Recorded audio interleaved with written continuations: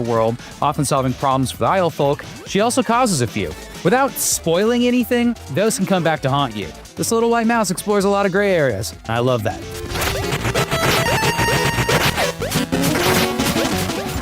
There are 6 main dungeons spread across the Tenebrous Isles, each with a matching area that leads up to it. A swamp, a beach, a crypt. You've played a video game before.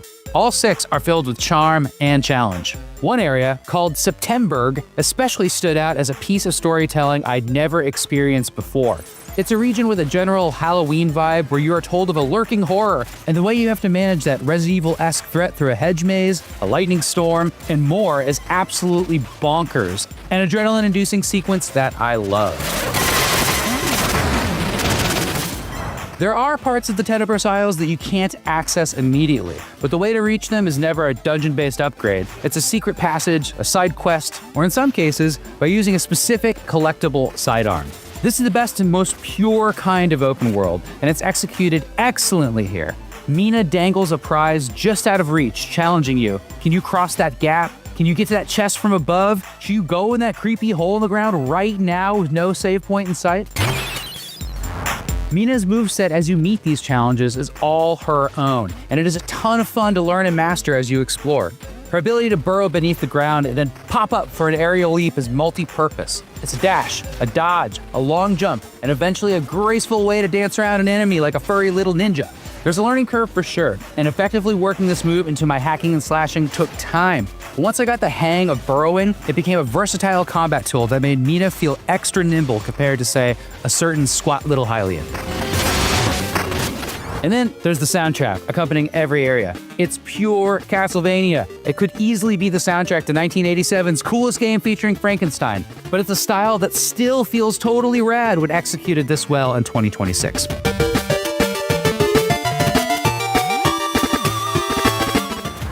In case you needed even more Castlevania, you've also got a whip. Mina's Night Star is one of the 5 possible weapons to pick from, and it's a fantastic go-to option, and of course, every aspiring Belmont's choice of weapon. I stuck with the Night Star for most of my time with Mina, but I also ended up falling in love with the high DPS daggers, Whisper and Vesper, more of an Alucard thing. And just look at all these awesome Castlevania-inspired cutscenes ahead of each dungeon.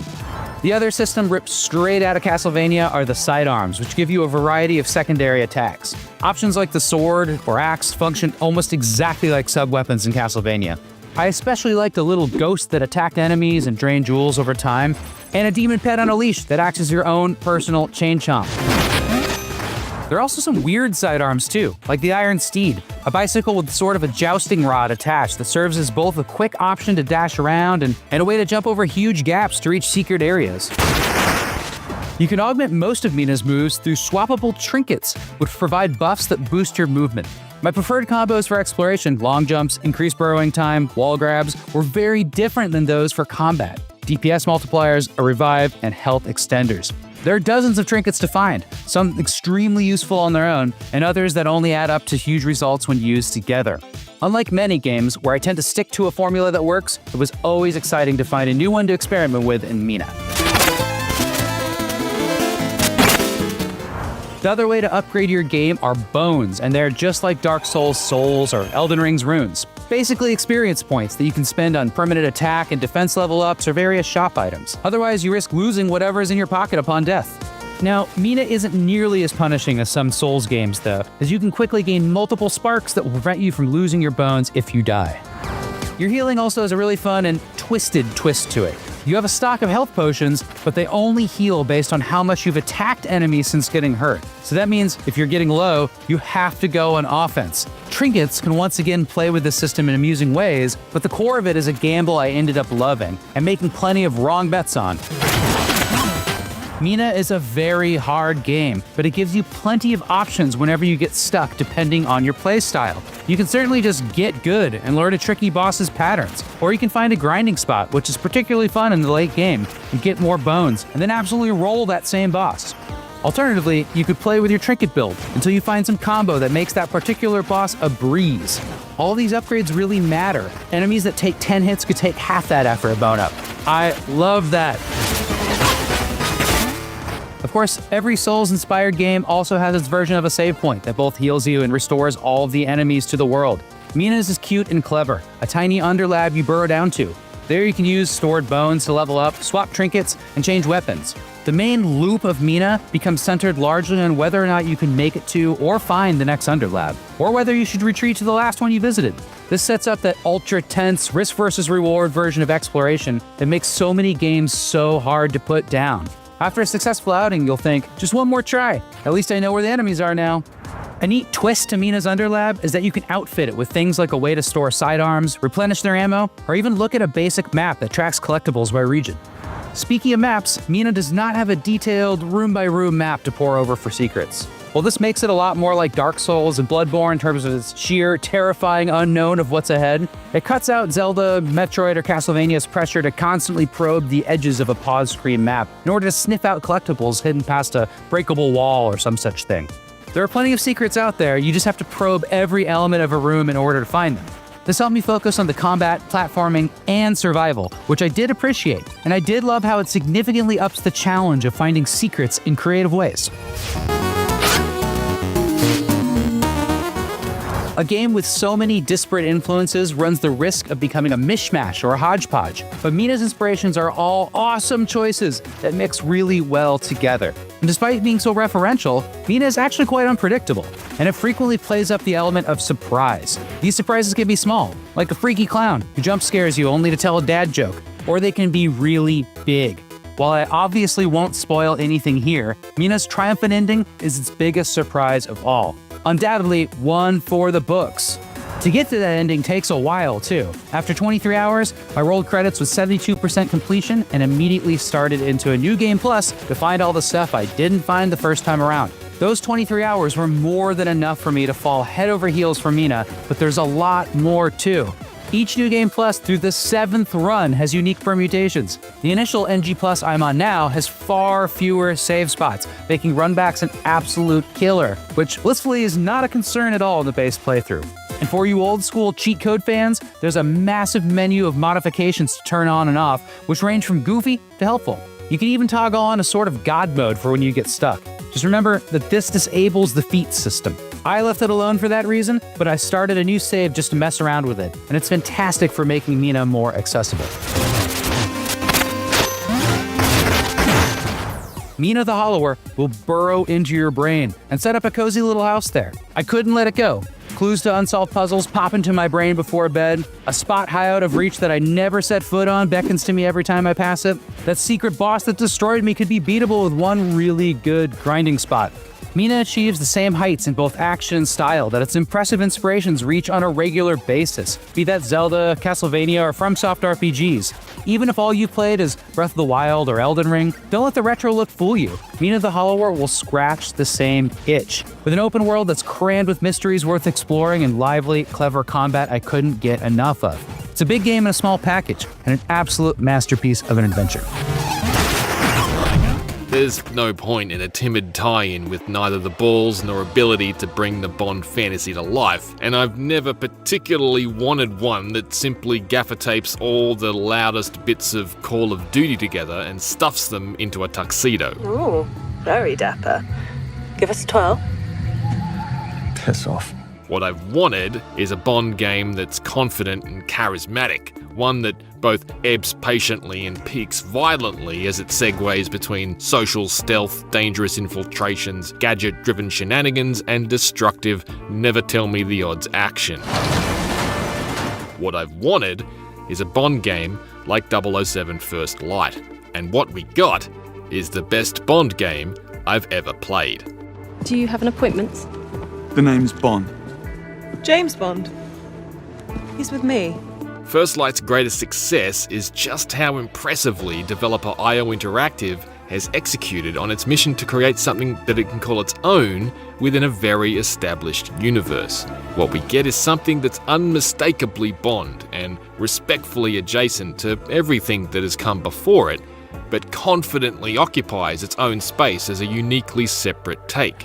Let's see what all the fuss is about. That is, it never seems like a situation akin to 2001's 007 Agent Under Fire, which felt like the series was in a holding pattern before EA cut another check for Pierce Brosnan. No, this is a fastidiously assembled world of its very own, inspired in all the key ways by the work of creator Ian Fleming and the expectations bred by the films, but tailored for IO's take on the series like a bespoke suit. That's nice. Yes. Note the exquisite stitching and attention to detail, cut, proportion and style in perfect harmony. First Light has its own M, its own Q, and its own Bond. And after playing it, I wouldn't have it any other way. Bond. James Bond. What do you do, James, lately? Headhunting. Oh dear.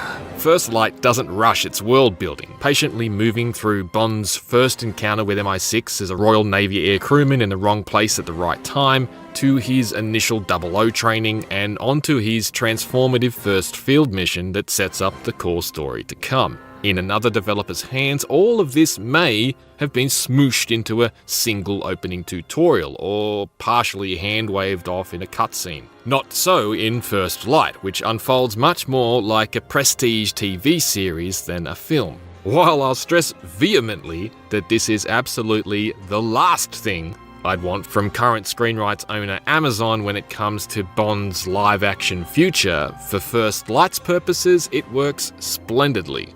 It feels perfectly suited to sit back and play, say, a chapter at a time, and it took me around 18 hours to reach the end without rushing. The writing is excellent, blending a world of serious consequences with a steady supply of on-brand one-liners. Listen, I'm in a bit of a bind here. The music is impeccable too, a masterclass of restraint that sensibly limits the use of Bond's iconic musical stinger to major moments, meaning I got chills each time it occurred.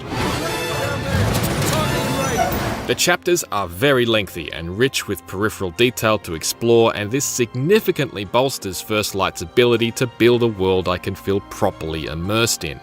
The pace of both the action and the story is excellent, crescendoing brilliantly in its final act as the stakes explode, along with everything else, and IO takes a moment to fulfill one last Bond fantasy I'd feared it may have forgotten. While I always felt properly propelled along, I have enjoyed the fact that, beyond a few time-sensitive sequences and chases, First Light is more than happy to let you linger and absorb the detail. This is great, as since the world around Bond has been so thoughtfully and convincingly fleshed out, I found it largely impossible to blitz through. Cocktail, please. Surprise me. Whether it's Bond's London apartment or the bustling MI6 headquarters packed with staffers, the iconic secret agent is seated in a believable world that doesn't fall to pieces the second you try to scrutinize it. As a Bond fan, it's delightfully immersive, and Easter eggs abound. So looks can kill. You try moving through QLab without pressing every button. Q's helpless lackeys aren't going to temporarily blind themselves, after all. Something flew right in. Oh. Perhaps above everything, I just adore the attention to detail, from the big picture consideration of giving Bond the long vertical scar on his right cheek the character boasted in his literary origins, to tiny embellishments like the scratched rims and zip-tied trim on the busted-up 2006 Aston Martin that acts as a test mule at MI6's Malta-based training camp. If you don't walk around and ogle it like I did, this car only spends about a minute or two on screen during the chapter. Yet the fact that IO saw fit to weather, damage, and field repair it like a teenager's taped-up track day drift toy speaks volumes about where the studio set the bar for the level of authenticity it wanted to capture here, and I love that. Aston Martin is here with multiple models, as is Jaguar, Land Rover, and Triumph, and that's meaningful. It doesn't feel cynical. Bond is a British institution, and First Light surrounds him with others. First Light is in rare air in this regard. It's a licensed game built with an obsessive desire to faithfully bring an existing property to life. Looking for these? Hold on. As its own take, it's on a slightly different track to famously brilliant movie tie-ins like Indiana Jones and the Great Circle, The Warriors, or even RoboCop Rogue City. Right. But Io's commitment is the same. There are too many seamlessly embedded references to moments from various Bond films to argue that the movies aren't at the bedrock of what the studio has built here. Stop touching your bloody ear. First Light's pace also allows us to marinate with these new riffs on the characters for a lot longer, which helps immensely. There's no doubt that coming out of the gate with such a young version of Bond was a risk. Irish actor Patrick Gibson's portrayal of a Bond in his late 20s and brand new to the world of international espionage is not initially the one we know. Thea gave you a less than 1% chance of success. You simply beat the odds. I didn't realize those were actual odds. He's an archetypal hotshot, cocky and inexperienced. He's a successfully suave ladies' man already, but encumbered with a little too much misplaced confidence elsewhere. Drinking alone was never my forte. Well, I didn't realize you were this thirsty. However, this gives Gibson's Bond room to grow as he becomes the product of all the new role models he's suddenly found himself surrounded by. These include Q, whose patient and more fatherly attitude makes sense in this context because it now leaves room for him to potentially become a little more hilariously exasperated as Bond continues to break or lose everything he ever gives him. Already have a watch. Oh, you do?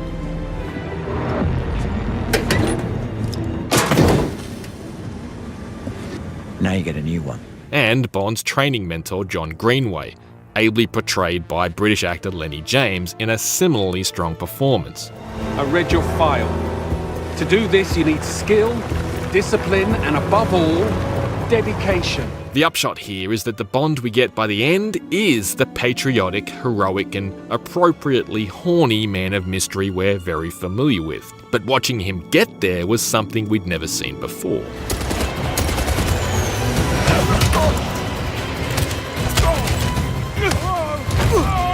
With IO Interactive being the home of the Hitman series since its inception way back in the year 2000, First Light admittedly shares some very obvious DNA with its bald and barcoded stablemate. Running on the studio's in-house engine, the look and feel are immediately familiar to me as a veteran player of the Hitman series. For the most part, this is a strength. Bond feels weighty and grounded as he smoothly moves, climbs and vaults around, and First Light typically looks quite fabulous from its crowded clubs to its wide-open natural spaces. Playing on a standard PS5, there were occasions where I found myself staring at a texture that seemed far murkier than it ought to be at such close proximity, but it's otherwise sharp and packed with fine, granular detail. The sandbox nature of Hitman's level design is also here to a certain extent, albeit in the more managed fashion of 2012's Hitman Absolution. Are you on the list? What list is that? That is, First Light stitches together open areas that have multiple approaches with linear sequences you need to play the way the developers dictate. There are levels here with large crowded areas akin to those like the Paris Fashion Show in 2016's Hitman or the German nightclub in 2021's Hitman 3, while other sections are a little more adjacent to something like the Uncharted series. Gravity's just a suggestion. The latter sequences are occasionally guilty of limitations that look a little silly in practice, like Bond's inability to clamber up a small rocky slope or duck under a waist-high booby-trap string. Not going that way. However, this is the kind of seam you can typically pick at in even the best third-person shooters in the business. First Light also repurposes a lot of Hitman's distraction-based sneaking. For instance, you can still turn on loud items and such to lure guards from their posts, only in this case it's something Bond can do from afar thanks to the embrace of gadgets. Gadgets are obviously a core component of the 007 fantasy, and First Light features an array of them. My favourites are the laser and the missile pen. The only thing that gives me pause is IO's solution to restrain their use. Gadgets are a consumable, so there's a requirement to shuffle around and gather up battery power from loose phones and replenish your chemical supply by scooping up gobs of hand sanitizer and engine oil. The fact that there's always so much of this stuff laying around means gathering it is just an arbitrary task, which arguably could have been easily replaced by a cooldown timer. At any rate, I should note that this isn't simply Agent 47 by way of His Majesty's Secret Service, and there are a bunch of bespoke tweaks here that imbue First Light with its own very distinctly Bond-branded flourishes. Well, that was dramatic. His abilities as a brawler put 47s to shame, and there's a layered system of dodges, counters, and satisfyingly devastating environment attacks.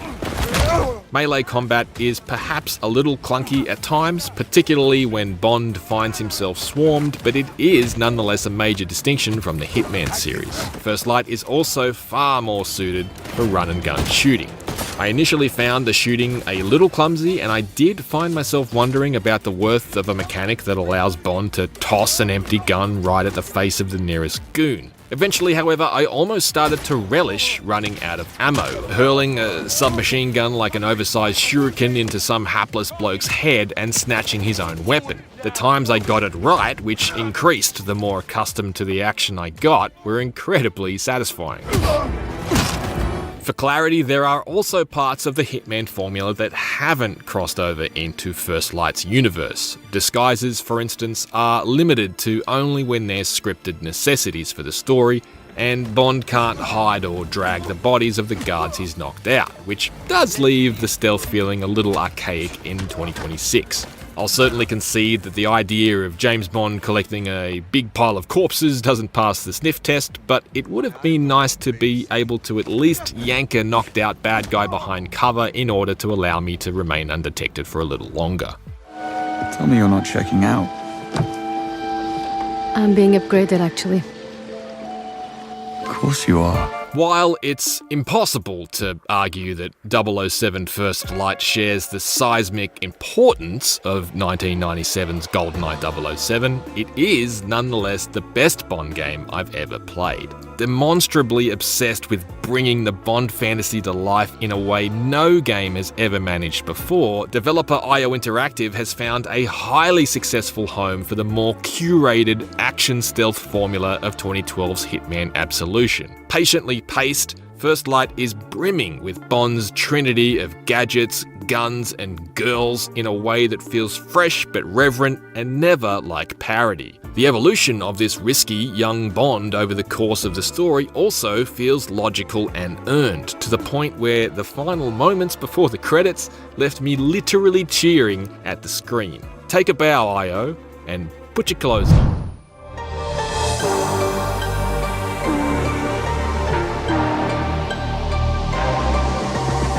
We've known for years that the entire games industry would give Grand Theft Auto 6 the widest berth possible, but this week's State of Play has proven Rockstar's behemoth as some kind of carjacking Moses, parting the Red Sea of releases and pushing tides of competition aside. As a result, it seems like almost the entire end-of-year slate of releases has been forced into a single month. GTA 6 has turned September into a video game battle royale, and it's potentially going to be a bigger bloodbath than anything we saw in the Wolverine trailer.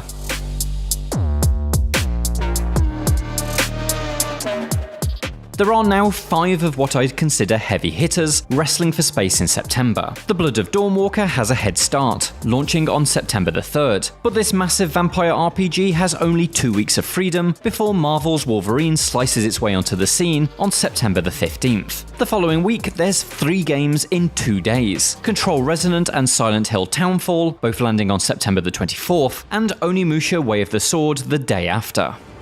I am Suten Tochi, Miyamoto Musashi, the fool who seeks strength yet rejects the power of the Oni. Arriving around these 5 are a number of other significant games that will be fighting for any attention they can get. Illphonic's Halloween creeps into stores on September the 8th, the long-awaited Warhammer 40,000 Dawn of War 4 drop pods in on September 17th, and the Trails in the Sky Second Chapter remake arrives the same day. The console version of Dune Awakening carefully steps into place on September 22nd, and in the first couple of days of October, there's Ubisoft's 3D remake of Rayman Legends, a remaster of Dynasty Warriors 3, and the brand new Ace Combat 8. These guys belong to you, Rex. Go take what's yours. And that's just the stuff we already know about. Xbox's showcase later this week will almost certainly reveal a September or October launch for Gears of War E-Day. Rumours all have us expecting Nintendo to throw an Ocarina of Time remake into the world later this year, and we're still without release dates for Star Wars Zero Company and Halo Campaign Evolved. September stands to get even busier, and the competition even fiercer. Rock and roll, rock and roll! Every single one of these games has their own dedicated fanbase, be that niche or gargantuan, and so each will sell a respectable number of copies. But this tidal wave of competitors, a slew of games that all look really good, will no doubt erode away at the potential winnings. Even the most dedicated player can't be expected to buy into this entire buffet, and so some of the dishes are inevitably going to go cold.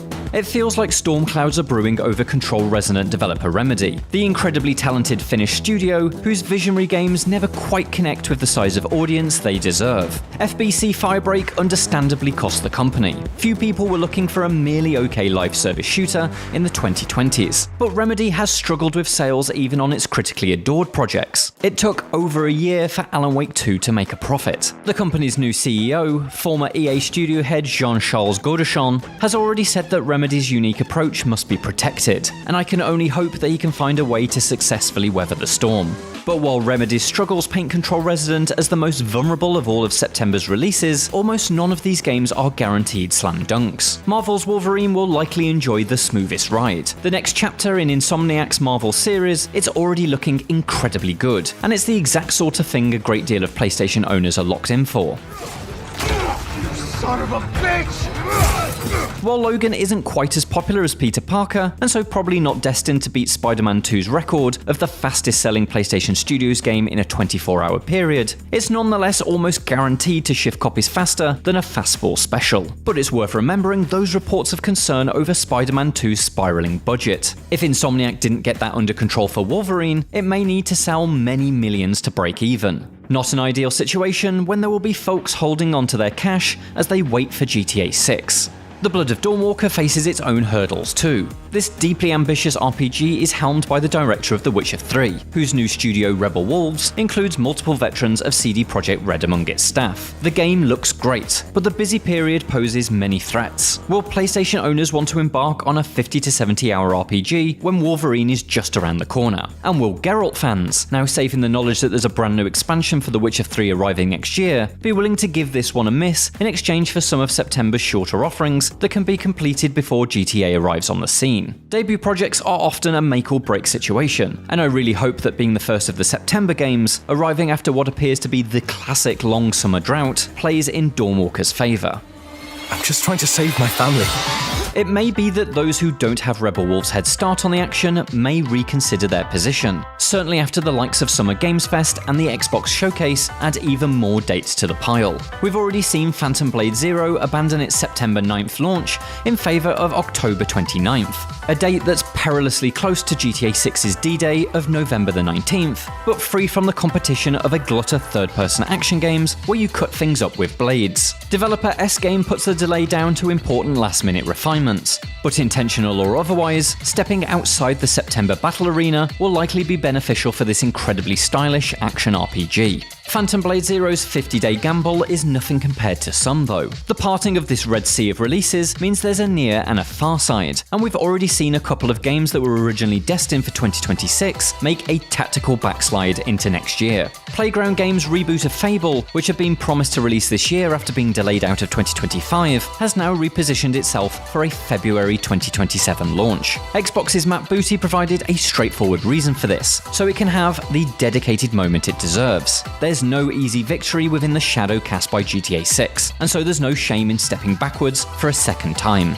Also backflipping into February 2027 is Tomb Raider Legacy of Atlantis, the flashy remake of Lara Croft's original 1996 adventure. Yes, this means Crystal Dynamics and Flying Wild Hog's celebration of Lara's origins misses its intended 30th anniversary launch, but those few months could buy Tomb Raider a much stronger victory. It also potentially means we'll get 2 outings with Lara next year, as Tomb Raider Catalyst, a brand new game that will push the series' timeline forward for the first time since 2008's Underworld, is also due to launch in 2027. There are other shifts too. The Witcher 3's Songs of the Past expansion was originally planned to launch this year, but was pushed to 2027 to achieve the best possible result. While that may refer to development polish, there's no denying that Geralt's One Last Hurrah will enjoy more attention if it stays outside of GTA 6's gravity well. And as this week continues, with Summer Games Fest, the Xbox Game Showcase, and others announcing new dates, we'll likely see this space around GTA become increasingly defined. Few will brave arriving within weeks of the biggest game of all time.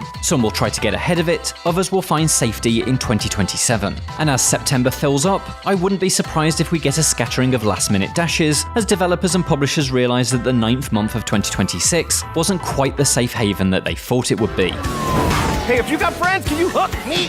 September is going to be tough, both for avid players attempting to find a way to play everything that they're interested in, and developers fighting for the sort of attention that's basically a lifeline in this industry right now. It's undeniably an exciting time. Almost every game I've mentioned is something I want to play, and it's clear that the games industry has so much to offer this year beyond the open world crime simulator that's on everyone's wish list. I just hope the impossible task of navigating GTA 6 doesn't mean that there's devastating casualties along the way. For more like this, check out Jim's video, which discusses how State of Play showed that there's more to AAA than just GTA 6, and for everything else, stick with IGN.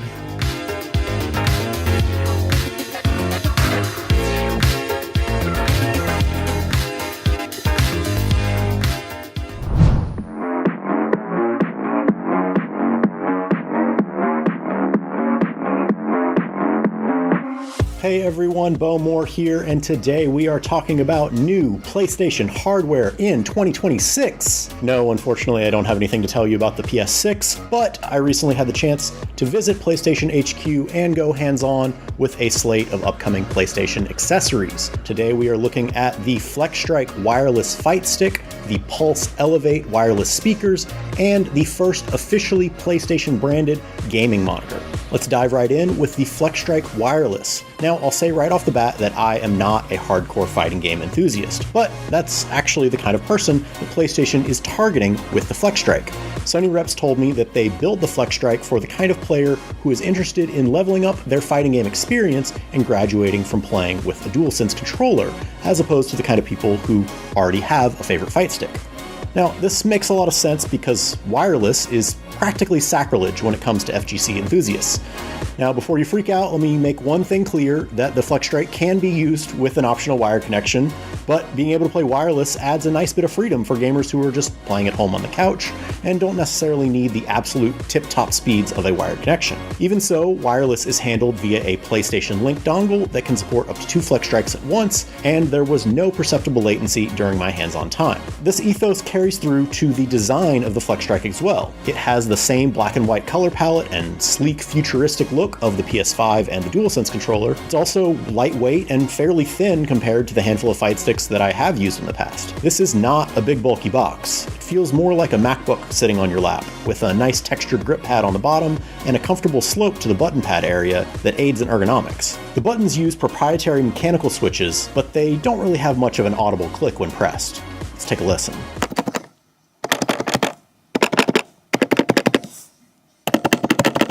The stick, on the other hand, has a satisfying audible click when actuated. Oh yeah, that's nice. The ball top is unscrewable for folks who want to use a different topper, while the underside of the FlexStrike has an interchangeable restrictor gate that lets you swap between a square, octagon, and circle.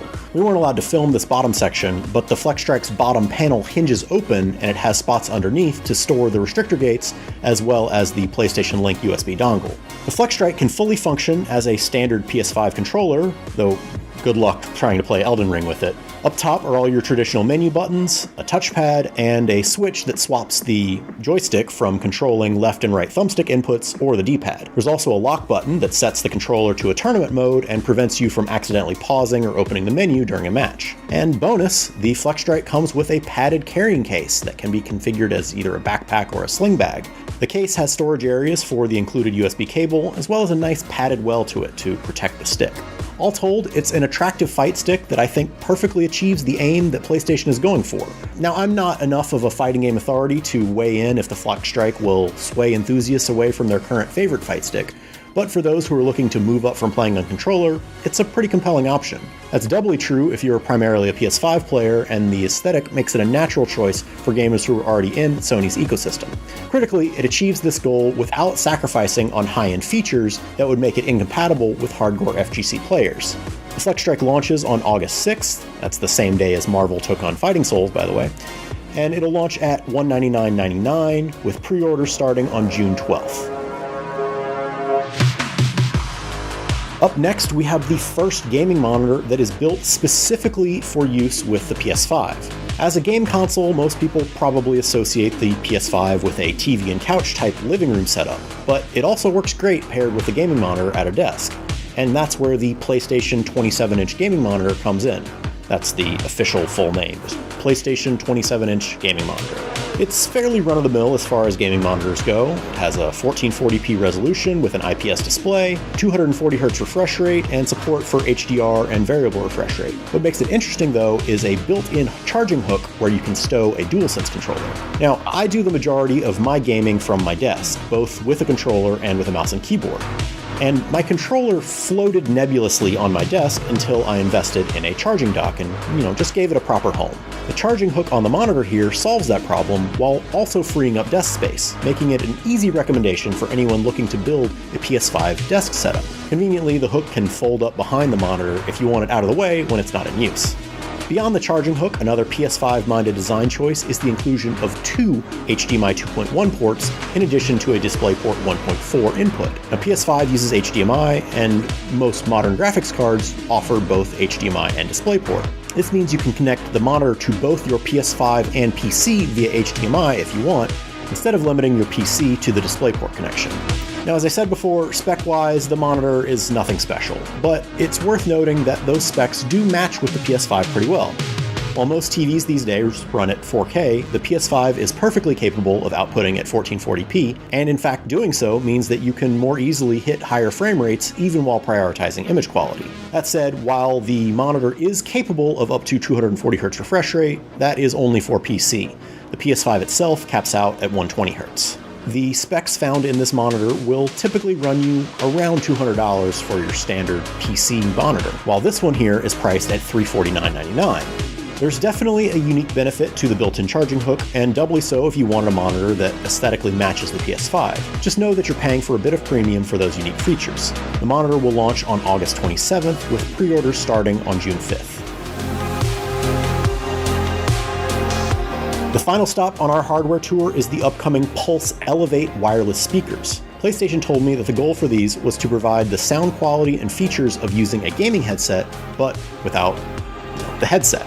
The Pulse Elevate have a few tricks up their sleeve to achieve that goal. Like the recent Pulse Elite headset and Pulse Explore earbuds, the Pulse Elevate speakers use PlayStation Link, which is Sony's proprietary low-latency, lossless wireless audio tech. While the speakers appear to be wired at first glance, the cord that you see is actually only connecting to their charging puck, while the speakers sit atop that via a cute little nesting design.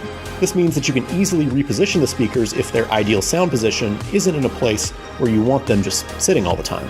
Speakers have planar magnetic drivers and a built-in woofer to provide powerful sound across the audio spectrum. I played a few minutes of Ghost of Yotei and Seros and was impressed by the volume and clarity that the speakers were able to deliver. Directional audio was also not a problem. The speakers have PlayStation's Tempest 3D audio tech built in, and I had no problem hearing directional audio cues in Seros, just as if I was wearing a gaming headset. Beyond sound output, the Pulse Elevate also have a built-in microphone and can function as a mic for voice chat and phone calls.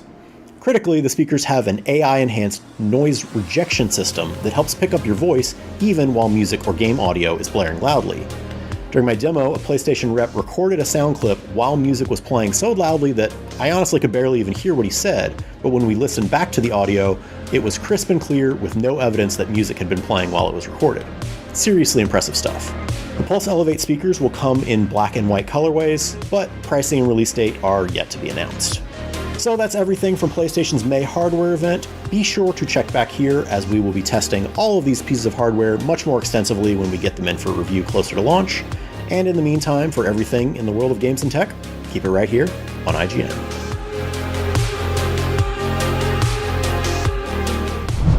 This is Nintendo's Game Boy Link cable. Without this, Pokemon would have never sold hundreds of millions of video games, printed tens of billions of trading cards, and had hundreds of millions of people play Pokemon Go. Pikachu is a ubiquitous part of pop culture, conquering everything from anime to high art. But what Pikachu and his pals do just as well is sell. They will earn over $1 billion this year. But how exactly did Nintendo's failing peripheral lead to the creation of one of gaming's most iconic brands, helping it stand the test of time over 30 years later? This is a story about how a failing Nintendo accessory spawned Pokemon's $100 billion empire.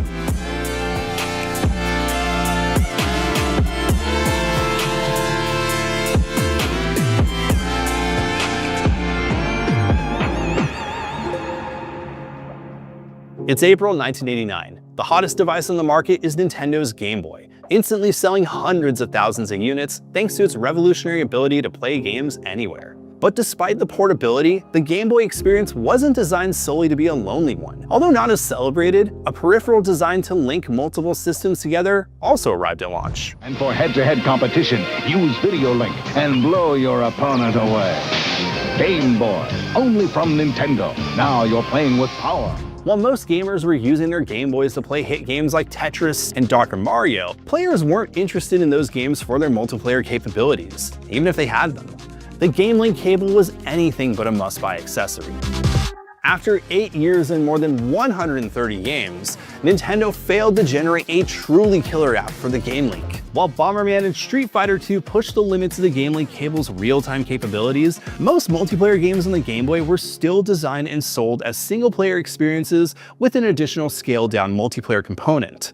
But Game Freak co-founder Satoshi Tajiri saw the potential, and he had an idea that would change the cable's fortunes. He just needed a little help.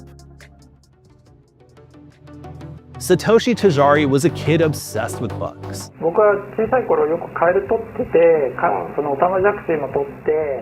Growing up in suburban Tokyo, he became so obsessed with wandering in forests and collecting insects that he was once referred to as Dr. Bug. Eventually, the forests he once foraged for insects were urbanized and developed into buildings and roads, but that childlike wonder and obsession for collecting the smallest of creatures never really faded. Fast forward to 1990. Tajiri, now the co-founder of game developer Game Freak, found himself pitching Nintendo on a game where the player would capture and collect monsters in pocket-sized capsules to trade them with friends. How would you trade with friends exactly? Tajiri pitched the use of what he considered to be Game Boy's underappreciated accessory, the Game Link cable. The idea stemmed from Tajiri's experience with Dragon Quest II, trying and ultimately failing to earn a rare item that he wished he could trade with a friend instead of trying to earn it. He also imagined bugs crawling between one Game Boy to another via the Game Link cable while watching two people play on a train.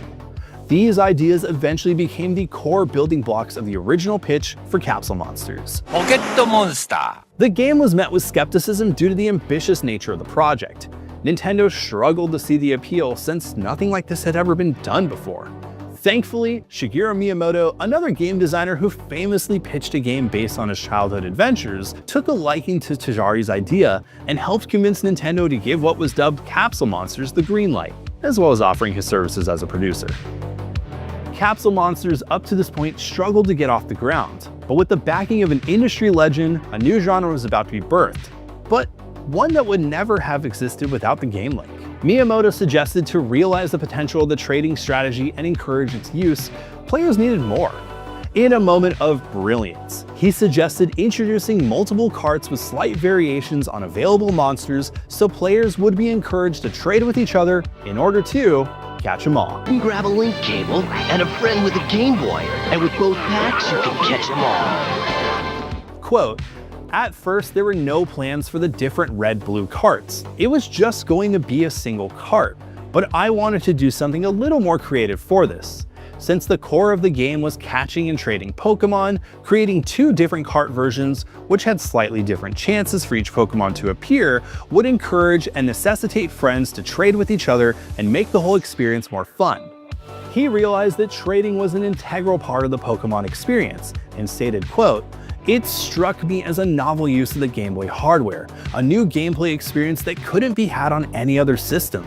Tajari had also hoped that the game would be a way for players to develop friendships through its heavy use of the game link cable, since Capsule Monster's endgame required trading and battling other people in the real world. Unlike the majority of Game Boy games, Pokemon took a staggering 5 years to develop. It was an ambitious game that pushed the limits of the system. Because of this ambition, it's reported that employees claimed that they went unpaid at times, and Tajari stopped taking a salary in order to help with studio costs. To help keep the lights on and maintain their grand vision for Pokemon, Game Freak also took on other projects, such as developing Yoshi on the NES and Mario & Wario on the Super Nintendo. The Game Boy cartridge's 1 MB storage capacity also posed a significant roadblock for Game Freak's original vision. Early design documents suggested that there were well over 150 original monsters pitched for the game, and while some of those were redesigned and merged into the core 150 pocket monsters in red and green, this number of monsters was simply too much for Game Boy's 1 MB cartridge. To get the game down to size, Game Freak cut content such as additional monsters, map size, and battle system modifiers such as Dark and Steel-type Pokemon. Memory limitations and finances weren't the only motivators behind Pocket Monster's struggles. Constant gameplay and presentation changes also reared their ugly heads. The original design for the game had a heavier emphasis on trading, selling, and aggressively training Pokemon. According to the original pitch documents, players would capture Pokemon with the use of a Charisma stat and be more active in Pokemon battles by using a whip. For obvious reasons, mostly due to Pokemon being a kid's game, the whip was taken away from the good guys, but did stay in the hands of nefarious characters like Team Rocket. Despite all of these hurdles, and after nearly 6 years of development and a studio nearly shutting down, Red and Green would release in the spring of 1996, giving not only a much-needed boost to the aging Nintendo console, but finally breathe life into its neglected Game Link cable. The Game Link cable was not only responsible for the creation of Pokemon, but was also an integral part of the game's DNA. Ever since its humble beginning, every mainline Pokemon game has the player catching Pokemon so that they can train them up for battle. Some Pokemon can only evolve through trading, while others only exist on one version of each game, such as Growlithe on Pokemon Blue and Meowth on Red. From the start, if you wanted to complete your Pokédex, you needed the Game Link cable. Despite its intrinsic value to Pokemon though, the Game Link cable wasn't a very sophisticated piece of tech. In its first iteration, the cable was roughly capable of moving a whopping 1 kilobyte of data per second, which is roughly the size of a 150 to 200 word email, which is ironically about the length of the script I'm using to describe the Game Link's transfer speed. A 1 megabyte file, also known as 1000 kilobytes, like this JPEG of Haunter, would take about 17 minutes to download over the Game Link cable. The limited tech powering the Game Boy meant that Game Freak had to be very clever with how trading and battling could work. Battles and trading on the first generation of Pokemon games were never real-time, but also never felt as slow as 1 kilobyte per second would suggest. Two Game Boys' peer-to-peer connection allowed players to send each other small packets of information that were only a few bits in size. If Player Red attacked Player Blue, the games wouldn't display that in real time, but rather Red's cartridge would send a small amount of data to Blue. Blue would then accept and confirm the package was secured, they would shake hands, and then both games would simultaneously play their battle animations, calculate damages, and other status effects. This would repeat until the battle was won. Trading, on the other hand, was far more difficult. While the actual trade itself would take a split second, the verification process and handshake between the two Game Boys would require redundancy checks and confirmations to avoid data corruption, which is why, as a kid, I may or may not have abused the system in order to clone an entire team of Blastoise by yanking the cable from my Game Boy in the middle of a transfer. This slow verification process is why the game featured a longer than usual animation showing the traded Pokemon traveling through the cable itself, something Satoshi Tajari had imagined while watching two people play Tetris on a train. You could argue, though, that its success wasn't just down to technical innovation, but rather its marriage with its branding.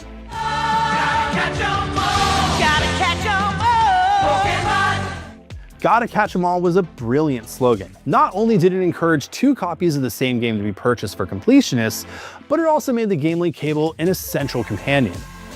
The Game Link finally had its killer app 8 years after it was launched. Sure, you can play Pokemon without a link cable, but if you wanted to battle and trade with friends, the game link cable was crucial. Despite its innovation though, the technology at the time meant trading was slow and combat had to be turn-based to accommodate the cable's limitations. This still persists in the mainline games today, despite their progress. Battles on a massive scale and mass trading could be achieved with ease in 2026, but would it still feel like Pokemon? Those limitations from the original Game Boy hardware have hard-coded Pokemon into something familiar, and changing that would alter the core experience that fans still cherish today.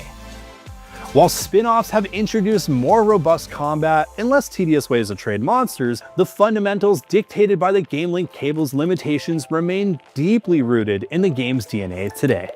After 3 decades, the series has sold over 489 million games. Pokemon cards have become their own microeconomy, with many listed for millions of dollars. And the series has entered the mainstream with major Hollywood movies, a long-running anime, dozens of spin-off shows, and amusement parks.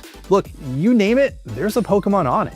While it's hard to think of a world without Charizard, Pikachu, or the 1,000 other creatures, it's even stranger to think that if it wasn't for Nintendo's desire to popularize the cable and one man's vision to translate his childhood memories of bug catching into a game, Pokemon may have never existed.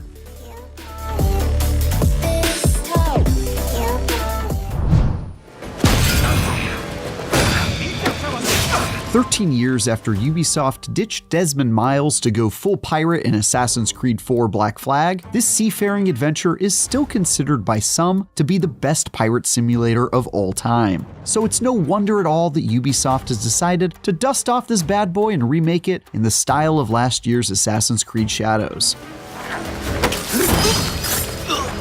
complete with all the modern trimmings you'd expect. That includes stuff like drastically improved graphics, modernized combat mechanics to make Edward Kenway faster on the draw, and my personal favorite, a near complete removal of all the pesky loading screens that is an absolute godsend. My time with Black Flag Resynced included a few red flags to go along with the black ones though. Like how some of the modernizations involved removing aspects of the original, it seemed like maybe they'd be best left as they were, but on the whole, it's pretty hard to be mad about this gorgeous second voyage of one of the best Assassin's Creed games. Many of Black Flag Resynked's best parts come courtesy of the Ubisoft Anvil engine, last seen in AC Shadows. It's been used to recreate Black Flag from the ground up, and that allows it to be every bit as beautiful as more recent Assassin's Creed games. The tropical environment of the Caribbean is a night and day improvement over the original, specifically when it comes to how bright and colorful areas are versus the previous generation's somewhat muted and dark appearance, especially when running around forested areas. Similarly, character models somehow managed to look absurdly better than they did in 2013, while also being exactly as I remember them. That said, I did find many of the characters to be a bit prettier than I expected, particularly when it comes to pirate characters who spend all their time boozing, sailing, and fighting. The cast seems to have been given a Hollywood glow-up and aren't nearly as gross and dirty as you might think. Black Flag Resynced also benefits from many of the other upgrades the series has seen in recent iterations, especially changes to combat that make it faster and more decisive, and to sneaking around that make it a more competent stealth game than the original. Despite the Assassin's Creed series ostensibly being all about sneaking around, it's wild to think that it wasn't until Assassin's Creed Unity that we got a dedicated crouch button. Absolutely insane in retrospect. In the original Black Flag, you could only go undetected when hidden within a group of people or when walking in bushes that automatically put you into crouch mode. Aside from that, your character genuinely couldn't crouch at all. Thankfully, Black Flag Resynced adds a dedicated crouch button so you can go about your business of stabbing enemies to death from the cover of shadow as you please. There are also a few new gadgets in your stealth tool belt, and some that were in the original, but come to you much sooner in this iteration. For example, the badass rope dart that didn't appear until the tail end of the story is now added to your inventory in the opening chapters, so you can almost immediately start yanking enemies toward you like Mortal Kombat Scorpion. Get over here! Which I think we can all agree is just a great decision. If you aren't in the mood for stealth though, one change to this iteration of Black Flag is likely to bring you joy. Those deeply irritating tailing quests have been reworked. Whereas before you'd have to slowly follow people around town unnoticed, paying the ultimate price of having to start over from the beginning if you got caught, now you're provided alternate ways of completing the mission instead. In the one example included in the demo, I decided to sprint right at the two people I was told to follow just to see what would happen. And although the result was sloppy and most unbecoming of an aspiring assassin, I can confirm that I was indeed given separate means for completing my objective anyway, though they were significantly bloodier and less smooth than planned. A pretty great change if you ask me. Likewise, combat has been modernized to focus on player skill, complete with my favorite, a perfect parry mechanic that opens enemies up to be instantly killed if you get the timing just so. As someone who's been honing his parry timing for years in the crucible of Souls-likes and uber-difficult action games, this is one of my favorite changes. Not only does it make you feel like a complete badass when you slap someone's sword out of your face and finish them off with an execution, but it also allows for combat to go faster, something that feels quite needed at times with all the samey boarding combat sections that happen every time you want to pillage a ship of its cargo before sinking it. I also played with the difficulty turned all the way up and found myself dying quite a bit, both in ship-based combat and while swashbuckling. Some of this is surely just the fact that I was playing the remake for the first time and learning as I went, but here's hoping this iteration of Black Flag is a bit more challenging than the original, where I rarely found myself in any real peril.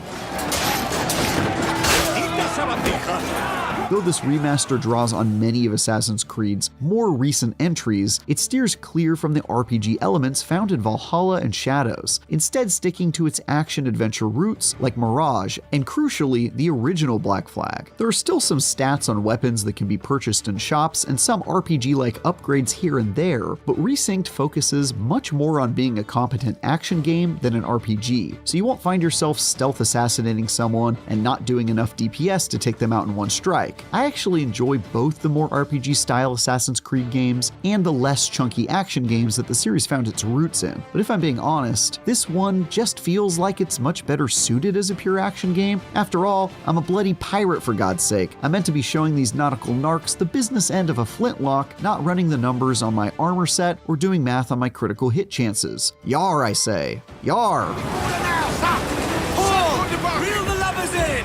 Some of the streamlining of Black Flag to Resync's action has led to some peculiar choices though, like how you can no longer pick up weapons of slain foes to use in combat. In the original, if you downed a big guy who was wielding a two-handed axe, you could then pick it up and use it to mop up the rest of the scallywags in your path. For whatever reason, that was removed in the demo I played though, possibly to simplify things and keep the action moving along without having to clumsily retrieve a weapon from the ground in the heat of battle. I can certainly see the logic in that choice, but honestly, I kind of missed being able to have that kind of freedom, and it felt to me like one of those wholly unnecessary changes that could have just as well been left as it was. Then again, this feature hasn't been a part of the series in quite some time now, so maybe it's just one of these things that no longer fits in with the Anvil engine.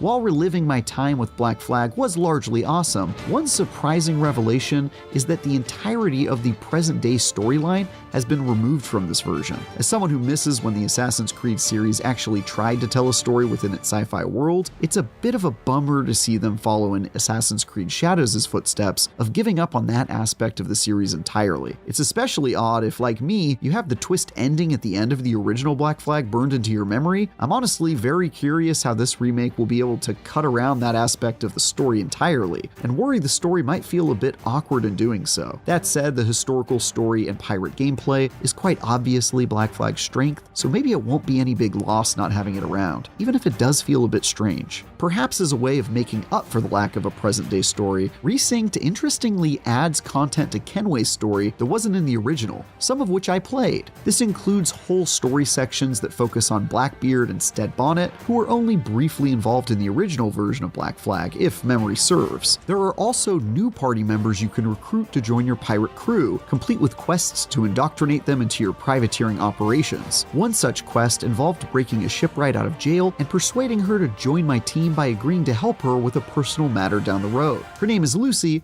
and she's pretty much a complete badass. I think she'll fit in with Kenway and company just fine. After a handful of hours playing this remake of one of the best Assassin's Creed games, I'm pretty sold on replaying through it in its entirety when it comes out later this year. What do you think? Will you give Black Flag a return trip? Let us know in the comments.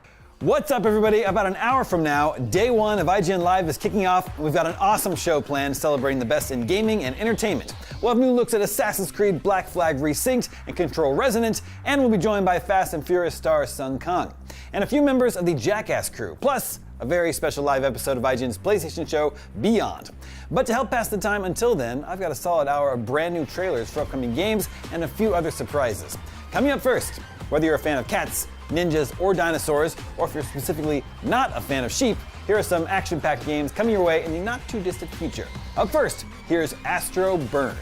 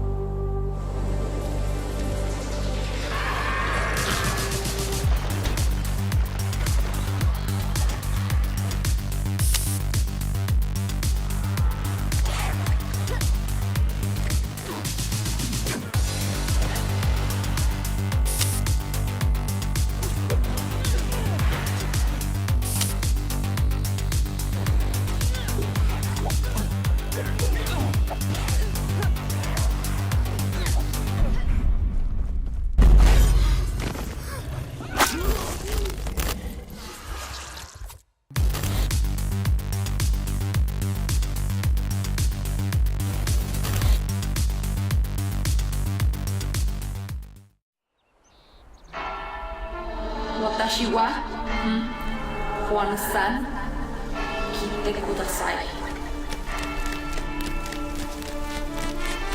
They speak of me like I'm a myth, a story the wicked whisper para poder dormir. A warning for those who don't listen.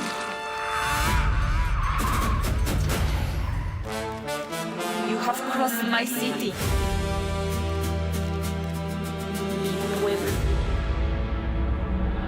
My path complicated, and still you refuse to understand. One, I built something here. Order, control, purpose.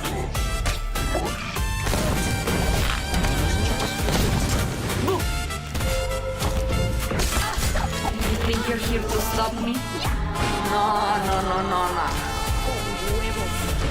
Yo te traje hasta aquí, culero. La Santa Shinigami. Ogoete. ¿A dónde, mi chica? Ninja.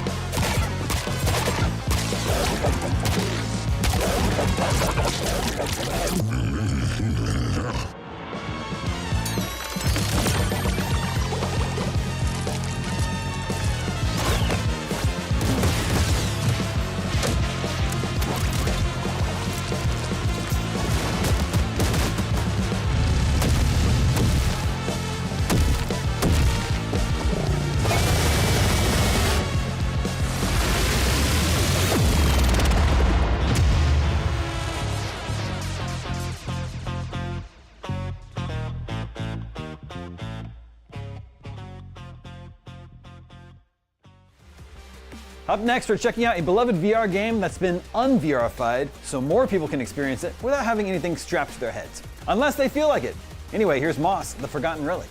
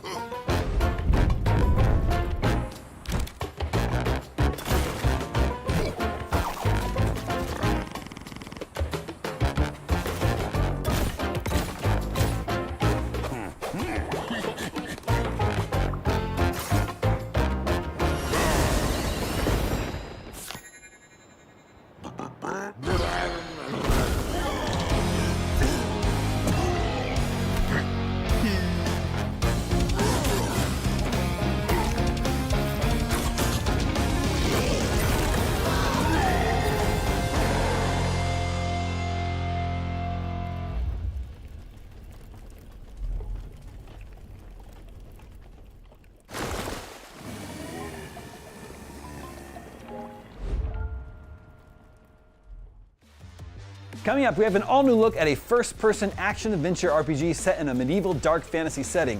And if medieval fantasy isn't your cup of tea, don't worry, we've also got a piping hot bowl of cyberpunk, a tall glass of grimdark, and a shot of historically accurate feudal Japan.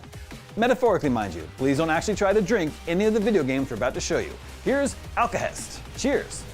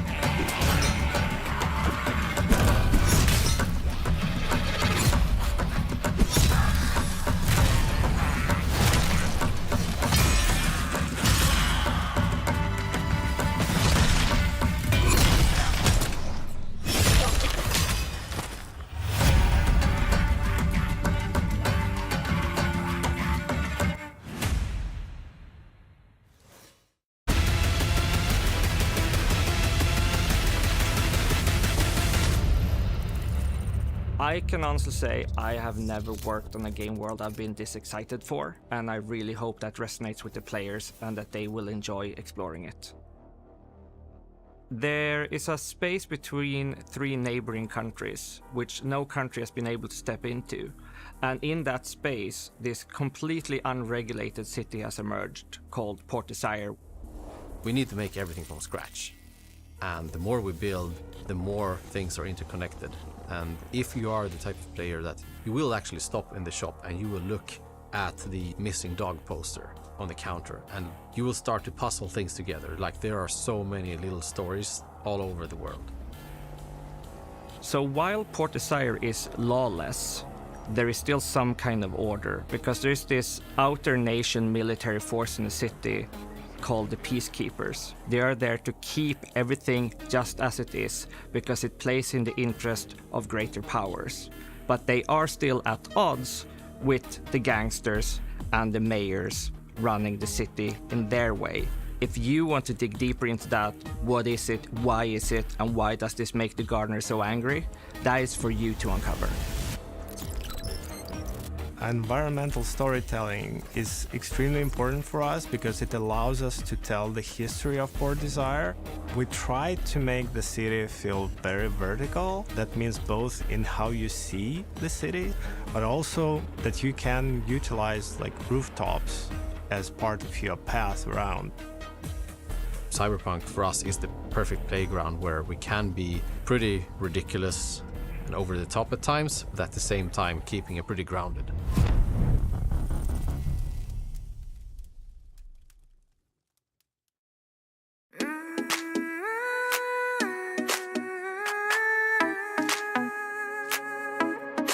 Step into the sunrise now. Never dreams of us, I walk mountains high.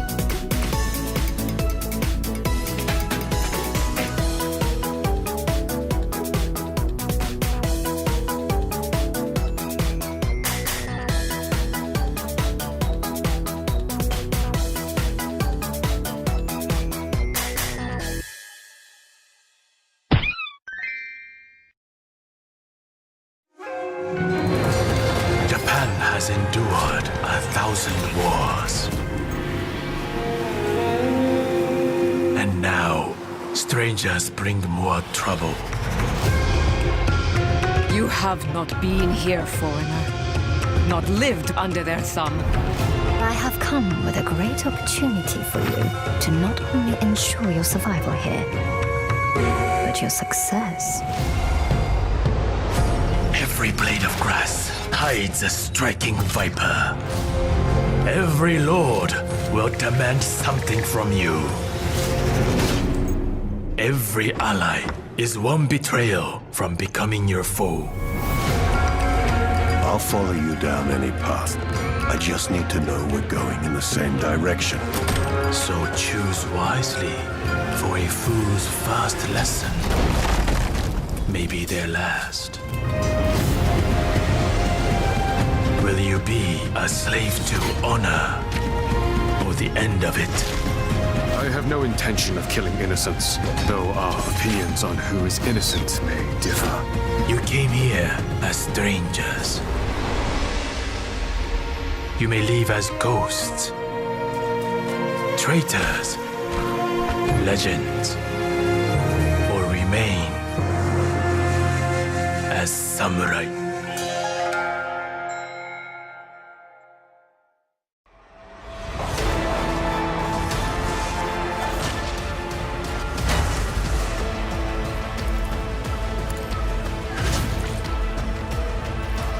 Let's see to it.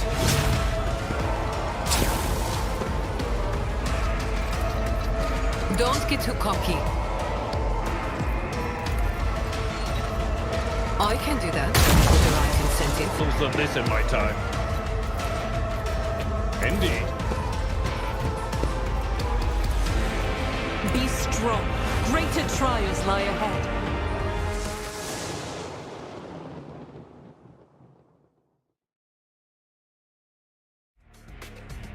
Coming up, 2 new games based on a pair of pop culture icons who've been around since the 1950s. However, based on how their recent movies have done at the box office, it's safe to say they're more popular than ever. Here's what's new for fans of Barbie, Godzilla, or all of the above. Go, go, Barbzilla!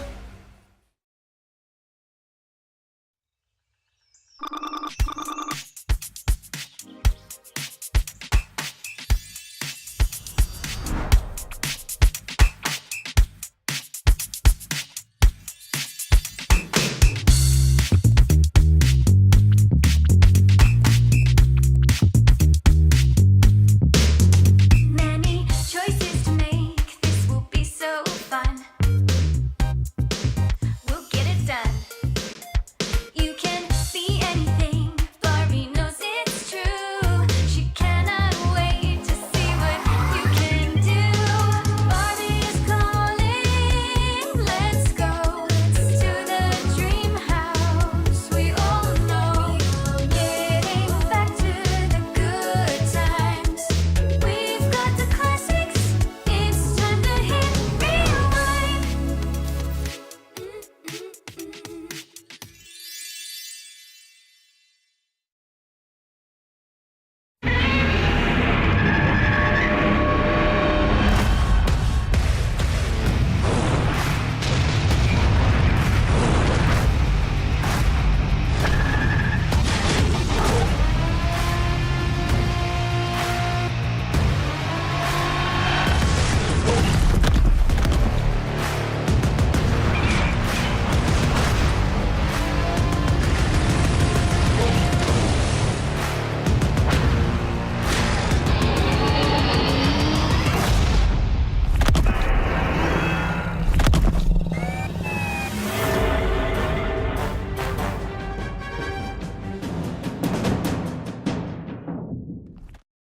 You're watching IGN Live. Up next, we've got games that reinvent a classic fantasy setting filled with danger, The Dungeon. And after that, a game that explores a less conventional, more mundane setting that's still full of danger, The Dentist's Office. Take a look. Wanna leave? No, not yet. Let's play first. I love gambling. If you lose, you'll have to hunt for a chest of gold. Maybe you'll find it. I didn't know you. Maybe you'll win it back, but you'll never beat me, and you'll never leave this game! Yes! Who haven't seen the last? Play my game. I wish to join you.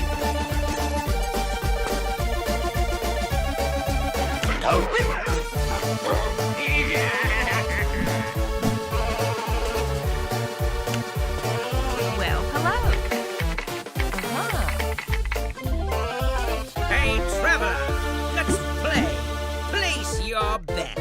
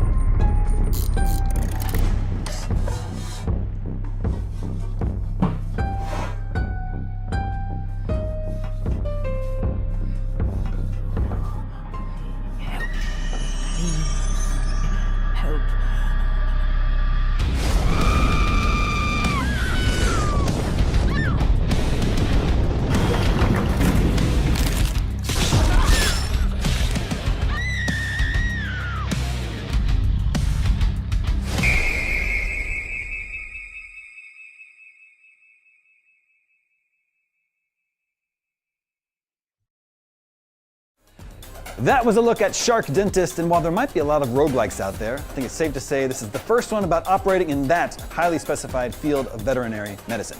Up next, we're shifting gears from games to movies and shows. First, let's kick things off with one of the biggest movies of the summer, which hits theaters later this month. Here's a look at Supergirl. Do you have any information on the brigands? That sort of information's gonna cost you. I'll tell you what. I'll arm wrestle you for her. Seriously, you win and you can have us both. I win. And you can tell us where the brigands are.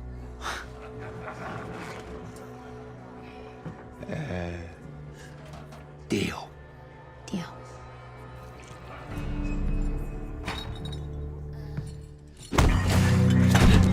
Oh, Val, you play with me.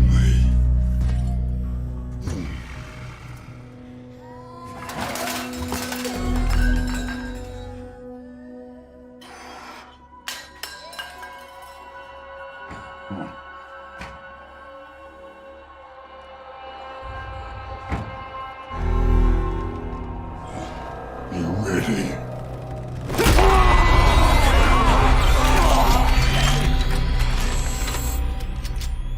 Okay.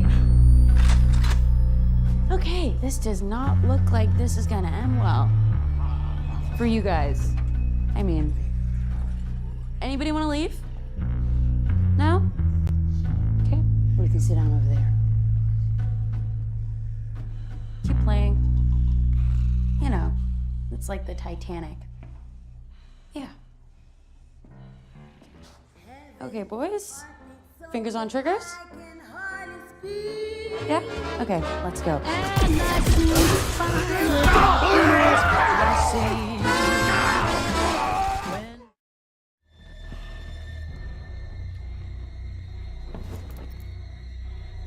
To your perfect family. Cheers.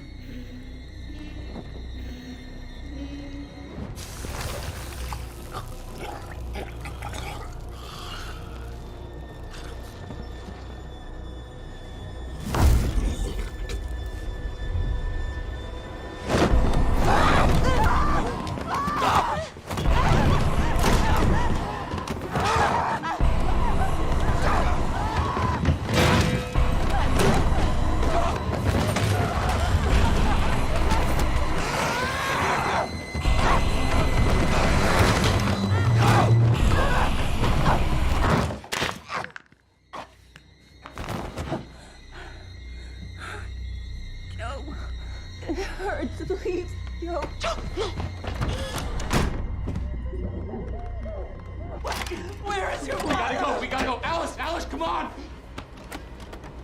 Come on, we gotta go!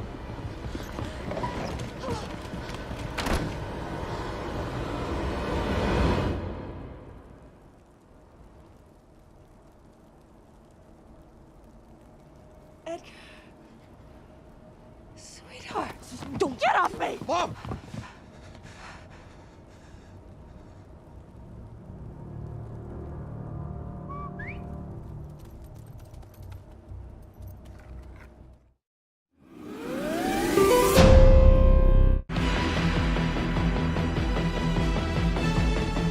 Okay, so we're getting a first look at Masters of the Universe Legends Unite, a new cooperative card game part of Amazon's Luna Game Night.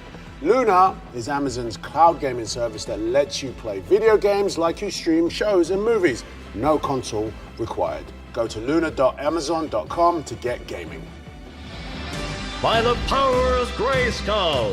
Oh, okay. Oh my god. Baby! Battle. Wow.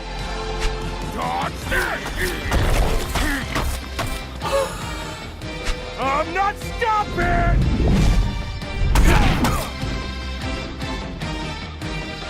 Wait, look at all those characters you can play. Wow.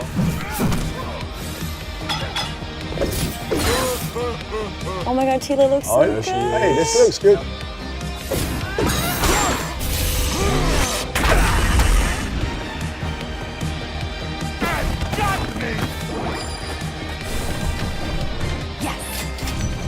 Where's me? Oh, there. There you go. Maximum impact! This looks sick. I have the power! There I am. Wow. Oh, that looks good. That looks so I cool. would play that. Definitely play that. A card game. I've never played a card game, so I'm going to play this. If I was a character in the game and I needed to choose my signature pose, What would it be? I feel like it'd be like, Oh, you know, like a little, interesting. Oh, yeah. and then I thought and then walk. I thought I was going to go for pose. that. Yeah. No, it's taken. Damn. No, I'm going to Yeah, go for sorry. more like, Yeah, like that, you know what I mean? That's really good, yeah. It's been done. You Is know? it? Really? Yeah. Not so secretly good at gaming. Nicholas Galaxy. It's over all I here. do with my time. I'm secretly very good at gaming. Okay, so you're What's your- secretly good and you're not so secretly good. Yeah. Watch the movie, play the game. Masters of the Universe Legends Unite available on Amazon Luna, included with Prime.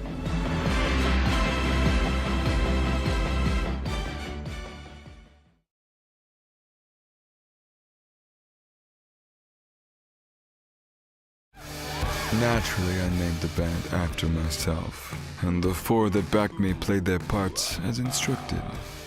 There was Larry, the front man, made side man, choking his guitar neck nightly, wishing it was mine.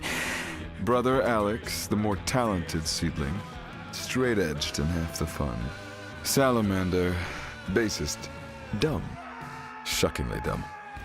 And TC, the abandoned bride of a dozen should have died in art school bands, keeping us all in the dirty pocket. We dropped songs on the streams and booked intimate venues to induce what Gen Snooze called FOMO. They came for cosplay, left converted, and I baptized them, the beautiful unwell, and yet here we were, in the inn of the Stooges and the Stripes, 30 performances notched and already resting on the Alps of adequacy. Unacceptable. On piano. Your forte, your allegro, amandante, webelero, prostitue.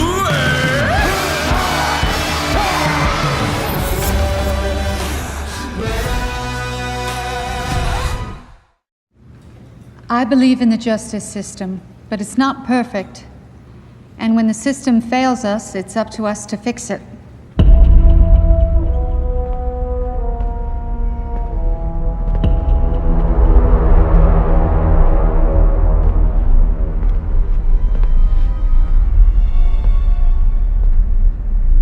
This week, a man named Byron French got out of prison. Byron lost 14 years of his life until DNA set him free with our help. And now we need your help. Doing good is not just one good act. It is a process by which we test our moral compass. Do we live by our principles? Can we do better? And even if we make a mistake, it's never too late to fix what we've broken.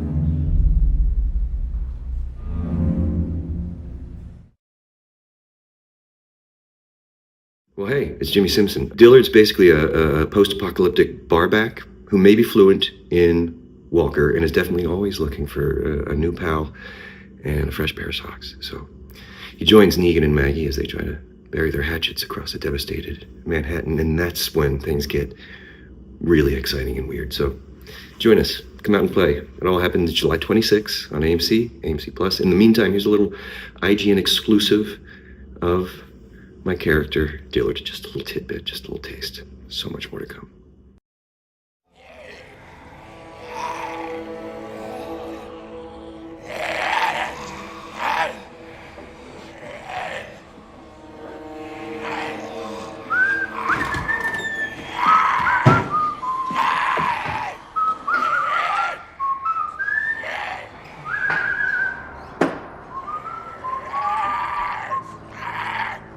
She's still being away. What did you say? What do you think about? That's classic Diddy Kaka. Can't show me straight. Okay. I hear you, buddy. Yes, you do.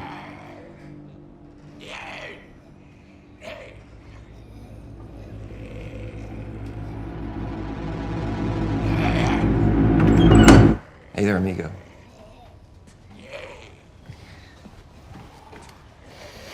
Quite the Foster clock out there, am I right? You want to pull up a stool?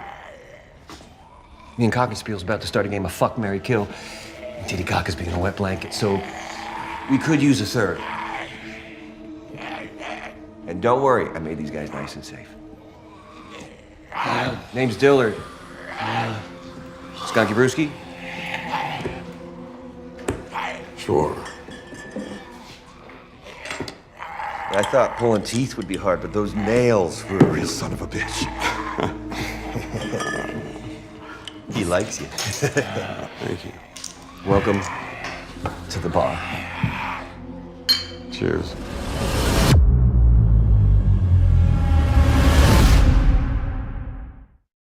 Welcome back. You're watching IGN Live. We're in the middle of a renaissance for horror right now across all forms of media.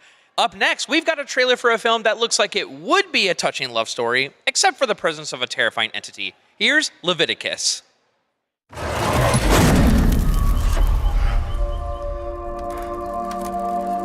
You like it here? What do you like about this place? My mom wanted to Mayfield. Stuck in this shithole.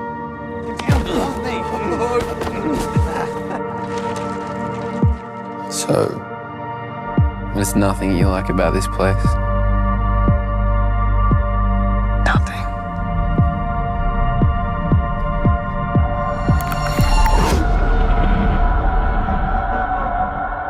Indecency. Lust.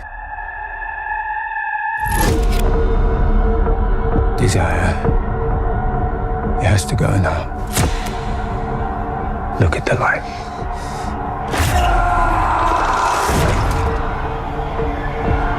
Ryan? You okay? You see anything that looks like me? Don't go near it.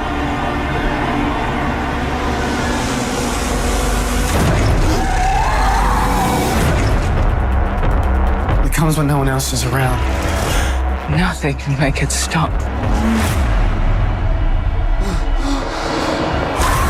Open it! It's gonna kill him!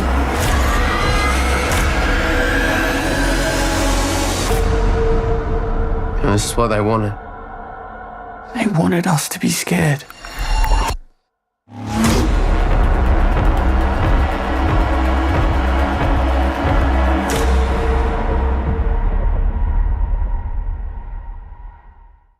You just gotta look at some of this year's biggest movies and shows. And a long time ago, someone had the idea to make a galaxy far, far away look really, really dirty. And soon you'll get to make an iconically grimy, used future look brand new again. Here's a look at the upcoming Star Wars DLC for Power Wash Simulator 2.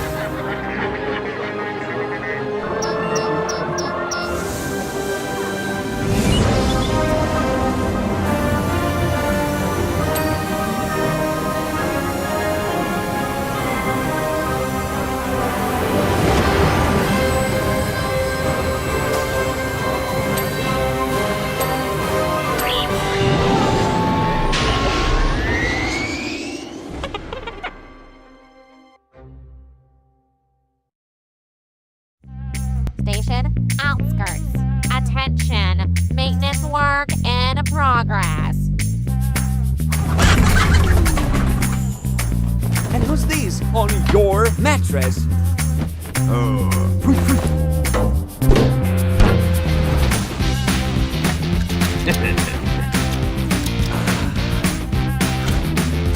Oh no, they melted Bobby. I thought we'd be friends.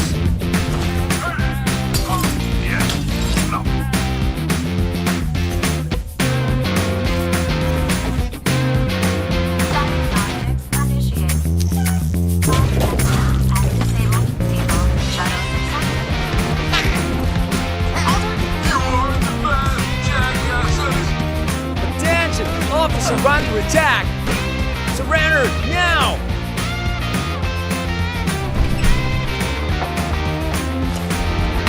Out of uniform, soldier. They wouldn't let me in with clothes. What the hell is that?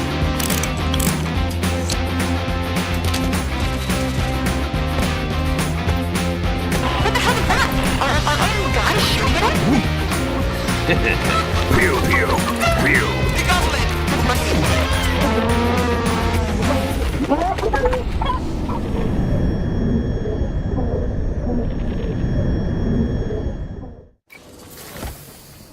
Welcome back to the station, Jim.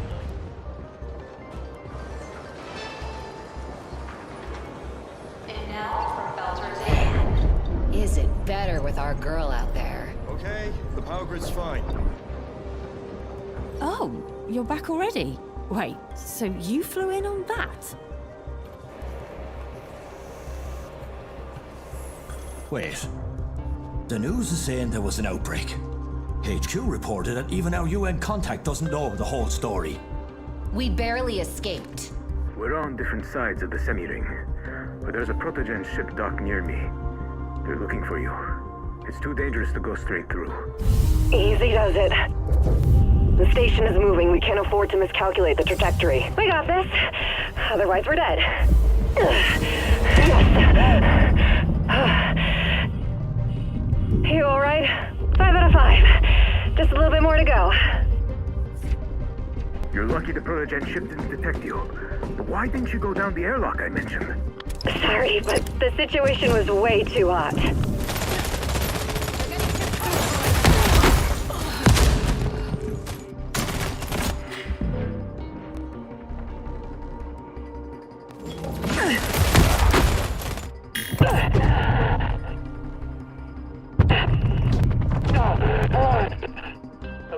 enemy.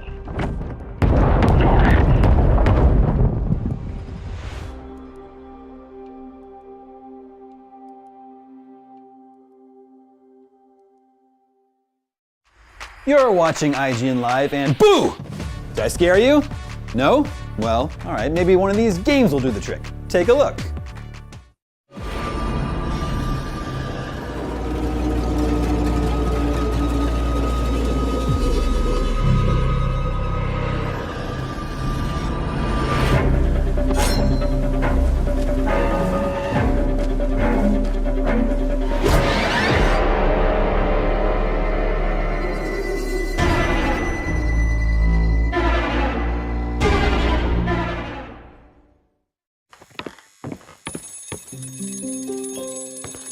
My condolences. I'm an attorney at law, and it has begun.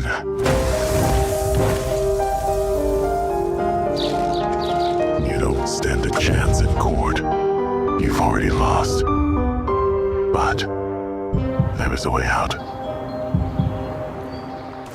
The train runs daily from 6 a.m. to 6 p.m. Get on it, and you're free. Simple, if he weren't following your every move. But fortunately for you, the law is human too. He can get tired and fall asleep on the job, feel scared, depressed, or betrayed if you lie. This is your only chance. The next train will be your last.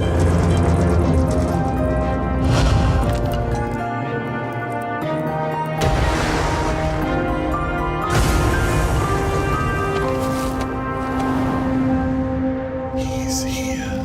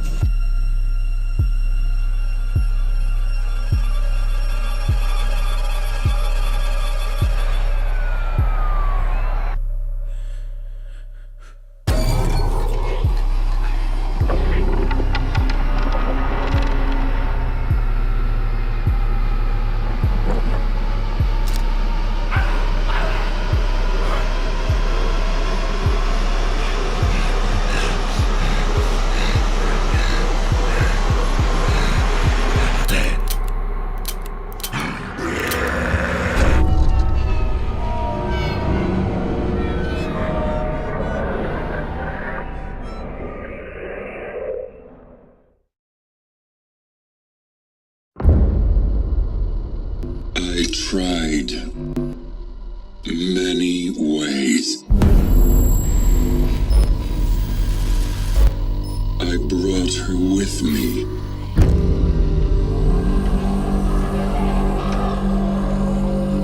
Because I was sure I would find a solution here.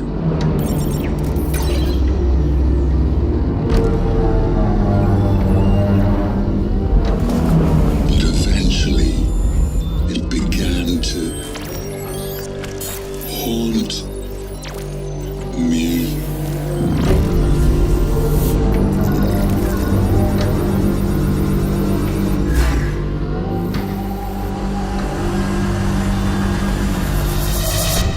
It was her.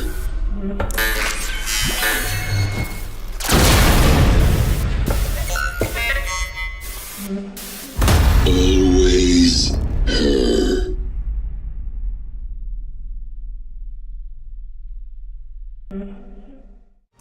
Well, I've got some bad news and some good news. The bad news is that I'm out of trailers and clips to show you. But the good news is that IGN Live officially begins right now.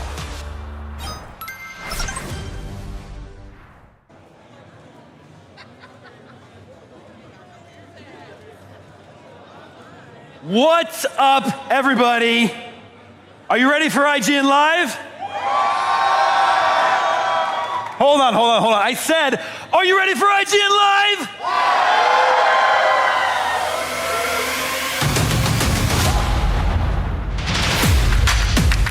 Here we go.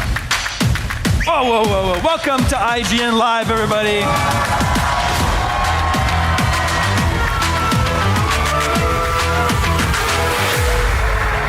Scoop! What's up, everybody? I'm Damon Hatfield. This weekend is going to be amazing. There's so much cool stuff planned for you all. Tons of surprises, tons of giveaways. But first, let's give it up for our hype team and DJ Eveready. Give it up, everybody.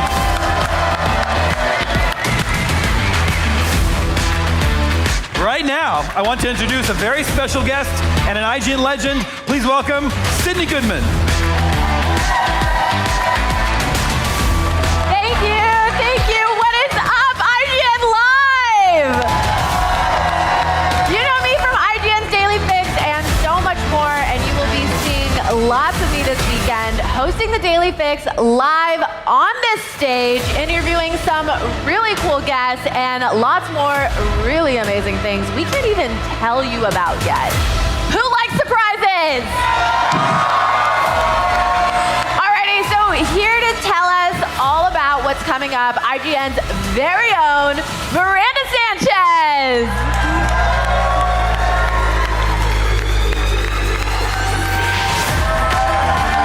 Hey everyone, you know me from IGN's Guide Team as well as our weekly Xbox show, Unlocked. Are you guys ready for IGN Live today?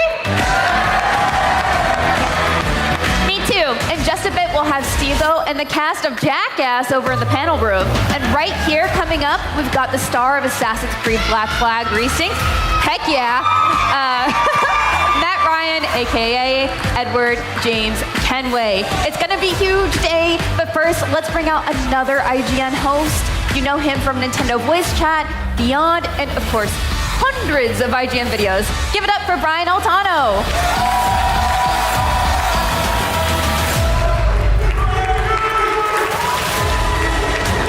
Beyond! Thank you all so much for coming here today. This year was my 17th anniversary at IGN.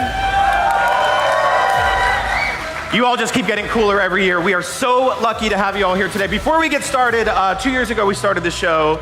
The crowd did something I never thought they'd do before. They chanted IGN. Can I get you guys to do that real quick? IGN, IGN, IGN. All right. Believe it or not, IGN turns 30 years old this year. A ton of people made that possible, but one person especially is here to tell you all about it. You know him as the reaction guy. We know him as a friend. Give it up for the founder of IGN, Per Schneider.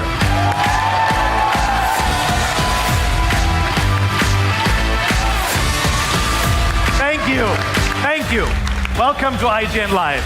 You may not know this, but back in 1996, IGN got its start as a little website about video games. Since then, it's grown into a multimedia entertainment network, celebrating not just gaming, but movies, shows, comics, toys, and everything in between.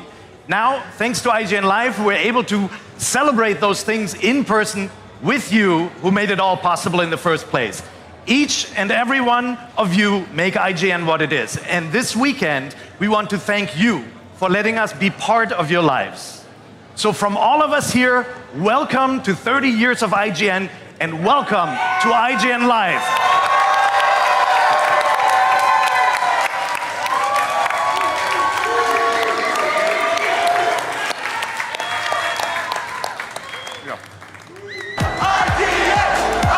Welcome to IGN Live, a celebration of all things gaming and entertainment.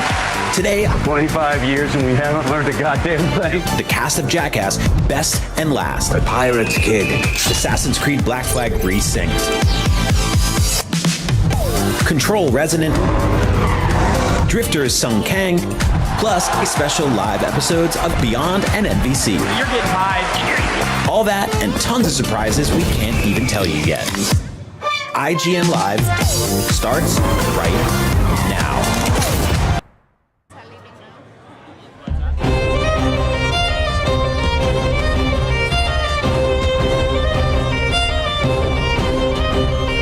Assassin's Creed Black Flag is one of the most beloved entries in Ubisoft's flagship series, pun intended. Not to mention the one with the most flags and ships.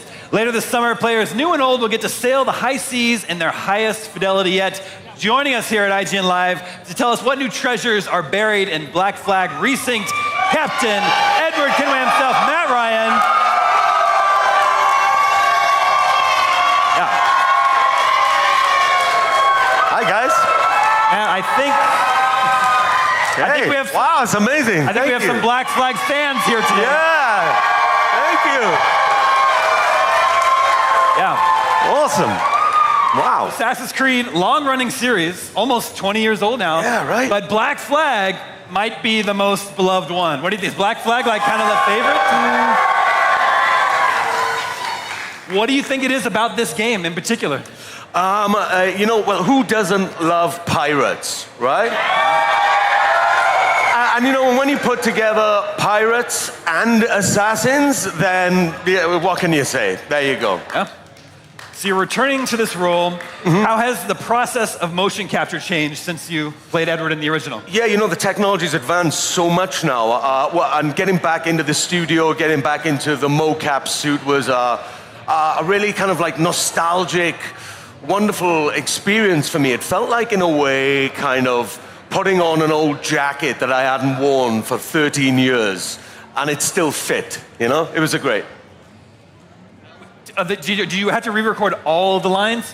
Like every single one, or did they reuse some bits? Yeah, so they used a lot of the original stuff that we did in 2013, and then there are more cinematics that we did, and also new lines and stuff like that. So we've really added to the character to give him more depth and fill him out, and I'm really excited for you guys to play it, because I've played it, a little bit of it, and I was really, it blew me away. Yeah. Is it going to feel like the original game? Yeah, totally. It feels like the original game, but like on steroids, 10x. Yeah. Yeah.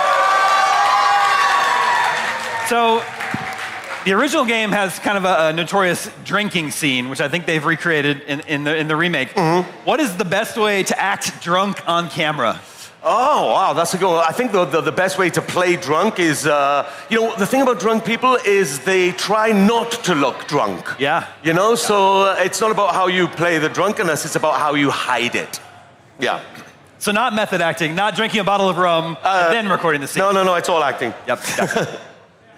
Did you bring anything new to the character to this time? Like you get to revisit this character and you think, okay, this is something I didn't perfectly capture the first time around. Well, I think, 13 years after the original game, I've been on a journey myself in life, and coming to revisit this character again, You know, there's Edward's journey, which I think is what a lot of people love about Black Flag, and I certainly do as an actor getting to play the role. I feel like, you know, I have a much more of a kind of affiliation with that big character arc that he goes on now, because it's been 13 years, you know? So yeah, bringing that kind of depth to the characters has been really great. I think they've updated the combat for some resync. So was there any particular challenge you encountered when you were mocapping the more modern combat?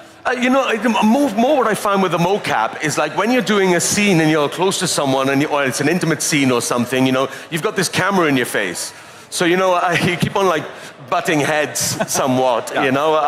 And yeah, you know, you're in that suit and, you know, there's nothing that's left to the imagination. It's a fun process, I'll tell you. Really revealing there. So, besides Edward, everybody loves Edward. Do you have a favorite assassin in the series? I've got to say Ezio. Ezio? Yeah.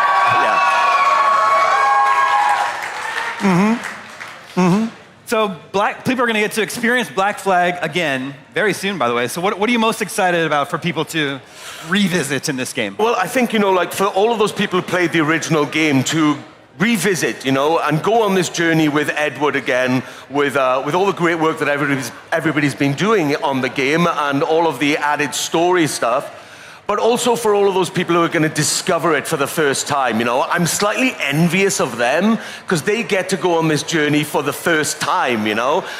So I'm looking forward to everybody playing the game, and I think they're going to love it. Yeah.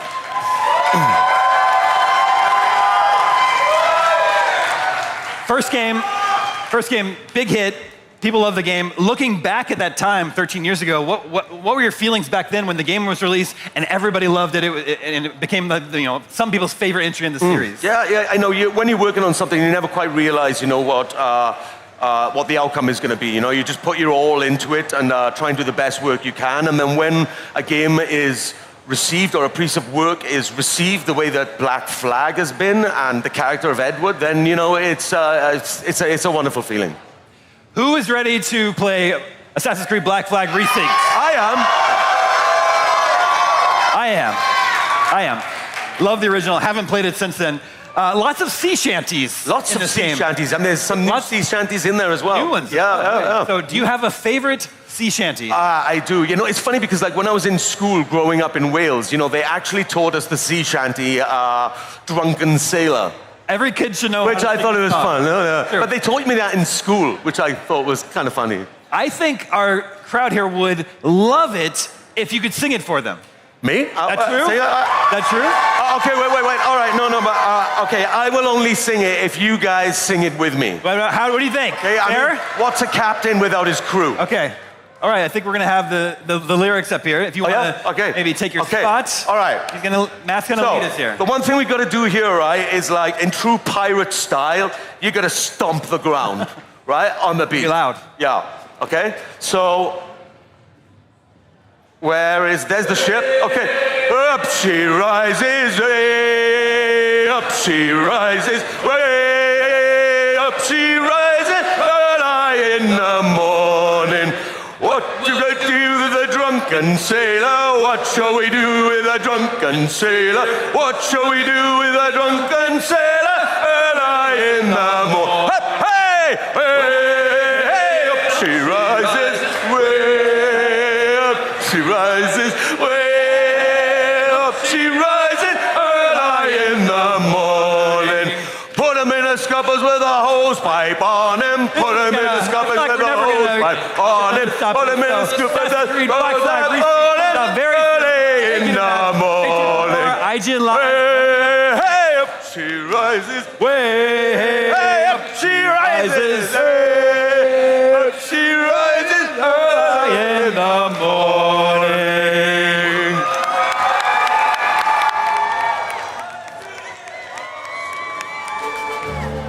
IGN Live is presented by Evil Dead Burn, only in theaters July 10th.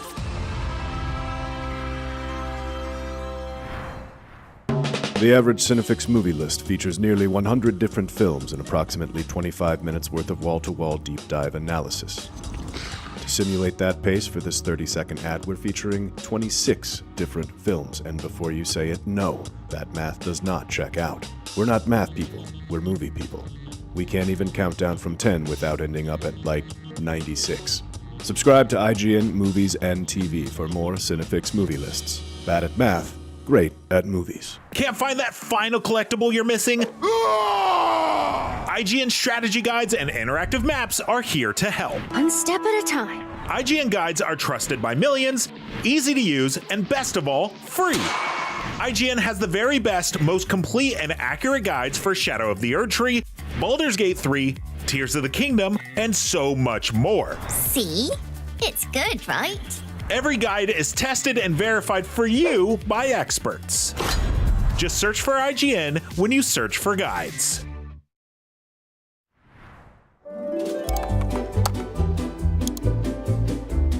IGN Plus is where your adventure begins. What are you selling?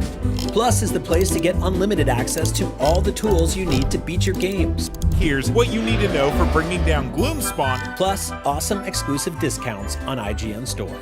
Maybe this would tease open your money pouch. Plus, ad-free browsing on IGN.com.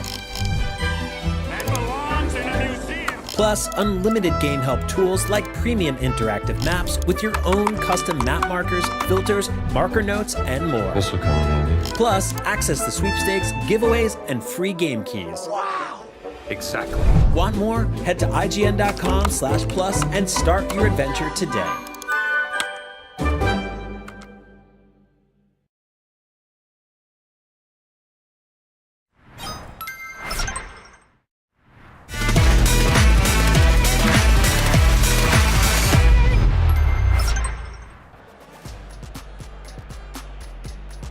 In 2019, Remedy took us on a surreal supernatural adventure through the headquarters of the shadowy government entity known as the FBC. And this year, we're venturing outside to explore New York City like we've never seen it before. Here to tell us about Control Resonant, creative director Mikhail Kasarinen. Welcome. Thank you. Great to be here. So you have a brand new game coming out very soon, and Mitchell Saltzman, one of my esteemed colleagues at IGN, got a chance to go play it, and we have some B-roll from the game, from the demo, which I didn't get to play, but you got a chance to make. And I want to hear what's going on here, both in terms of combat and in terms of story. Where are we? What's happening? I've seen a little bit of the game so far, but this is all new. Oh yeah, this is an absolutely awesome mission in the game. It is an early stage where the FBC is trying very much to figure out how to deal with all the different threats that are coming across Manhattan. And basically they created this device that kind of goes through this liminal space of these patterned different apartments. And basically Dylan needs to kind of get to the bottom of it and hook up the device. And yeah, as you can see, it's not it's not the safe space in any kind of a form. So basically you have to fight a lot of hiss that is for some reason drawn to this part of the world. And yeah, as you can see, combat is quite hectic. Aggression, speed, moving through the environment in this kind of a fast pace, using the different shapes of the world, different forms of your melee attacks. You have a shape-shifting weapon. I can't quite see, there's like I think it's a flurry that the character has right now. And you can kind of shift the shape on the run by triggering different actions, and the weapon just changes shapes depending on which attack you choose to use. And yeah, as you can see, it's pretty. It's intense. It is intense. You guys really, you don't have to go out of your way to make an entirely new game in an entirely new genre. Like Control was dope. It was our game of the year. It was a great third-person shooter with supernatural abilities, and you're like, let's do a melee game outside. Which came first, the idea to completely sort of shift the play style, or to focus on our new protagonist, Dylan? I think the decision with the protagonist came first. I always knew that I wanted to first do a game about Jesse, and the second one is going to be about Dylan. Control, these two games are all about the siblings, and the stories revolve always around the two. In the first game, Jesse is looking for Dylan. In the second game, well, Dylan is looking for Jesse. And a big part of the thinking was there's this philosophy of two sides of a coin. So both siblings have their own kind of a, let's say, personality, approach, like ways of doing things. And if Jesse uses a gun, then yeah, of course, Dylan uses a melee weapon. Tell us a little bit more about the melee weapon. It's what's it called? It's got a very specific name. Yes, it's called the Aberrant. The Aberrant. What is it? So basically, the game starts with Jesse waking Dylan up by stabbing him. I know, unconventional, not your like favorite way to wake up, but you know that's how the game starts. Siblings. Yes, exactly, siblings. And basically, what is happening in the beginning is Dylan is in a coma and. Jesse has concocted like a way to wake him up, and part of it is to utilize the board, this kind of a strange entity that is like very, I think, known to the fans from the first game. And through that, let's call it a procedure / ritual, he wakes up, and then the board kind of manifests as this weapon. And the board is an interesting character on its own because, and they're not like necessarily, I don't know, not happy of the situation, but it is a situation where this kind of drastic measures are needed. Everything's very unplanned, it's chaotic and so on. It's an aberration of procedure to the board, and that's where the name of the weapon comes from. Okay. Now, the architecture in Control games is pretty brutalist, and I would say the lore is maybe Baroque. It's very weird. It's very confusing. There's a lot going on here. Excuse me. For anybody who didn't play the first game, are they just being thrown into the deep end, or is there any kind of effort to make it accessible to people who are just first-timers here because they want to swing a big sword around? I think we put a lot of trust on the players with this game, so we do throw them a bit into the deep end. But there are like, you know, guardrails and things around you that allows you to kind of understand what is happening. There are like a new character called Zoe DeVera that you meet basically within the first 5 minutes of the game as you step onto the streets of New York. And she is an outsider to all the things that happen in the first Control game. She doesn't know who Jesse is, she doesn't know about the Hiss, and so on. She has a lot of questions. And basically she becomes Dylan's handler. And through that, if you're an outsider to Control, if you've never played it, there are like a lot of these kind of elements in the framework that allows you to understand and kind of dive deeper into what this world is about, what the game is about. And I always believed in ways of storytelling where we don't like explain to the players like this is what you're about to see. Let them just see it, you know. Mm-hmm. And it can be weird and strange and confusing, but still I think that's what's cool about it. Let people kind of take in what they're watching, and they have like all the means to dig in and like find narrative documents, talk with characters and so on. And sometimes it's fun when there's a bit of a mystery, like not everything is explained. It's good that it's weird and confusing. That's kind of part of the fun. Now, we just saw a little bit of a chunk where Dylan's jumping around in this sort of omnidimensional apartment complex.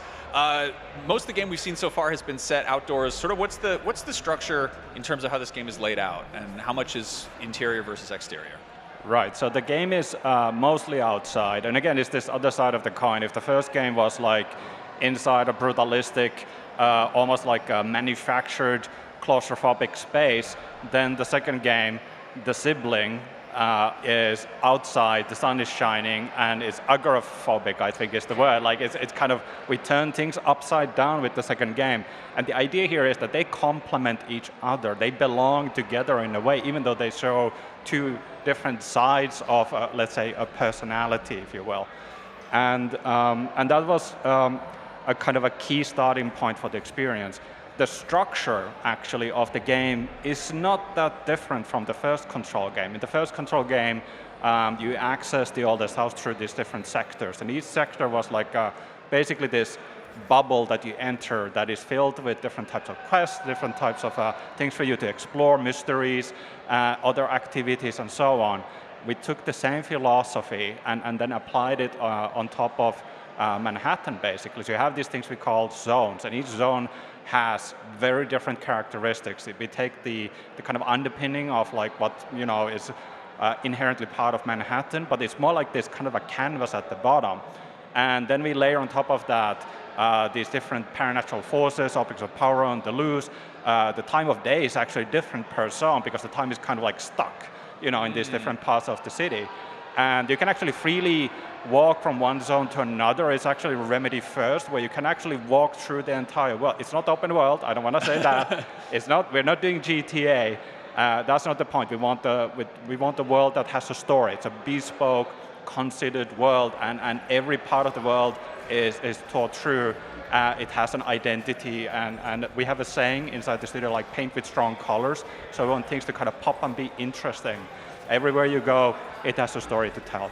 Nice. Now, speaking of the story, the rift between universes was squidged around a little bit with Alan Wake 2. That definitely got some control in there. Is there going to be some overlap between that and here? You've got FBC Firebreak in the middle there somewhere. I guess this is a long-winded way of saying, is Ahti the janitor going to show up? Ahti is a very busy person, I got to say. I don't want to spoil anything. I don't want to reveal any kind of a secrets yet. It's too early, man. But of course, what is important to us is that every game and experience that we create stand on their own 2 feet. It's an independent journey. It has a beginning and an end, and you can have a very satisfying, gratifying experience by playing through it. But of course, there's this kind of a feeling that you see these seeds that lead a little bit outside of the experience. But we want to be careful with that because we don't want the players to feel like it's not the full package. So we are very mindful of that. Nice. Now, ahead of Control 1, the first one, I talked to Sam Lake and the writer Anna about inspirations for it, and they name-checked House of Leaves and Jeff Vandermeer's Southern Reach trilogy, which I think is 4 books now.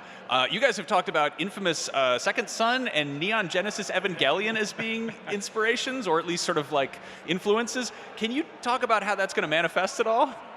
Yes.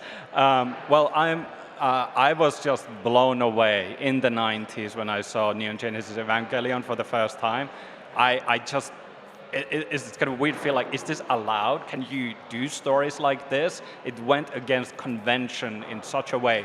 And it fully embraced like this sense of mystery, a world that you entered that felt like it existed. It didn't want to explain to you. There was like basically no exposition.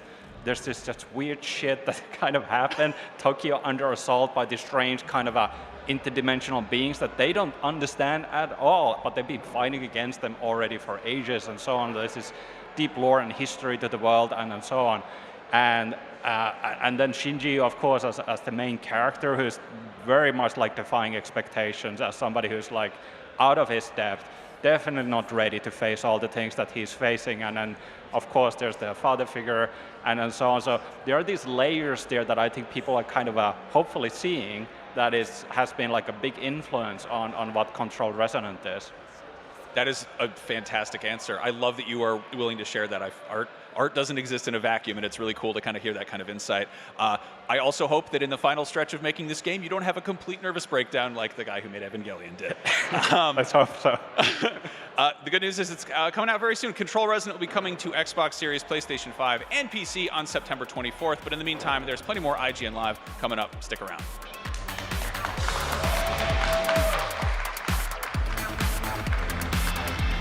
IGN Live is presented by Amazon Luna, here to play.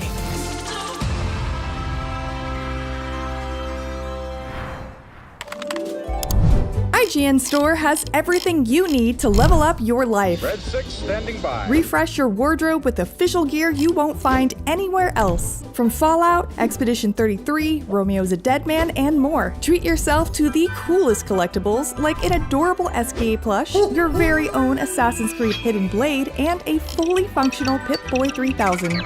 Or kick back and relax to your favorite video game soundtracks on vinyl. Whatever you need, IGN Store has you covered. Head to store.ign.com and start shopping today. Can't find that final collectible you're missing? IGN strategy guides and interactive maps are here to help. One step at a time. IGN guides are trusted by millions, easy to use, and best of all, free. IGN has the very best, most complete and accurate guides for Shadow of the Erdtree, Baldur's Gate 3, Tears of the Kingdom, Call of Duty Black Ops 6 Zombies, and so much more. See? It's good, right? Every guide is tested and verified for you by experts. Just search for IGN when you search for guides. Do you want to be the very best like no one ever was? Streamline your journey to becoming a master trainer with Planet Pokemon. Choose your Pokemon, filtering by type, stats, or game availability. Then use the full team builder to assemble an unbeatable lineup. Plan out the optimal set of moves, items, and abilities. Play to your strengths by analyzing your team's resistances and offensive coverage. Or really maximize your Poke potential by digging into the stats by adjusting EVs and IVs. And save multiple team builds for different strategies in different games. Plan your dream team today at planetpokemon.com.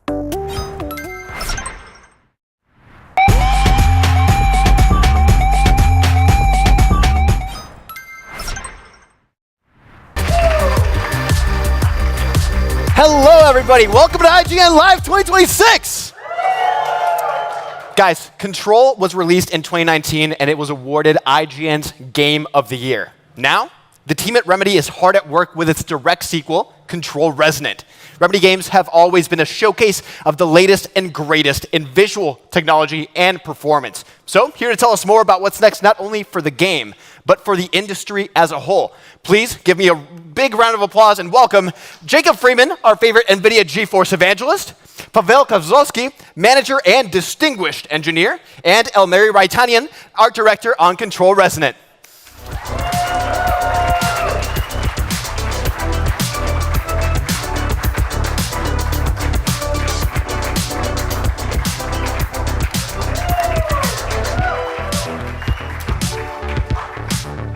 Guys, welcome. Thank you all for being here at IGN Live. How are you guys feeling? Great. Yeah? Well, we're so excited to have you guys. Now, can you give us a brief overview of what fans might expect in Control Resonant? A powerful game. Oh, a very powerful game. Can you elaborate a little bit on that? Well, Control Resonant is an action RPG set in the world of Control, and it's developed by us at Remedy using our own Northlight engine. So we're pretty much picking up the story where we left off in 2019, but also it's designed as a standalone experience, so it is possible to enjoy it without playing the first one. Amazing. Now, Control Resonant features a different visual style from the original Control, including a lot bigger outdoor environments. Can you tell us about how Control Resonant has a unique visual direction? Yes.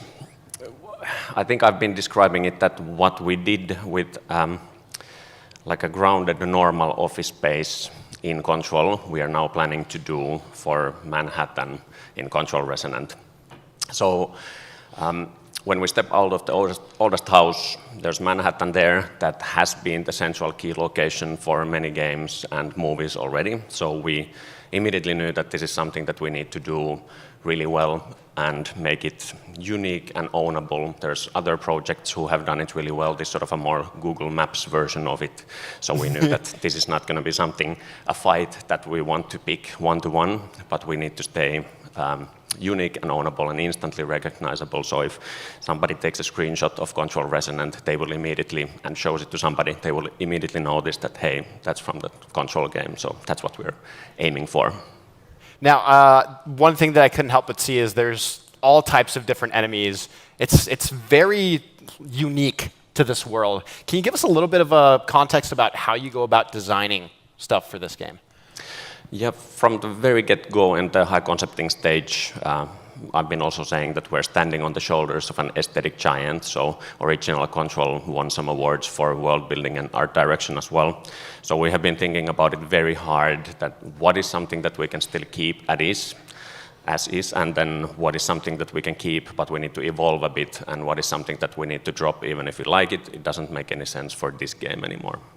the his enemies, for example, being a good concrete example where in Control the lineup was going from fairly vanilla corrupted his guard into something that's quite his corrupted already, like his distorted monster. So now we are definitely picking it up from the crazy end and really gunning it from there. I love it. Now, this environment is absolutely huge, and obviously with big environments come big obstacles. Can you walk us through some of the obstacles you've run into during development and sort of the technological changes that you've seen over the time that you've been working on Control Resonant? Yeah, well, this is a really natural progression going from Control to Alan Wake 2, which was a lot more terrain heavy and had a lot of foliage, and now this is twice bigger than that, and it's built from like modular city blocks like this. So we just had to make sure that Northlight now supports this kind of world building well. Amazing. On the NVIDIA side, guys, how's it like working with Remedy, and how does NVIDIA work with developers like them to integrate tech like path tracing? So NVIDIA always looks for partners to differentiate that are willing to or happy to differentiate the game and content on PC. And so when we find partners like this, we have this group of graphics engineers and production team that then we essentially become embedded for like months, sometimes even year plus. And we work together, we sync quickly, we integrate our changes into their engine, and it's kind of like very close collaboration very often. Amazing.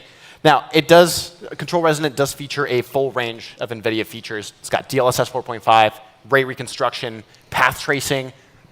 So much is jam-packed into this game. Can you talk about why and how path tracing enables artists to reach their vision?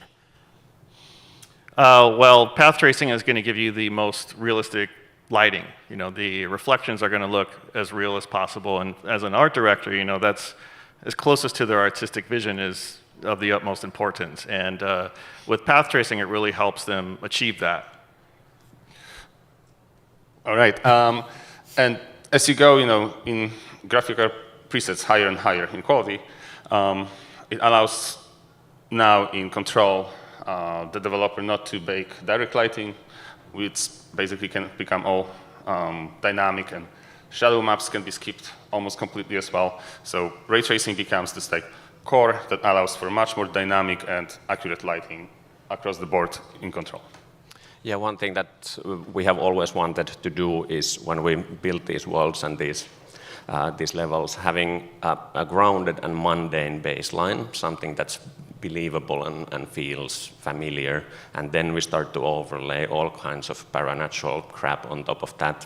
But if we don't have that baseline, nothing feels weird. If everything is already weird and you put more weird on it, then it's this weird on weird crime where nothing really stands out. So techniques like this, like path tracing, help us get to that believable grounded baseline. So it's actually then even helping us with the supernatural stuff. Amazing. Now, ray reconstruction was recently upgraded to the 2nd generation. Can you talk about some of the improvements that this provides to path trace titles? Sure. So I'll start with a brief overview of ray reconstruction. We introduced it with DLSS 3.5 a couple of years ago. And what that does is replaces the denoiser that is typically found in ray trace titles with a more optimized version. And that one gives much better lighting response, much better reflection quality, less noise in the reflection. So that was introduced in DLSS 3.5. In DLSS, most recently, in DLSS 4.5, we introduced a new transformer model that uses more compute to better reconstruct the image and gives a better anti-aliasing, reduced ghosting, things like that, on super resolution. It did not work with ray reconstruction. That was at CES this year, or in January. At just this week, we announced that DLSS 4.5 will be getting ray reconstruction. So you'll get all of those benefits. You'll get improved lighting responses. You'll get reduced ghosting. You'll see better reflections. So that's all going to happen with DLSS 4.5, so it's better. Amazing. It looks much better. You can just see it from this footage right here. It makes a huge difference, and it's going to be coming to Control Resonant. Now, Omeri, Control Resonant uses the Northlight engine, which is Remedy's in-house engine. Can you describe any updates that were made for Control Resonant? Well, I guess it's quite obvious that when we spent the first game indoors and are basically going from room to room, now we are really like whizzing by city blocks to city blocks. So this is something that we really had to make sure that Northlight supports really well. And one of the biggest change and update that we got in Northlight now was that we are working on top of a completely new world editor, so how the levels are getting built. So it's running on USD, enables Bloodbearer simultaneous editing, for example, and what is the most important thing for artists and designers in here is that basically everything live edits, and when everything live edits, you get more iteration loops, and everybody knows that more iteration loops is a better game immediately. Now, this is a follow-up from my side. As art director, have there been any moments where you've been like, wow, we're doing something really crazy with Northlight that we would not have been able to do before? Like, any moments like that during the development of Resonant? Yeah, I think, and just the fact that the guys are right there with us. It's very responsive. It's like a boutique engine, and if we're running into something, the guys are going to be there to help us out. And for example, these things called gravity anomalies in the game, you gain this traversal ability called shift, so you can then walk on all kinds of surfaces in all kinds of orientations. And that's a very important feature in the game. It's not just a gimmick or a wall run thing, but actually all of the players' player verbs, and not just player, but all of the enemies' verbs as well are working on all orientations and everything live edits, and it's been super tricky to work with those because they're at the core of the experience, but still, when we get those right, those are amazing, and Northlight has been really good at that. Yeah, I'm sure that's going to be super trippy to experience in person, so I'm super excited to try it out. RTX Mega Geometry, it's new tech that was used in Alan Wake 2. Can you confirm if it's being used in Control Resonant, and if so, how? Well, I can confirm that it's being used, and I know that it makes ray tracing faster, but I'm an artist, so that's all I know about the subject, really. So it was very important for Alan Wake 2, and especially this enormous forest they had to just handle this amount of geometry in acceleration structures for ray tracing. Now in Control, geometric complexity is not that massive. However, Mega Geometry, being this kind of robust technology, still allows them to get CPU performance savings for scheduling, acceleration structure builds, and overall lower VRAM usage, which is, as we all know, we like less VRAM when it's possible. Yeah, I like to keep my computer temperatures low if possible. Yeah, so it's more performant, right? So not only will you get more performance with ray traced geometry, but also it'll allow the artist to achieve higher visual fidelity with Mega Geometry. So speaking about rendering and keeping hues low, DLSS Super Resolution enables the game to render at a lower resolution while still enabling high quality visuals, right? Why is this important for games, for developers, for the gaming experience in general? So when you look at the performance of the game, of a frame of the game, these days it's essentially linearly scales, like how much time you have to spend for shading a single pixel. So essentially bringing that rendering resolution smaller kind of gives us more budget per pixel. And then if upscaling technologies are good enough that it becomes somewhat indistinguishable from native, it's like an obvious choice to do. Like, give us less pixels, we can make them prettier, and then you just upscale them. So kind of similar story to like Mega Geometry, right? It's going to be much more performant if you run at a lower base resolution and then use upscaling to hit your target resolution. Not only will it look very similar to like a native implementation, but in many cases can look even better. Awesome. Frame generation is another technology that uses AI to generate frames, increasing performance in games. How does NVIDIA make sure that latency stays low when using this tech? Well, there's a couple of things. One of them is called NVIDIA Reflex. NVIDIA Reflex was introduced quite a long time ago, and what that does is optimizes the rendering platform to deliver deliver the frame closer to your input. So when you click the mouse, you see the frame like almost immediately. So that's called NVIDIA Reflex. It's supported in tons of games. It's automatically supported in every single FrameGen title that has it. So that certainly helps. The other one is actually a more recent feature that we introduced in January, and that's called dynamic multi-frame generation. And what that does is, if you have a monitor with a refresh rate of say 120 hertz, it's always going to select a FrameGen multiplier that will allow you to hit 120 hertz. So it's not generating frames that you're not seeing, so it's keeping latency as low as possible. It's kind of like driving an automatic car. It's automatically setting the right settings that will give you the best gameplay experience. All right. Now, I got to ask, how often do developers come to you guys and they're like, hey, we want to do this thing, but we just don't have the power to do it? And in that case, how do you work with them to give them what they need? So it's kind of like the other way around, since kind of console performance is the baseline for the industry for most of the game developers. So you have this other happy problem to solve. Like, well, on a PC we have so much more power already. So now the task is how, in the best way possible, we can utilize to differentiate, content of any game for performance or visual quality reasons. So it's a fun problem to have. Yeah, obviously you guys must have very good relationship with studios as well to make sure that you're getting all the power that they need to do that. Mary, apart from unforgettable stories, when I think of the Remedyverse, I always think of cutting-edge visuals, performance. How much do advancements from titles like Alan Wake 2, FBC Firebreak, and other titles sort of inform the tech that you use in games like Control Resonant? Well, I think there's always some sort of a loose backlog of technology advancement that we want to look into in Northlight, but then it's the creative of the game projects that end up really dictating what support do we need. So basically, yeah, the game project tells what we need, and Northlight always delivers. Like I said, good problems, right?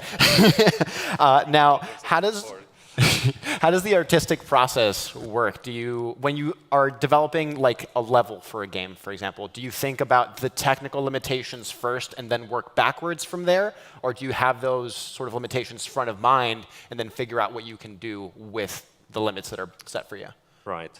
Well, somebody has been asking to describe Northlight somehow. We have been saying that it's not necessarily this sort of a big shed full of tools like some commercial engines are, but it's like a scalpel, and it's really good for making exactly the types of games that we make. So if you wanted to do some other genre with it, you might run into trouble, but it's really great at these sort of things that we do, and flexible. And as I said, the guys are right there to help us. Amazing. Guys, I have one final question for you. Let's keep it fast, just so that way we're not talking for hours. But what do you guys see as sort of the future of gaming graphics?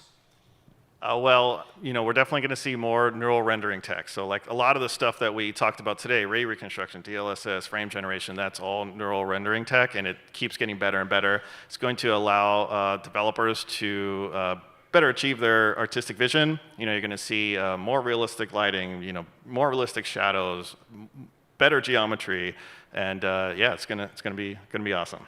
Pavel? Yep. So I'm mostly excited about how we're shifting from backlighting to more and more dynamic stuff, and we're trying to push the kind of the threshold further and further. So when we get to the point when artists can have just an idea, click play, and see the lighting of the scene instead of adjusting a bunch of parameters of many tricky sometimes techniques to control to hit the proper performance and quality bar. I think that will enable us to speed up the production process so much better, so much more, to then enable game developers just creating better content overall because they have more time for it. Yeah, I actually agree with that one. For example, the gameplay speed in Control Resonant is fast. It's faster than in any other Remedy game. So not having to think about what stuff is static and what stuff is dynamic, but having a crisp, nice-looking image and everything just belongs in the scene and moves nicely. That's exciting. Guys, This was so awesome. Thank you so much again for joining me here at IGN Live. Control Resonant is coming later this year, and I, for one, cannot wait to see more, so super excited to see that. We've got more IGN Live coming up right after this, so don't go anywhere. Well done, you guys. IGN Live is presented by our official retail partner, Best Buy. Do you want to be the very best like no one ever was? Streamline your journey to becoming a master trainer with Planet Pokemon. Choose your Pokemon, filtering by type, stats, or game availability. Then use the full team builder to assemble an unbeatable lineup. Plan out the optimal set of moves, items, and abilities. Plan your dream team today at planetpokemon.com. Catch up on all your favorite shows with up-to-the-minute gaming and entertainment news with Geek Media Podcasts. Welcome to a very special episode of IGN Game Scoop. Game Scoop has you covered for all things gaming and the latest game releases. Tune into Podcast Beyond for the biggest PlayStation news. Man, this is a cool looking trailer. Everything Xbox on Podcasts Unlocked. This is Steve Downs, the voice of Master Chief. Catch up with your Super Nintendos on Nintendo Voice Chat. Let the kids love what we love. And get all the latest console news and rumors with Next Gen Console Watch. Now Xbox and Phil Spencer are even saying that a mid-gen refresh isn't even necessary. The Cinefix Top 100 podcast picks a movie every week to celebrate and debate. It's kind of every movie's grandpa. Geek Media Podcasts, the best podcasts from around the world. IGN Playlist is the best way to track your game collection. Now you can even import your entire Steam library to Playlist, making it easier than ever to review games, show off your collection to the world, and finally chip away at that massive backlog you keep meaning to get to. IGN Playlist, check it out. Can't find that final collectible you're missing? IGN guides are trusted by millions, easy to use, and best of all, free. IGN has the very best, most complete and accurate guides for Shadow of the Erdtree, Baldur's Gate 3, Tears of the Kingdom, and so much more. It's good, right? Every guide is tested and verified for you by experts. Just search for IGN when you search for guides.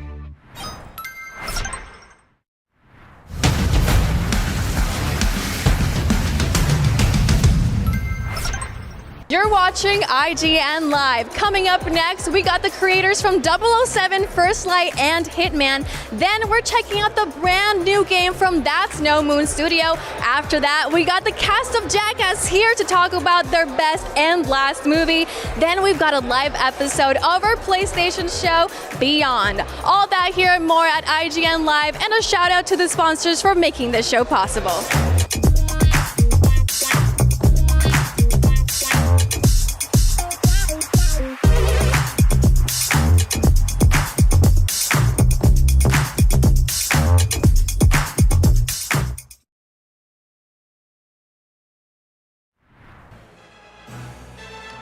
Handing the 007 franchise to the team that made Hitman sounded awesome from the jump, but First Light managed to exceed all expectations. Here to listen to me fanboy about it for the next 11 minutes, please welcome CEO of IO Interactive and game director on 007 First Light, Hakan Abrak. Welcome back to IGN Live, and thank you for making probably my game of the year so far. Oh, wow. That sounds really great. Thank you so much. I'm happy to be here. Last year you came out, you showed off the beginning of the game, and it looked, it looked like kind of a Hitman team doing Bond, a little more action-centric. Having played the game, it is really just a fantastic blend of spy stuff, Hitman stuff, and then also just the explosive, over-the-top things we come to expect from all the Bond mythology. And it's a hit. It's the fastest-selling game in your studio's almost 30-year history. How was the reception internally when that happened? Oh, that was amazing. I mean, just before the embargo was lifted for the reviews, I had this town hall talk in front of everyone, and I was like, it's not about what they say, whether we're worthy and whether we've done something great, and we know we've done something great. Just in case things were, it's going to be bad reviews, right? But then the review started, and it was just like 100, 95, and then we all started hugging and crying. So that was a special moment, like fruits of 7 years of journey, right? That is, that's got to be pretty intense after so long in development. Normally, when a developer comes through, about 20 minutes after their game comes out, it's kind of a victory lap thing, but you guys came out with a look at what's ahead, and you have a ton of stuff planned over the next year. You give a look at the roadmap. You've got more Lenny Kravitz. You've got more Bavma. Can you give us a little bit of an oversight on what you have planned and what people can expect? Yeah, I mean, I think a lot of our fans and community know from Hitman, World Assassination that, I mean, the launch of these games for us is really only the beginning. So the story and the campaign, but then it goes on with more experiences. So, I mean, we have something called Taxim, where you'll have new gadgets, and new upgrades, and new challenges, and new experiences, really. And, you know, maybe within a short amount of time, you'll see Bond on a motocross motorcycle, maybe, right, and stuff like that. And then we have bigger missions, like Valma is returning because we have some unfinished business with him, and this will go on. I mean, like with Hitman, we'll just keep on adding to the experience and just expanding the world. That's, I think, something that I adore so much about Hitman, and really what makes World of Assassination such a resilient game. I mean, you guys put out the first one, what, 10 years ago, and then you've been sort of just iterating on it, adding to it since. And I jumped onto it with 3, and you guys basically remade the first 2 and made it all feel like one cohesive, massive game, and it's kind of hard to tell that those were originally separate pieces. It really is one big World of Assassination.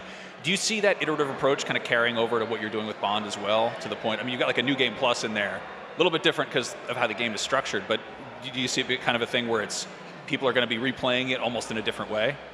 Absolutely. I think we have like some of the things we talked about, and there's a lot of things we haven't talked about yet, but everything we do, it's very important it's coherent and connected. And some of the new features we introduce, we make sure that the levels and missions you played are compatible with that, and new functionality will be compatible with new gadgets you get in the future. So there's going to be a ton of replayability opportunities, just like we did with Hitman. Now, can you give a little bit of insight in sort of how large of a expansion this new story stuff is going to be? Well, I mean, it's going to be a proper mission. It's going to be new acting performance and new cinematics as well, right? So there's different kind of content. Some of them, as I said, would be the Valhalla Aston Martin. You kind of get to wreck a room with that, but then there's a mission where you need to, you get to drive it outside. And but this one is really a story mission.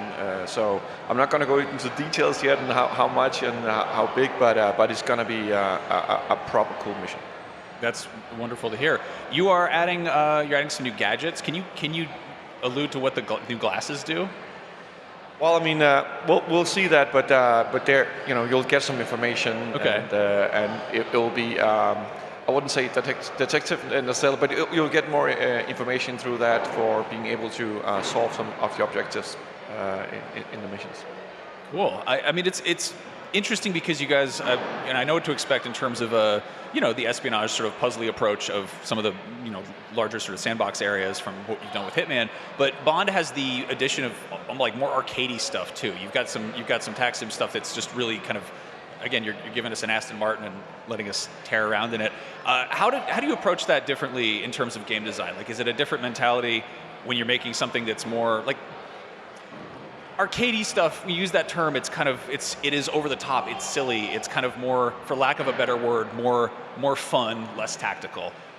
What's the philosophy there when you make? Well, I mean, the philosophy was to make the ultimate Bond experience. Right, that was the North Star from the get-go, to try to have the 360 experience on Bond experience. I think so, and that entails the explosive set pieces that we call it the arcade action. So we needed to like up the range combat, the melee combat, and the seamless transition between that.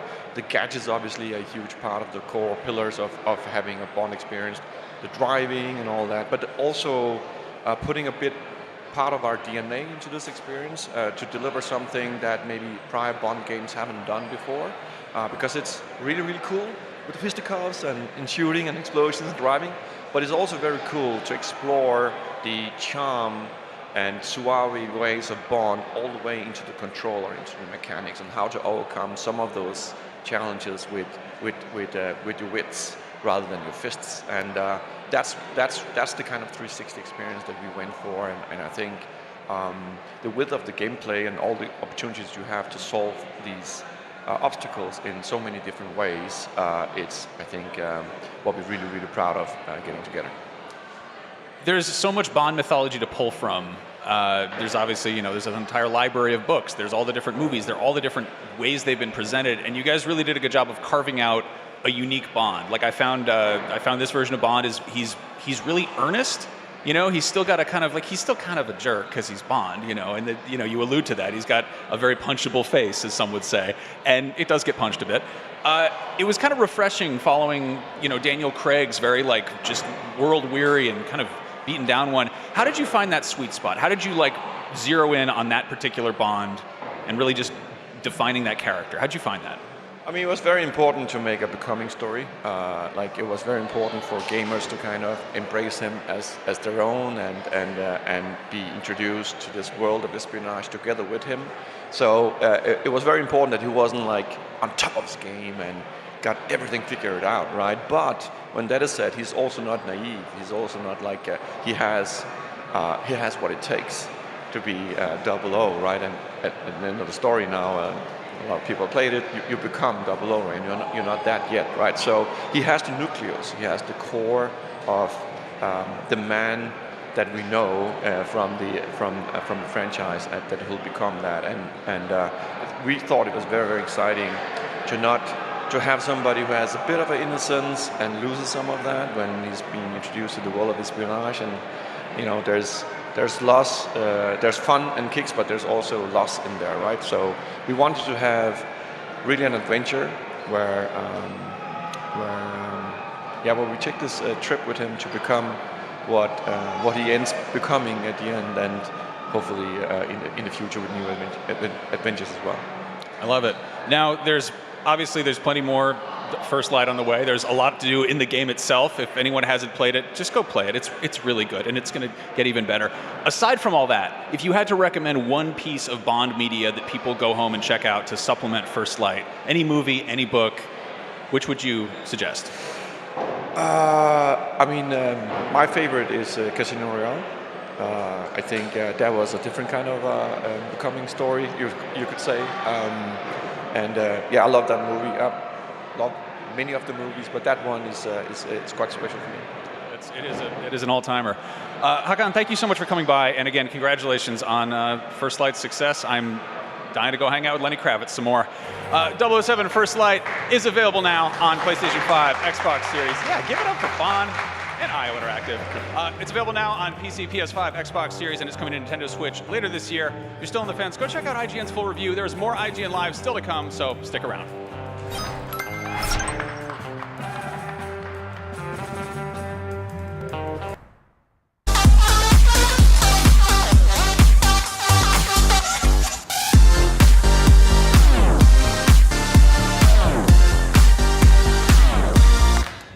Hey everyone, welcome back to IGN Live 2026! Bellwright is a medieval survival city builder and RPG set inside an open world. After being framed and sentenced to death for the murder of a prince, you'll operate from the shadows to survive, craft, and build a rebellion against the oppressive crown. The PC version just celebrated its 2nd anniversary and sold 1 million units. Now the game is expanding to the next frontier. Take a look.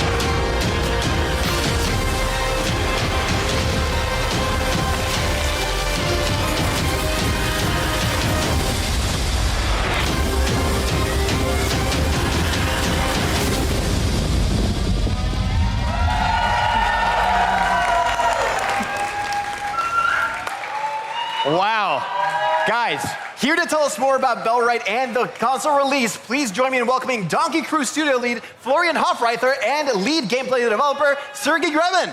Thank you. Welcome, guys. Thank you for having us. Of course. Thank you guys for being here and joining me on IGN Live to talk about this next era of Bellwright. And of course, congratulations on the success so far. Thank you so much. Florian, talk to me about Bellwright's story and how it sets itself apart from other medieval titles like Kingdom Come Deliverance 2 or Medieval Dynasty.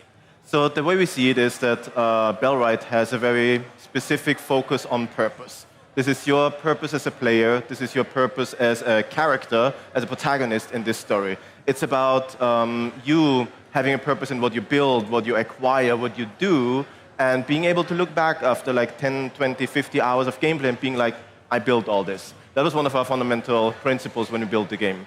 Sergey, I want to go to you. Bellwright's gameplay is a little bit unique. So you create settlements, you build armies, and then you get to choose between fighting alongside your troops or directing them into combat like a typical colony sim. Talk to me about the philosophy behind combat in Bellwright. Well, the main thing that combat provides in Bellwright is context. While the main part of the game is still developing your village, town, community, you don't do it just for the sake of town building. There is purpose in that. You need to liberate the lands of Carvinia, and you need to defend your people from threats. And for that, you need army, and then you engage in combat. So it really drives you to become stronger, to build defenses, and in the end, become powerful and save your people from the evil queen. Now, Bellwright features co-op play. How can friends make the most out of their multiplayer sessions? I think the most important thing is to first state there is no wrong way to play. You can play however you want. But we noticed that a lot of people enjoy it when they actually experience the whole breadth of the game by having like every player has a little niche. Like one player handles the homestead, one player handles the farming, one player handles the military aspects, another player handles the quests. That is something that I noticed very often. The players like to have the little niches, and then they basically form a kind of council that manages the game direction. That's awesome. So when you guys play, what sort of role do you take on? Oh, I'm sitting back. I'm not doing combat. I'm not good at that anymore. What about you, sir? I usually do the trading and economy stuff. Oh, okay. Yeah, I mean, hey, I'm all about farming, so I'll be the farmer. I'll be good to set up all the crops and make sure everybody's fed. Now, what are some of the things about Bellwright that players might be surprised to learn about? I think Bellwright holds a lot of things that unfold slowly over time. And that was one of the things that we wanted to always, that we intentionally aimed for. So when you start the game, you start with nothing. There's very little that you have. And it also, things that you do are very limited because you're nobody. But then as you progress, you just build up more and more. You recruit people, you recruit the whole following, you recruit a town, basically. And every person that you meet or that you recruit, you know them. You know them by name, you know their stats, you know what their purpose is. And there's like many elements of this in the game that just become available later. And at 100 hours into the game, you look back and you're like, is this even the same game? When I started, I had nothing. And now I'm here with all this complexity. Yeah, there is a lot of layered complexity. So in the beginning, the game seems quite simple, and you don't need to worry about lots of things. But as you progress through, you change your gameplay, you change who you are in the world, and so you need to take care of a lot more things. All right, well, your big announcement in this trailer is the official console launch. How long have you guys been working on this, and what are some of the biggest challenges you faced in translating it from the PC to these new platforms? Yeah. Well, we started working on the port like probably a bit over a year ago, and it was quite challenging in a way that we have a very ambitious project with a huge world that is fully simulated, and our goal was to port it to consoles without losing any of that, without losing any complexity, without losing anything that makes Bellwright great. And that was quite a difficult engineering challenge. Mm-hmm. So yeah, it's something we are very proud of, that we managed to do that console players can experience Bellwright just the same way as PC players, but it was not easy in any way. Yeah. I'm sure. Now, that is a huge step for the game. What is your vision for the future of Bellwright across all platforms, and can we expect other major gameplay updates? Oh, yeah, there are massive plans we still have. Like the way we see Bellwright right now, it is merely at its starting point. we really intend to have a game that like fans out in different directions. So it's not like individual features that we're planning. We are planning about the game becoming much more of a medieval simulator, a kind of a medieval world simulator, where the initial game is just an intro almost to much larger aspects in terms of the features in combat, the features in diplomacy, the features where you become a king, the features in traveling, exploration. There's a lot of things that we are planning to do in the upcoming month, years. All right. Well, we did ask the community for some questions, so if you guys are ready, let's jump in. All right. This first question comes from Yelder, and they want to know, what would you say was the toughest part about Bellwright to figure out during the early days of the development process? Right. I think the toughest part is really when you stand there and you have nothing, as in the game is not yet even launching, and you need to come up with what could make fun, what could make fun to players. Because you have infinite decision space as a developer. There is no right or wrong. You just need to go with your hunch. And then in the end, when the game exists, you look back and everything looks obvious. But when you stand on the beginning, you're like, I don't know where this even goes. In the beginning, it was very difficult because we had this amazing idea, but it was also very ambitious, and we didn't know if it will work until we actually tested it. So once we got to the stage where we were testing it internally and also with players, it became much easier. Yes. Yeah, I can just imagine years down the line, you'll look back at this point and be like, wow, we didn't see all this road ahead of us. Yes. But it's awesome. The next question comes from StarMix, and they asked, as a fellow creator, how do you deal with bridging the ego gap between the vision, the execution, and of course the result? How do you manage your expectations bound with how awesome the concept of Bellwright is? Yes, thank you for kind words and awesome question, but to be honest, we don't really do that. In general, like realistic planning is probably not something we are very good at. Yeah, like if we would have been very good at that, we probably never would have made Bellwright, because it's just grown way beyond our initial expectations, and it's just so full of things that probably were overscoped and just too big, and we just went and make it anyway. So I don't think I have a right answer for that, because it really depends on you as a person, if you would rather take the risky approach and do way more, or stick to the safe choices. Yeah, we usually just dream about amazing games that we can make, potentially, and then we start making it, and then we come with some realistic things that we can do. Yes. Well, guys, I cannot wait to talk to you guys again once more updates come through. Thank you so much for joining me here at IGN Live. Anything you want to say to the fans checking out Bellwright for the first time? Thank you so much. Thank you so much for your support. It means the world to us, really. Guys, I am so thankful. Bellwright is available right now in early access on Steam and launches on Xbox and PlayStation in just 3 days on June 9th. Thank you guys so much for watching. And for more on everything video games, you're already at the right place. IGN.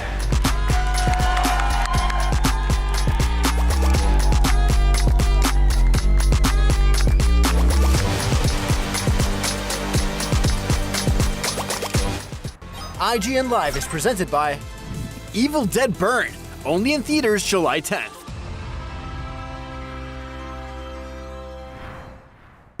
The average Cinefix movie list features nearly 100 different films and approximately 25 minutes worth of wall-to-wall deep dive analysis. To simulate that pace for this 30-second ad, we're featuring 26 different films, and before you say it, no, that math does not check out. We're not math people, we're movie people. We can't even count down from 10 without ending up at, like, 96. Subscribe to IGN Movies and TV for more Cinefix movie lists. Bad at math, great at movies. Can't find that final collectible you're missing? IGN strategy guides and interactive maps are here to help. One step at a time. IGN guides are trusted by millions, easy to use, and best of all, free. IGN has the very best, most complete and accurate guides for Shadow of the Erdtree, Baldur's Gate 3, Tears of the Kingdom, and so much more. See? It's good, right? Every guide is tested and verified for you by experts. Just search for IGN when you search for guides.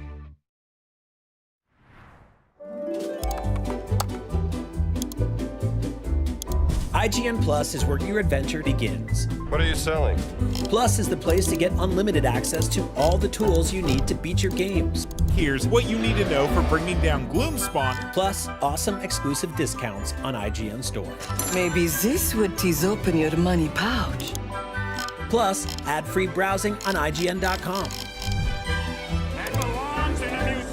Plus, unlimited game help tools like premium interactive maps with your own custom map markers, filters, marker notes, and more. This will come in handy. Plus, access to sweepstakes, giveaways, and free game keys. Wow! Exactly. Want more? Head to IGN.com/plus and start your adventure today.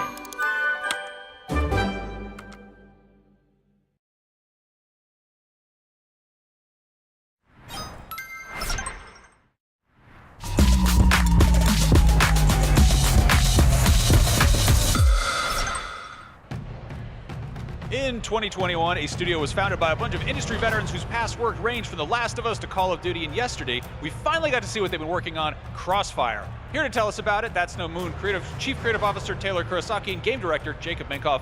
Welcome, thanks for joining us, and thanks for finally showing off that game. Thanks for having us. Okay, so this is a tactical cover shooter with heavy narrative elements. We saw a lot of it. It's always nice to get a game reveal that shows that much of what is clearly gameplay. Can you give us a little bit of a sit rep in terms of just sort of who are the key players, where are we, what's going on? So the story centers around two ideologically opposed operators, Layla Qasem and Delroy Cross, and they are thrust into a pressure situation, and they must temporarily put aside their differences in order to survive. Okay. And the thing they're surviving, we get a sort of it opens and it looks very kind of conventionally tactical, realistic military stuff. Then you get some sort of sci-fi elements leaking in there. Can you touch a little bit on sort of how you're balancing grounded realism with supernatural stuff? Sure, yeah. So we say that the game is like 80% military and 20% sci-fi. We'll be talking about the sci-fi more later, but the important thing is that it's all about the pressure placed on these characters that makes them work together despite being ideologically opposed. I like that. That's a good ratio of sci-fi to realism, by the way. The big thing you want to show off here, though, is the adaptive cover. How does that work? What does that mean? Let's let the professor talk about this. So, adaptive cover allows the player to take cover in the most complex, organic, detailed environments ever seen in a third-person cover-based shooter. Basically, the idea is that Layla reacts to the enemy's line of sight and the context of the environment around them to take the lowest stance possible to protect them. So what this does is it encourages projecting your awareness into the environment, really reading like, what's the elevation of that enemy? Okay, where can I biomechanically take cover in this spot?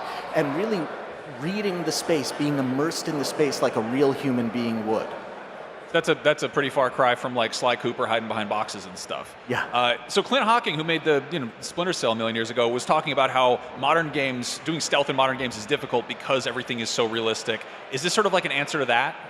Yeah, absolutely. Like that was our vision. When we got our hands on Unreal Engine 5, like, just being nerdy about it, the nanite technology allows you to have infinite polygons on screen. And we said, oh my God, this is a game changer. We can make environments that look absolutely like the real world. What a pity it would be if we limited ourselves to like simple boxes and pillars and chest-high cover. So we dedicated the team to developing a new innovative cover mechanic that would untie the hands of the artists and designers and allow them to build anything that they could imagine, and the character would use it as cover.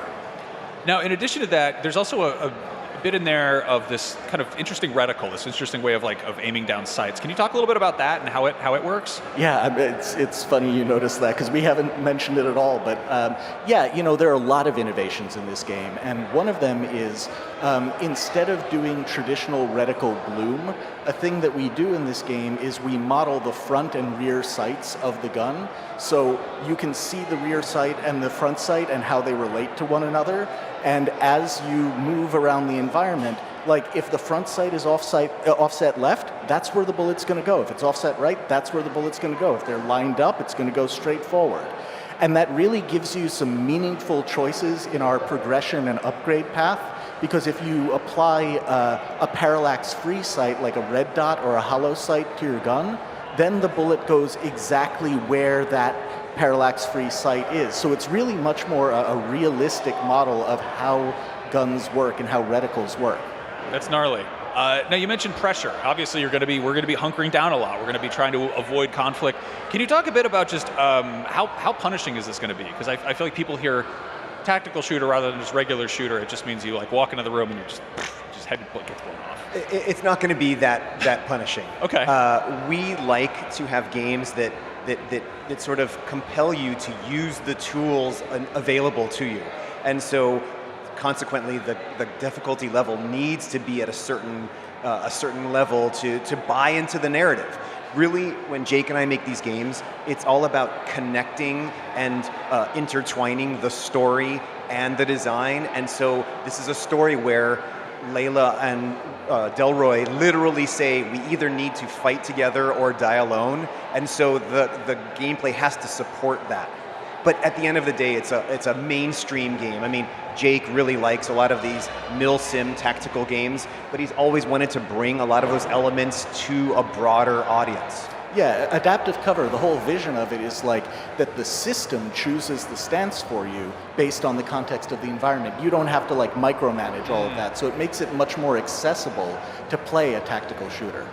Now, the idea of shooting from behind cover is cool. It's exciting, but there's also the alternative, which is to not get noticed in the first place. Does the cover also play in sort of a stealthy fashion?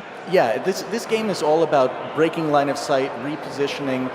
This is a game where you have a lot of tactical options available to you. Look at the enemies in the distance, see like, do I want to pick them off one by one? Do I want to try to get in there close and pick somebody off and then like fall behind cover and reposition? Enemies are going to know where your last known position is, but they're not going to know where you are right now.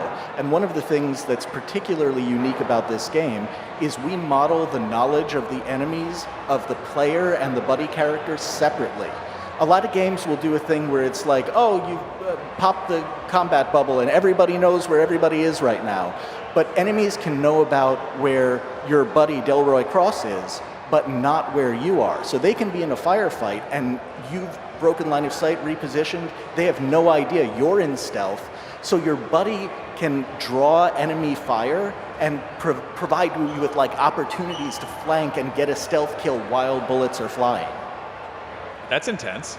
A lot of the stuff you're showing off is in broad daylight, which is kind of antithetical to what a lot of people think of when they think of stealth. Can you talk a little bit about, I guess, the different environments you're working with? There's also some kind of shadowy interior corridors, more rigid manufactured stuff, but then you've also got these organic rock formations.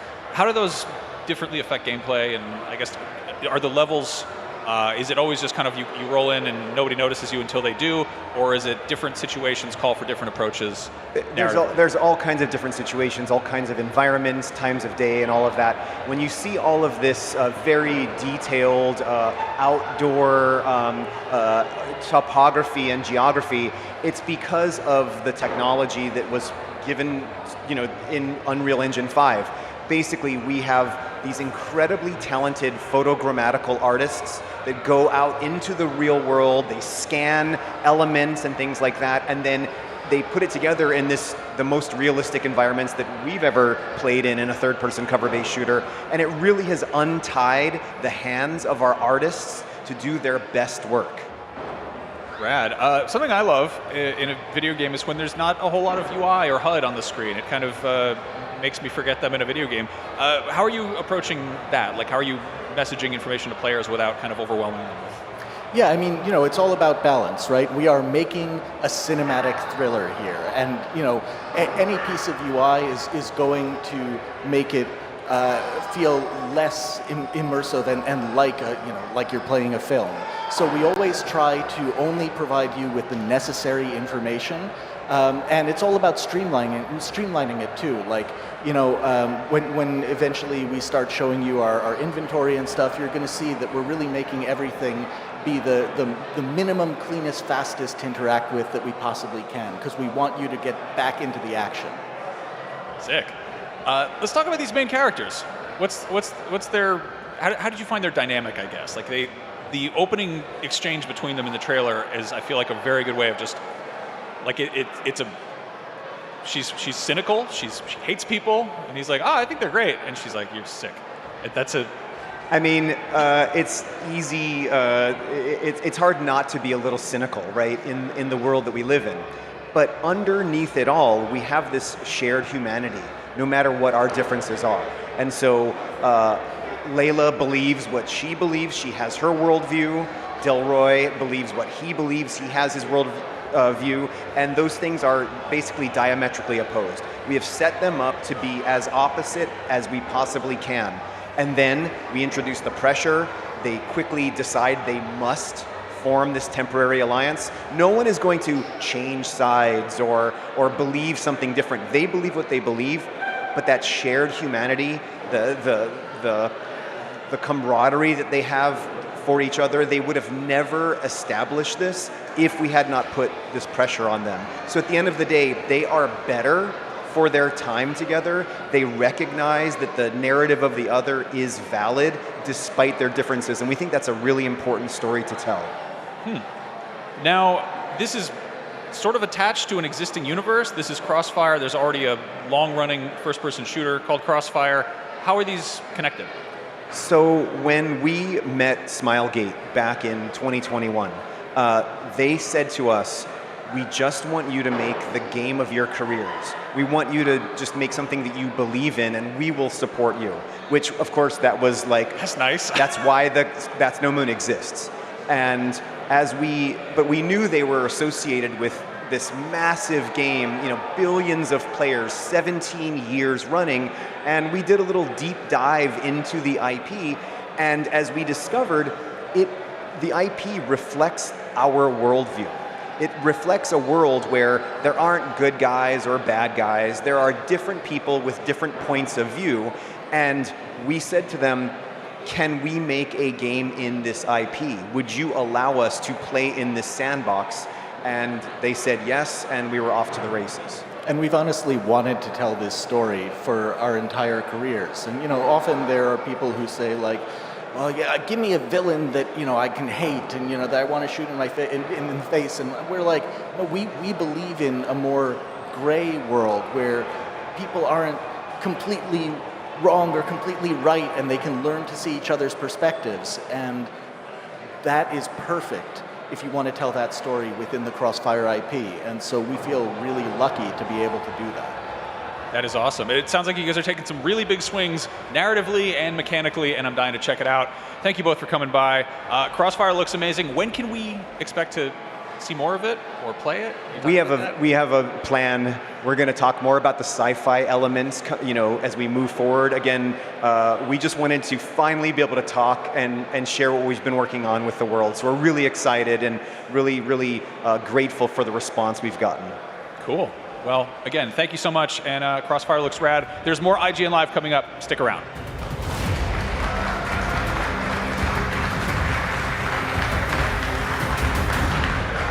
IGN Live is presented by Amazon Luna, here to play.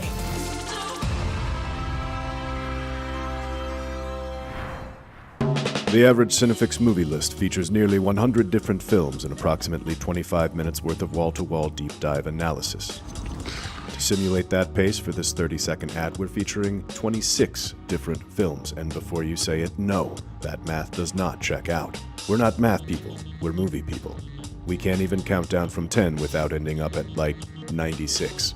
Subscribe to IGN Movies and TV for more Cinefix movie lists. Bad at math, great at movies. IGN Playlist is the best way to track your game collection. Now you can even import your entire Steam library to Playlist, making it easier than ever to review games, show off your collection of the world, and finally chip away at that massive backlog you keep meaning to get to. IGN Playlist, check it out. IGN Store has everything you need to level up your life. Red 6 standing by. Refresh your wardrobe with official gear you won't find anywhere else. Treat yourself to the coolest collectibles like an adorable SKA plush, your very own Assassin's Creed Hidden Blade, and a fully functional Pip-Boy 3000.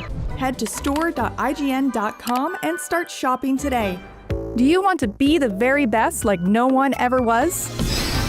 Streamline your journey to becoming a master trainer with Planet Pokemon. Choose your Pokemon, filtering by type, stats, or game availability. Then use the full team builder to assemble an unbeatable lineup. Plan out the optimal set of moves, items, and abilities. Play to your strengths by analyzing your team's resistances and offensive coverage.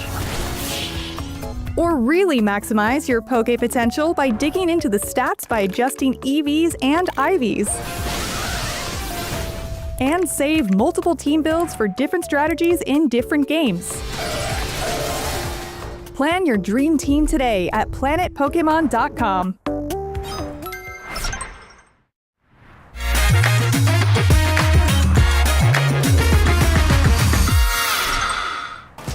What's up, everyone? Welcome back to IGN Live 2026. I am so excited to welcome our next guest, Jeremy Steiglitz, the original co-founder and co-creator of ARK and Studio Wildcard.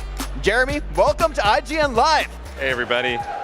Yeah, I led design and programming and direction on the original OG Survival Evolved game. These days, I mostly focus on direction for the newer Survival Ascended version. Just in case you didn't know, little humble brag in here, the OG ARK sold over 25 million units in its 10-year lifespan. People still play it and love it. And ARK Survival Ascended, since releasing in October 2023, has sold over 5 million units. So far, so good. I want to give you a little quick overview of what we've been working on the last couple of years and what we've been releasing with ARK Survival Ascended. All right, let's take a look.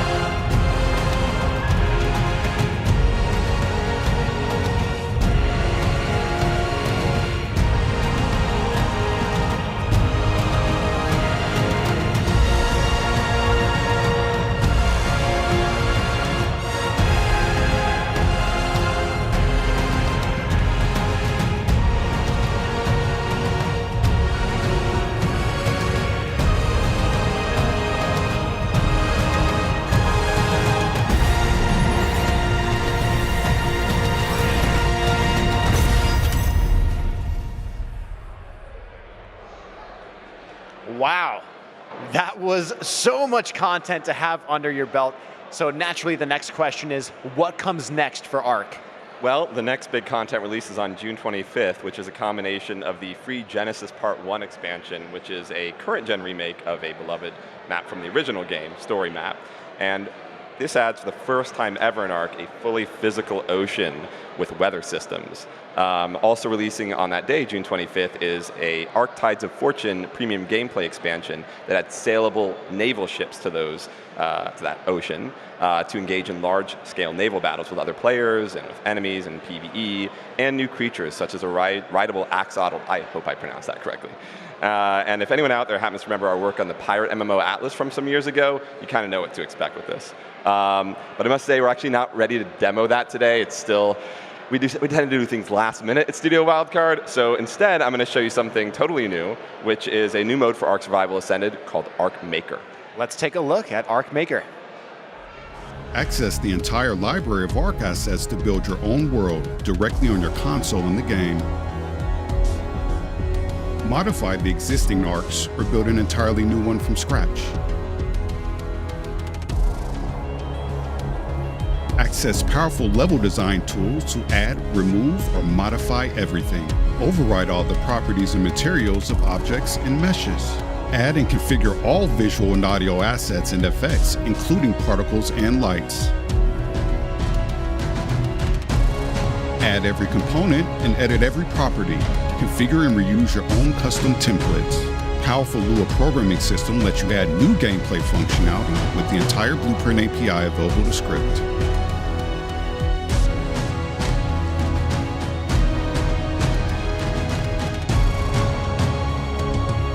You can create your own configurable game objects and program new gameplay features. Your Custom arcs are shareable directly within the game and automatically download when connecting to multiplayer sessions. If you can dream it, now you can make it. Wow, that is so exciting. That was the exclusive reveal for Arc Maker. But I gotta ask, how is it different from traditional modding, which Arc already had? Yes, Arc has traditional modding where you would use a PC and download the Unreal development tool to make new content, which can then go onto any platform. And that's a really cool feature that relatively few other games have. But this new Maker system is different in that it lets players make new maps and game content without the need for a PC at all. You can do it directly in the game on your Xbox or your PlayStation, or in the game on PC as well. And so you don't need to use a separate tool, and you don't need to know anything about the Unreal Engine or game development either. You can create and share this content directly and entirely through the game itself. You don't have to be an expert or have any development experience. The closest comparison would probably be Halo Infinite's Forge mode, except the Arc Maker differs in a few key respects. It supports a Lua text scripting language, so you can add new gameplay functionality. It supports adding mod content into it, so you can actually access the art resources of any mod from the many thousands of mods available for Arc Survival Ascended. And you also can extend the functionality of the Arc Maker mode itself through mods, so it can add more powerful editing features over time. We found that only 1% of the player base has actually downloaded the traditional Arc modding dev kit on PC. Probably because it's PC only, it has really high system requirements, and it requires a lot of technical experience to use. So the Arc Maker tool makes it much easier for players on any gaming platform, yet ones other than PC, to build fun original experiences for themselves and to upload those for other players to enjoy if they want.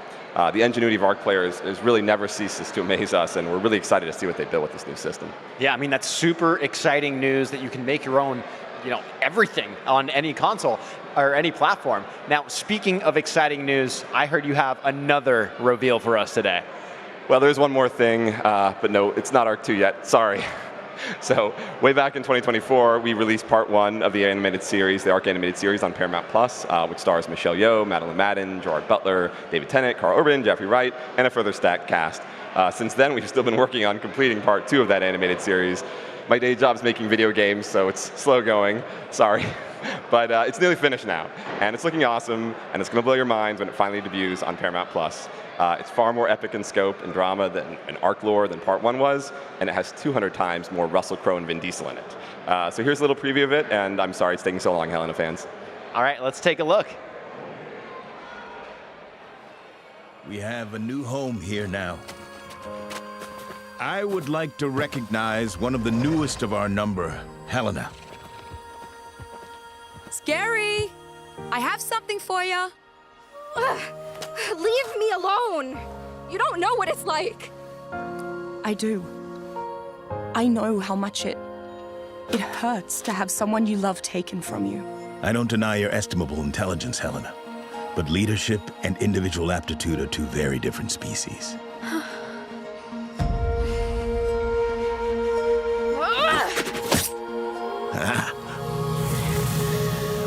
There are more things in heaven and earth, Horatio, than are dreamt of in your philosophy.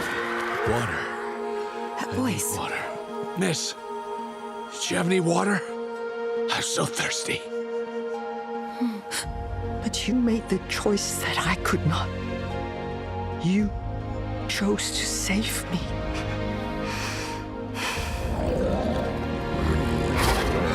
Welcome, Helena, to our home. Lassie, how you've changed since I last saw you. Monkey and I have missed hearing your laugh. They like this ship. It is the fastest one they've ever seen. Did they tell you that?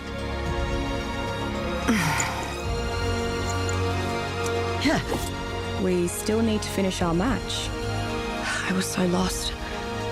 And you found me.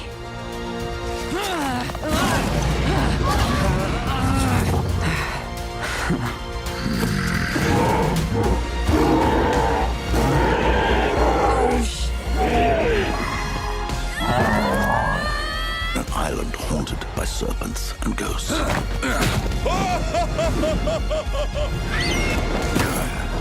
You should have stayed away, prophet. She cries out to me. and she will be avenged!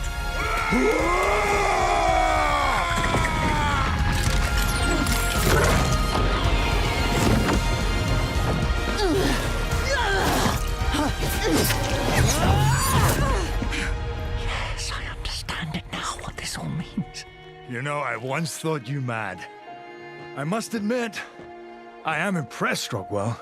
For what are the laws of nature before the genius of man? I did the impossible. I did it. I alone.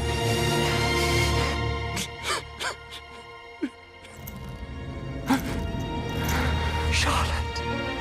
Then for you, I will remake the world. Justice will be served. Only the gods may judge me. Give it to me! Some target practice is gonna feel so good right now. Indeed, Lassie. Let's do this. That is a star-studded cast. I'm so excited to see more Russell Crowe and more Vin Diesel in Arc the Animated Series Part 2. Jeremy, thank you so much for joining me here at IGN Live. You can stay up to date on the latest news for the Arc series by visiting playarc.com, and don't forget to catch the second part of Arc the Animated Series when it drops on Paramount Plus soon. We've got a ton more IGN Live coming up right after this, so don't go anywhere.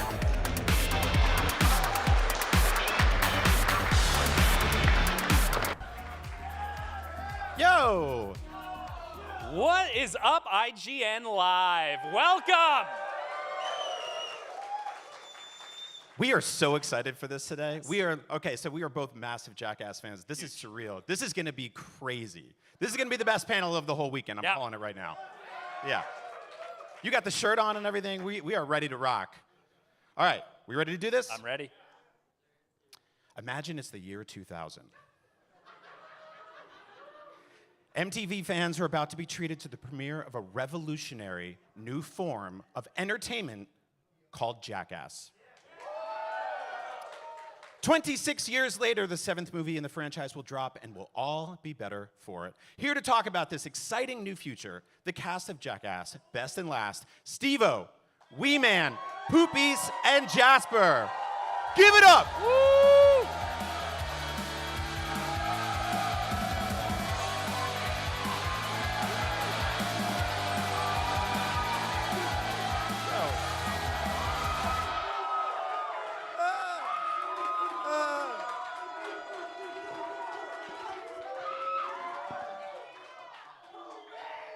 Thanks for joining us, you guys. Welcome to IGN Live. Yeah, dude. Okay, let's get into it. The last Jackass movie felt like the last one. Well, you came back because you guys had unfinished business. What's that all about? Every single Jackass movie has been the last one. And that's like been official, you know, like, and then we kind of broke the contract each time, but this time it legitimately is very much the last one. It's so beautiful too, the way that it's put together, and it's just such a celebration of the franchise, and it finds a home for things that were just way too messed up to be shown on MTV. like really, like super hardcore fans will know about like the forbidden things. But now the forbidden things have a home, and it's great. The last one, it felt like the last one, I suppose. But it's just a beautiful celebration of the entire franchise. Now, give it up, yeah, give it up. Give it up. As we said in the intro, Brian and I have been Jackass fans for our entire lives. I actually brought some receipts with me, if we can throw up, going back to all the way to the distant year 2004. Very sweet Christmas morning. This is my Christmas morning. Yeah, there it is. There he is. Oh yeah. Yeah. Santa Claus brought you a Jackass poster for Christmas? And the DVD too. Yeah. Nice. Is that the kid on King of the Hill? That's my purse! worse. But obviously, you know, these Jackass movies, as you keep going, you're trying to consistently outdo yourself. Even Jackass Best and Last, you've got this escape room gag that it looks like you guys are building up to. Was that building off a little bit of the Silence of the Lambs gag in Forever? Because that's one of my favorite Jackass segments ever. Yeah, I think it was. Yeah. Nobody knew what we were going to get into right when we walked into the first room, but once we knew what it was then, it was done. Like, I wish I could tell you more about what happened, but I want everybody to just see it, because it takes Silence of the Lamb to the next level. Yeah. When you guys meet people for the first time, you know, someone like marries into your family or something, how do you explain your jobs?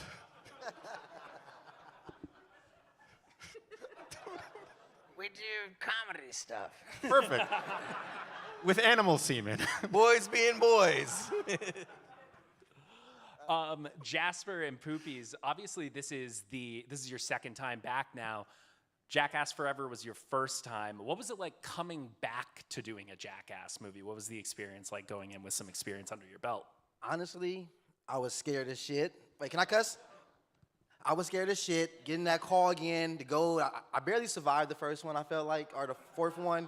So, like, I started sweating, but at the same time, you got to pull up on the boys and have a good time. You know what I'm saying? Very scary, though. Yeah. But make sure people know that you're not fucking around, right? Yes. Yeah, good. Is there an animal that all of you have wanted to have in your mouth that you haven't yet? I told you we're having fun in here today.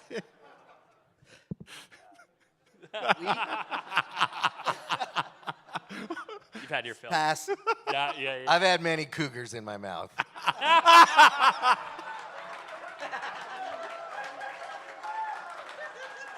Best in the business, ladies and gentlemen. Best in the fucking business. I was thinking about this rewatching some of the movies recently, and one of the secret art forms of a Jackass movie is a good intro. Who do you think in the cast is the best at intros? Pontius. I love Pontius when he does intros. He's so good, and he's just like, it flows out so naturally, like 10 out of 10 every time. Aaron, he's my Aaron, favorite. yeah. Because he's so horrible. But you didn't hear it from me. Poopies, how about you? I'll go with Pontius. I enjoy Pontius's humor and with his intros, but yeah. He's a goat. Steve-O, what about you? I'm just going to fall in line and give credit where it's deserved. Yeah. Pontius. Yeah, Pontius, best intros of all time. I think that's very fair. So a lot of the stuff you guys do to each other, you're not expecting to be done. How do you sleep? Like, how do you relax around each other, knowing that one of you might stick something in someone or shave someone's hair or? On the set of Jackass 3D in 2010, I was rather newly clean and sober. And on the set... Congratulations. Yeah, thank you. Give it up. 18 years? I have 18 years now, yeah. On the set, in the beginning, I had a sober companion with me, you know, because I was just it was important to me to protect my recovery. And so this sober companion I had with me wasn't really one of us, wasn't somebody who sort of operated in our orbit. And he watched a couple of the guys sneak over to a cargo van in which Ryan Dunn was sleeping on across one of the seats. And these guys snuck up to him while he was asleep, grabbed his ankles, and just yanked him out of the cargo van, where he literally, in his sleep, went flying and just crashed onto the ground. And my sober companion was utterly horrified. He said, whose idea was that? And I said, well, obviously it was Dunn's. He's the idiot who fell asleep on the set. Yeah. You know, I guess that didn't really work that good. Steve-O, there's a lot of conversation right now going around about, artificial intelligence, how that's going to affect workforces and realign the global industry. In Jackass Best and Last, a robot sticks its finger in your ass. What's that like? It was important. Statues will be erected. Well, yeah, I mean, in multiple areas of my career, I'm really leaning into the fact that I'm in my 50s. And as such, I'm trying to affect positive change by destigmatizing anal penetration. We need to have our anuses penetrated in order to detect things that are treatable if caught early. Right? A lot of people take the position that there will be nothing entering their butthole. They assume the position. And a lot of these people are dying because they're not detecting things while they're treatable. It's true. So I'm trying to promote colon health, like prostate health, cancer screening. Yes. Yeah. I'm trying to make putting things up our butts cool again. Woo! Jasper and Poopies, first of all, I love you guys. I'm so happy you're here. You guys are carrying the torch to the next generation. Yes. Give it up for them. Yeah. Thank you. You're so good. You guys are potentially, the future of Jackass. Do you want to be here in 26 years with the next younger generation and keep this butt stuff going forever? Oh, of course, 100%. We got the opportunity to be the new cast, and we want to prove ourselves and make the OG crew, proud. And yeah, I think it would be awesome to keep it going. So. I think you have a room full of people that would freak the hell out for more Jackass in the future. Right? Yeah, that would be great. Bester and Laster is a fine movie title, I think. You said something here, Poopies, which is you refer to yourself as newer cast member. One of the things that I really want to just double down on is that the way that the new cast has sort of coalesced into the OGs is so impressive. You guys are really lock in and try to match their energy at every level, and I love that. What do you think is the worst injury that you have gotten for the best laugh so far? Jasper? In the intro of 4.5, there's a scene where they tie a rope around me and I jump and it's an ATV on the other side and it pulls me in the air and it swings me around. It didn't look that painful, but I couldn't sleep on my left side of my ass for a good 4 days. I had to go to the hospital and he had to go in there and he's like, "What's wrong?" And I'm like, "My ass hurts, sir." But he gave me some pills and I feel better. That's about it. Yeah. Poopies, how about you? I'm trying to remember. I think that's your answer. Yeah. Because, God, were you brutally knocked unconscious. And there was one thing. There was one thing that was getting ready to happen, and I actually stepped up and I said, "Hey, I see this going bad. I really want us to not let Poopies, get badly hurt." And I was brushed aside. I was disregarded. I tried to save Poopy's brain, and there he was, knocked out cold on the ground. It was on the lie detector thing when he got hit by the football guy.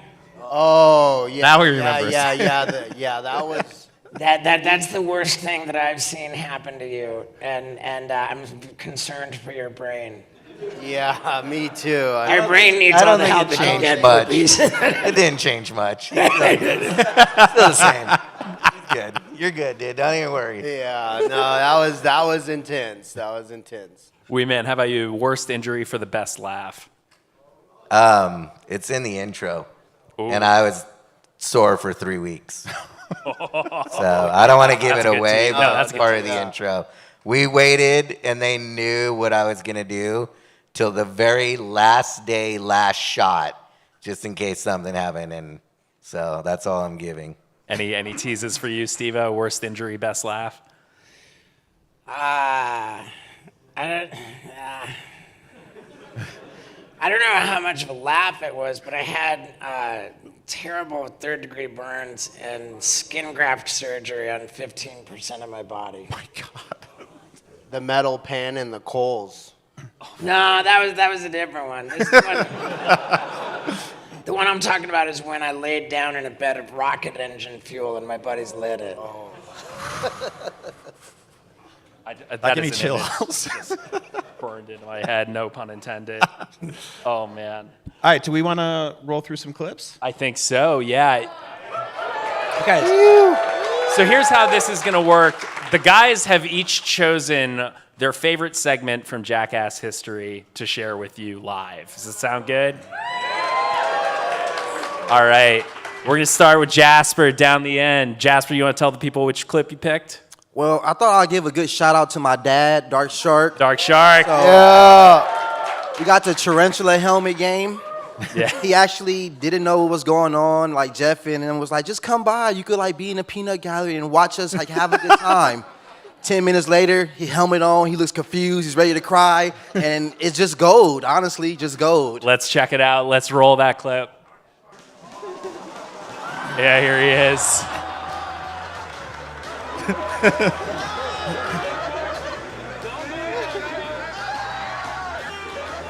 So good. How messed up was he after this, Jasper? Oh man. So the thing, the thing that nobody knows about tarantulas mostly is that they shoot their hairs out at you as like a defense mechanism, and the shit was shooting into their like eyes he's doing the whole right now. time. So for about 2 weeks, my dad would call me like, I can't see, I can't drive, my eyes are messed up. And he would go to the hospital and they gave him like this solution, but like, man, those calls they're so hilarious. Like he broke out of that chair like Frankenstein. Oh yes. That the tape did not do anything. That's his. You guys made. All right, give Dark Shark a hand. Dark Shark's in Best and Last a lot more. Is that right? Yeah, he's kind in of there. main cast now. He came back. Good. All right, Poopies, you want to tell people what you chose? I think I chose the All Show Me. I'll show me. Yeah. If you do not know what that means right from that, you are about to find out. Let's roll that one. I'm Poopies, and I'll show me.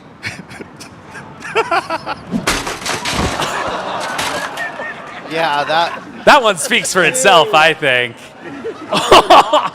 Yeah, that's just one of those iconic, like, solo, simple bits, you know? So, like, and I got to do the full intro and everything for that. But the ground came so fast. It does. That's how terminal velocity works. Yeah, and it's like me standing up on the ladder, just taking a huge swing at it. Like, there's nothing better than that. I mean...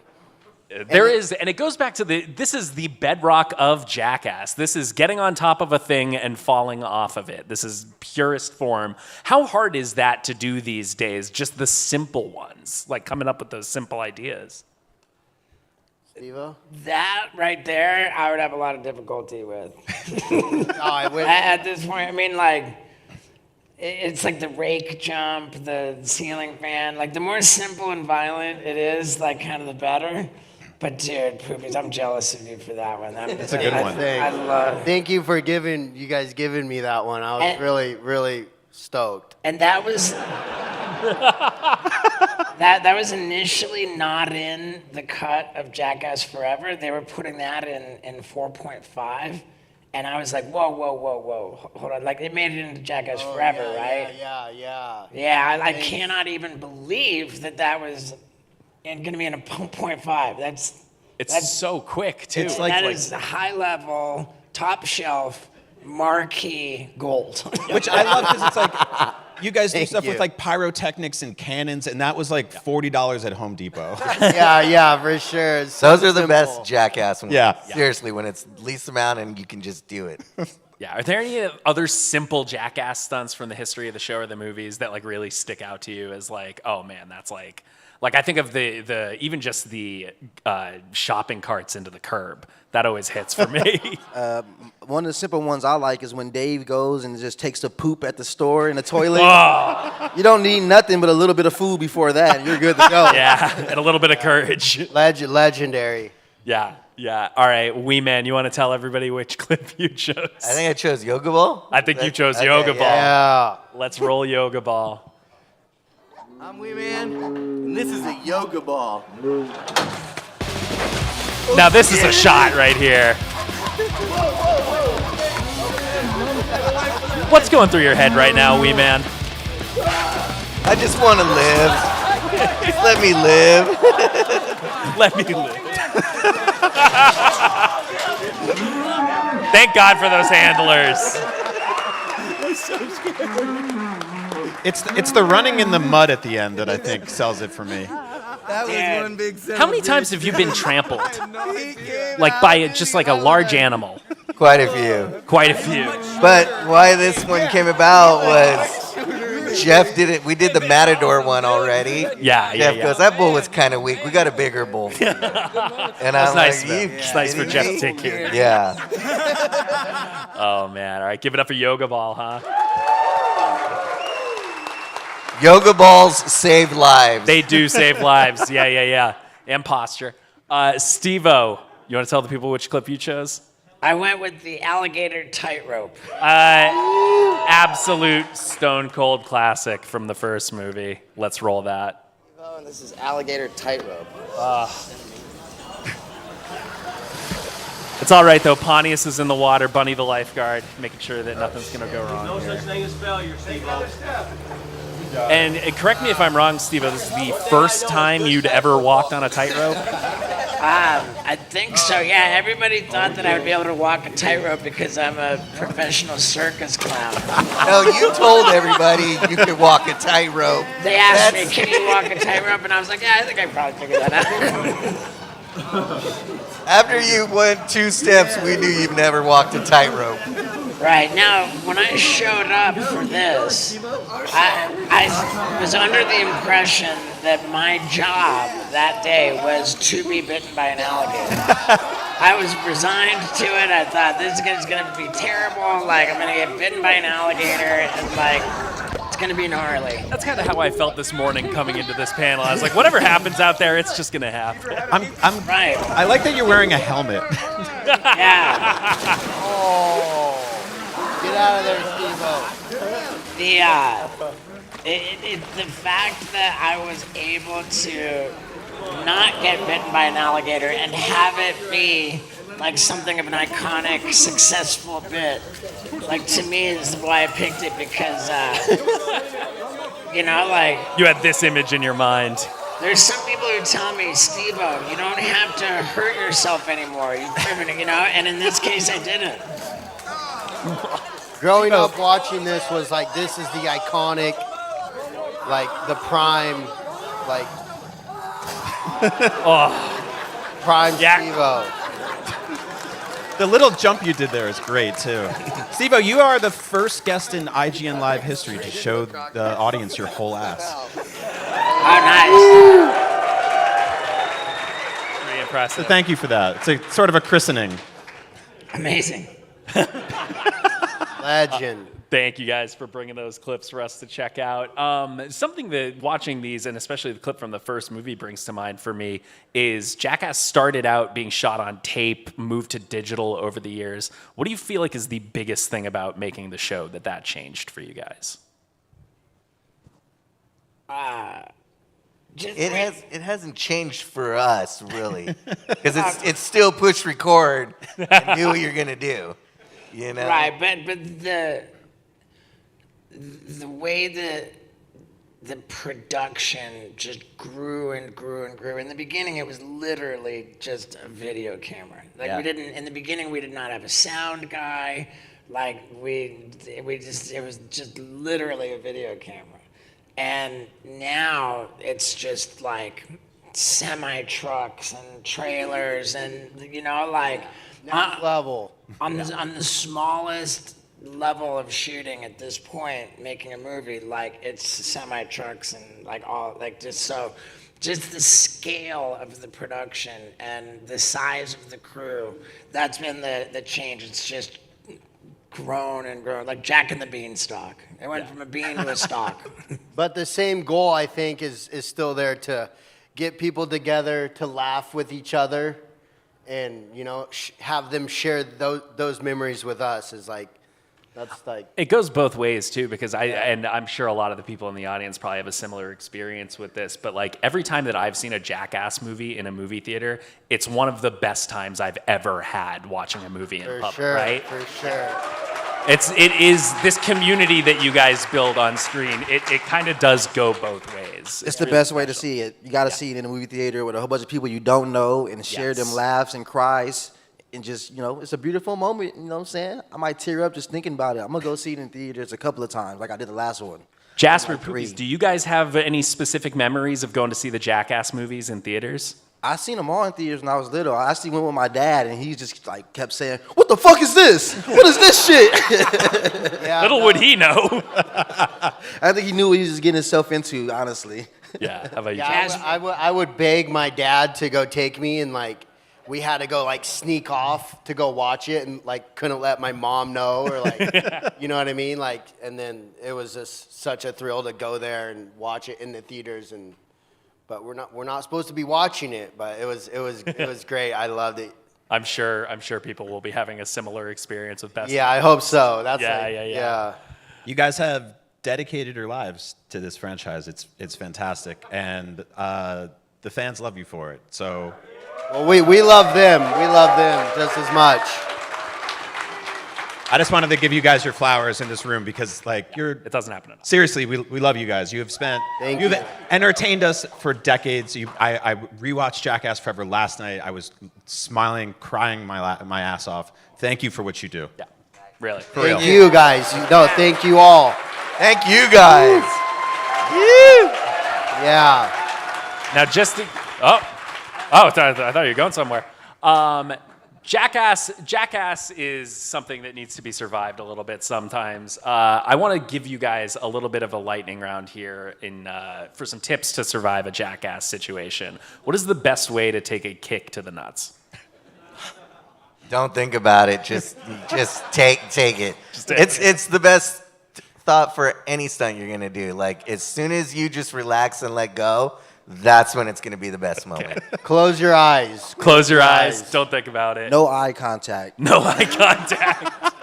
Yeah, when it comes to shots in the nuts, ignorance is bliss. How about best way to avoid getting your head shaved?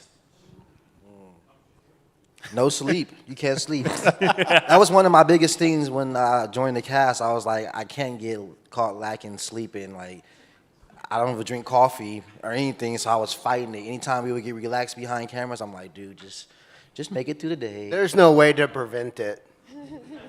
There's no way to prevent it. It's going to happen. Yeah, it's a tough one. It's just going to happen. What is the best way to take a taser? There's no best way. I feel like they just come out of nowhere. Try to get it back from them and fight back. Yeah, take it back. Try to battle. No, I don't know. I actually have an answer for that because the best way to avoid having something bad happen to you is he said to take a taser, not to avoid. take one. Yeah, to take or avoid it. Yeah, either or. Yeah. Well, yeah, so there is no good way. Yeah. I was going to say, indicate somehow that you want it to happen to you. And then it's kind of like bullies, like they'll keep bullying you if you react, but as soon as you don't react, then like, you know, if you're not going to react. Get bored. Yeah. Yeah, they get bored with it. It's a catch-22 if it hasn't happened in a while because then they're like, all right. How about getting clean after being antiqued? Any good tips for when you're covered in flour? I haven't been covered. I don't know about flour, but when I had the pig come on me, there was a dirty pool, and I just jumped in the pool fully clothed. It's just cleaner to wash than the it pig off. cum, probably, right? Yeah. It was horrible, but it never really showed because I didn't care. And so I lost the footage, but I still had it on me. So now you get an award because you're the first person in IGN Live history to say pig cum. Thank you. A lot of firsts today. I don't mean to be critical or negative, but you asked about cleaning off flour when you've got a bunch of guys who've been completely covered in shit. Do you want to read the next question there? What do you do if doused in bodily discharge? You guys got ahead of me. I got to work up to it. So what do you do if you're covered in shit? Steve-O's pro at that. Very. Embrace it. Yeah, like I don't really trip. I mean, he got it in his mouth. Yeah, I feel strongly that the immune system is a muscle that needs to be worked. And so the more you can be covered in shit, the stronger your immune system will become. I agree. A lot of good advice up here today. What's the one thing you guys want people to remember about Jackass? Not to get deep. Wow. Wow, yeah. One? We made 5 movies. I mean, I think that it's okay to get deep, and it's okay to care. I care that our entertainment that we've provided has been culturally significant. I'm really grateful and proud of that. And I think that as human beings, we've got this terrible situation we're in where we have one instinct, which is to survive, and one guarantee, which is we won't. We won't survive. The human experience is a really, really nasty catch-22, awful prank on us. And so, we're just, we need, and on top of that, a lot of people don't like their jobs, a lot of people have health problems, maybe they're not happy in their marriage, problems are real, and entertainment is important to distract people from their problems. And we're not gonna solve anybody's problems, but boy, is it a gift to distract people from their problems. Preach. You guys, beautiful. Thank you so much for joining us today. Jackass Best Last is in theaters June 26th. We have plenty more IGN Live coming. Don't miss it. Give it up for Jackass. Go see the movie. IGN Live is presented by our official retail partner, Best Buy. Do you want to be the very best like no one ever was? Streamline your journey to becoming a master trainer with Planet Pokemon. Choose your Pokemon, filtering by type, stats, or game availability. Then use the full team builder to assemble an unbeatable lineup. Plan out the optimal set of moves, items, and abilities. Plan your dream team today at planetpokemon.com. Catch up on all your favorite shows with up-to-the-minute gaming and entertainment news with Geek Media Podcasts. Welcome to a very special episode of IGN Game Scoop. Game Scoop has you covered for all things gaming and the latest game releases. Tune into Podcast Beyond for the biggest PlayStation news. Man, this is a cool looking trailer. Everything Xbox on Podcasts Unlocked. This is Steve Downs, the voice of Master Chief. Catch up with your Super Nintendos on Nintendo Voice Chat. Let the kids love what we love. And get all the latest console news and rumors with Next Gen Console Watch. Now Xbox and Phil Spencer are even saying that a mid-gen refresh isn't even necessary. The Cinefix Top 100 podcast picks a movie every week to celebrate and debate. It's kind of every movie's grandpa. Geek Media Podcasts, the best podcasts from around the world. IGN Playlist is the best way to track your game collection. Now you can even import your entire Steam library to Playlist, making it easier than ever to review games, show off your collection of the world, and finally chip away at that massive backlog you keep meaning to get to. IGN Playlist, check it out. Can't find that final collectible you're missing? IGN guides are trusted by millions, easy to use, and best of all, free. IGN has the very best, most complete and accurate guides for Shadow of the Erdtree, Baldur's Gate 3, Tears of the Kingdom, and so much more. It's good, right? Every guide is tested and verified for you by experts. Just search for IGN when you search for guides. Happy 30th birthday, IGN. I've been reading you for nearly 25 of those, so this is weird. But congratulations. Hey, you're watching IGN Live. Coming up next, we get a special live episode of our PlayStation show Beyond.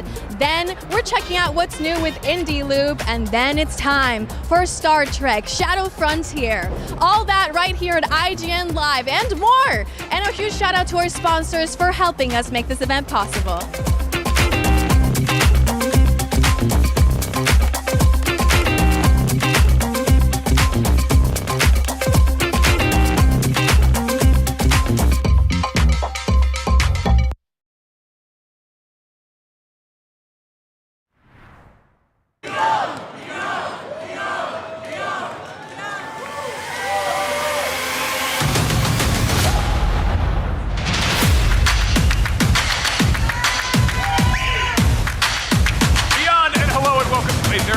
Live edition of our weekly PlayStation show. I'm your host, Max Scoville, and I'm joined once again by my good pals, Jada Griffin and Brian Altano. Give it up. What's up, IGN Live? Beyond! Now, 2 years ago on this very stage, we held a knockdown, drag-out debate to determine which first-party PlayStation character was the best, and we kind of did it by schoolyard rules, like who would win in a fight, and unsurprisingly, Kratos came out on top by killing everyone else. This year, we're doing something a little bit different. I have put together a bracket featuring 16 characters from game franchises we have long associated with PlayStation, but which aren't officially owned by Sony. And with your help, we're gonna decide one winner who should be named an honorary PlayStation mascot. However, the awkward thing is that quite a few iconic video game characters, some of whom were literal PlayStation mascots, are now technically property of Xbox. So that means no Crash Bandicoot, no Spyro the Dragon, no Minecraft Steve, no Doom Guy, Vault Boy, Dovahkiin, or any of the Call of Duty dudes because they're all technically Xbox mascots. I don't make the rules, I just invented the game we're playing and decided what was allowed or not allowed. Okay, so we are deciding a new, unofficial mascot for PlayStation. Yeah, you know, like a character you're like, oh, that's a character you immediately associate with PlayStation. Got it. But who's owned by somebody else, who doesn't officially live at PlayStation's house. You think you guys can help us out with that? Yeah. So originally we had way more of these. We're gonna draw names out of a hat. We're gonna try to make it really fair so people didn't get mad at us for leaving a character out. We're gonna argue over which football was better, the FIFA one or the Madden one. But that got scrapped, so apologies, we don't get to argue about the footballs. But we're gonna need your help. How it's gonna work is I'm gonna pull these characters down. Jada will get assigned one, Brian will get assigned one, and regardless of their level of expertise or enjoyment of this franchise and its characters, they will have to defend these characters on their behalf, make the best argument they can, and then it's up to you guys to vote on who made the best case, and we're gonna do it with a show of thumbs. So you might give us a character we don't like, and we have to tell you why it's actually a good mascot. I might have even picked out some ahead of time that I don't think you like very much. Okay, let's do it. Let's do it. So yeah, we're gonna hear their arguments real quick, and then you guys are gonna do the gladiator show of thumbs thing. So thumbs up for good, thumbs down for bad, and I don't know, just wave your arms around if you're just feeling it's kind of silly. So here's the first bracket. Let's get up here. This is a couple. Drum roll. All right. Lara Croft, that's a great one. Good one. Lara Croft. Oh, come on. And My Leon favorite. Kennedy. So here are two characters from beloved franchises that both got their start on PlayStation hardware way back in the day. They've long since been associated with. They're both celebrating 30th anniversaries this year. Jada, what is the case for Lara Croft to be a PlayStation mascot? Lara Croft is the original PlayStation mascot, right? Jumping, tumbling through traps, swimming underwater, probably not making it the first time, right, with those tank controls. But it doesn't matter because you always persevered and you got to shoot some dinosaurs. Leon hasn't shot any dinosaurs. Not yet. Okay, Brian, you like Leon. What's so great about Leon? Okay, so Leon S. Kennedy got started on the GameCube, obviously, so he's a Nintendo guy first, but he was part of the Capcom 5, and Shinji Mikami said that if Resident Evil 4 ever came to another system, he would cut off his own head.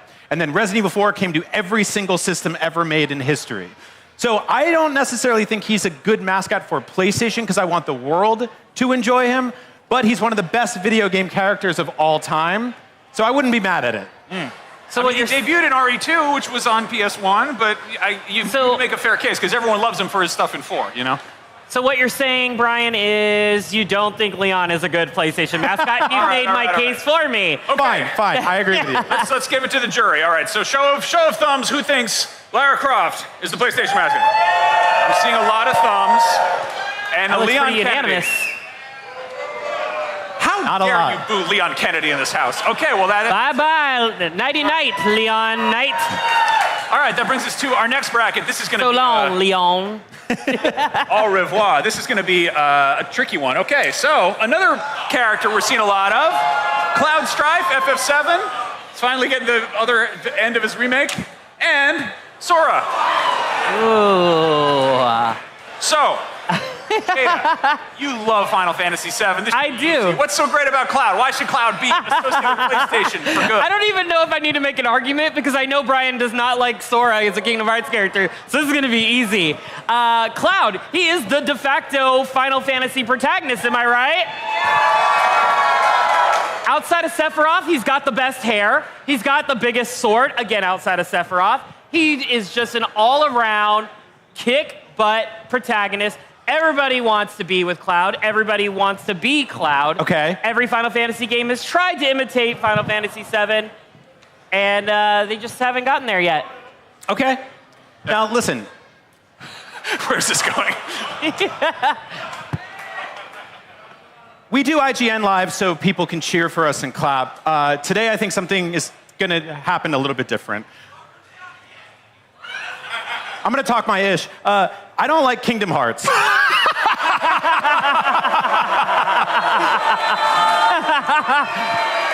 Do not hold this against the Beyond podcast. I love Kingdom Hearts. I love Kingdom Hearts. I think it's bad. I think Sora is a terrible character. Cut the feed. I'm so glad you can't see his shoes in that picture because he's the worst shoes in gaming.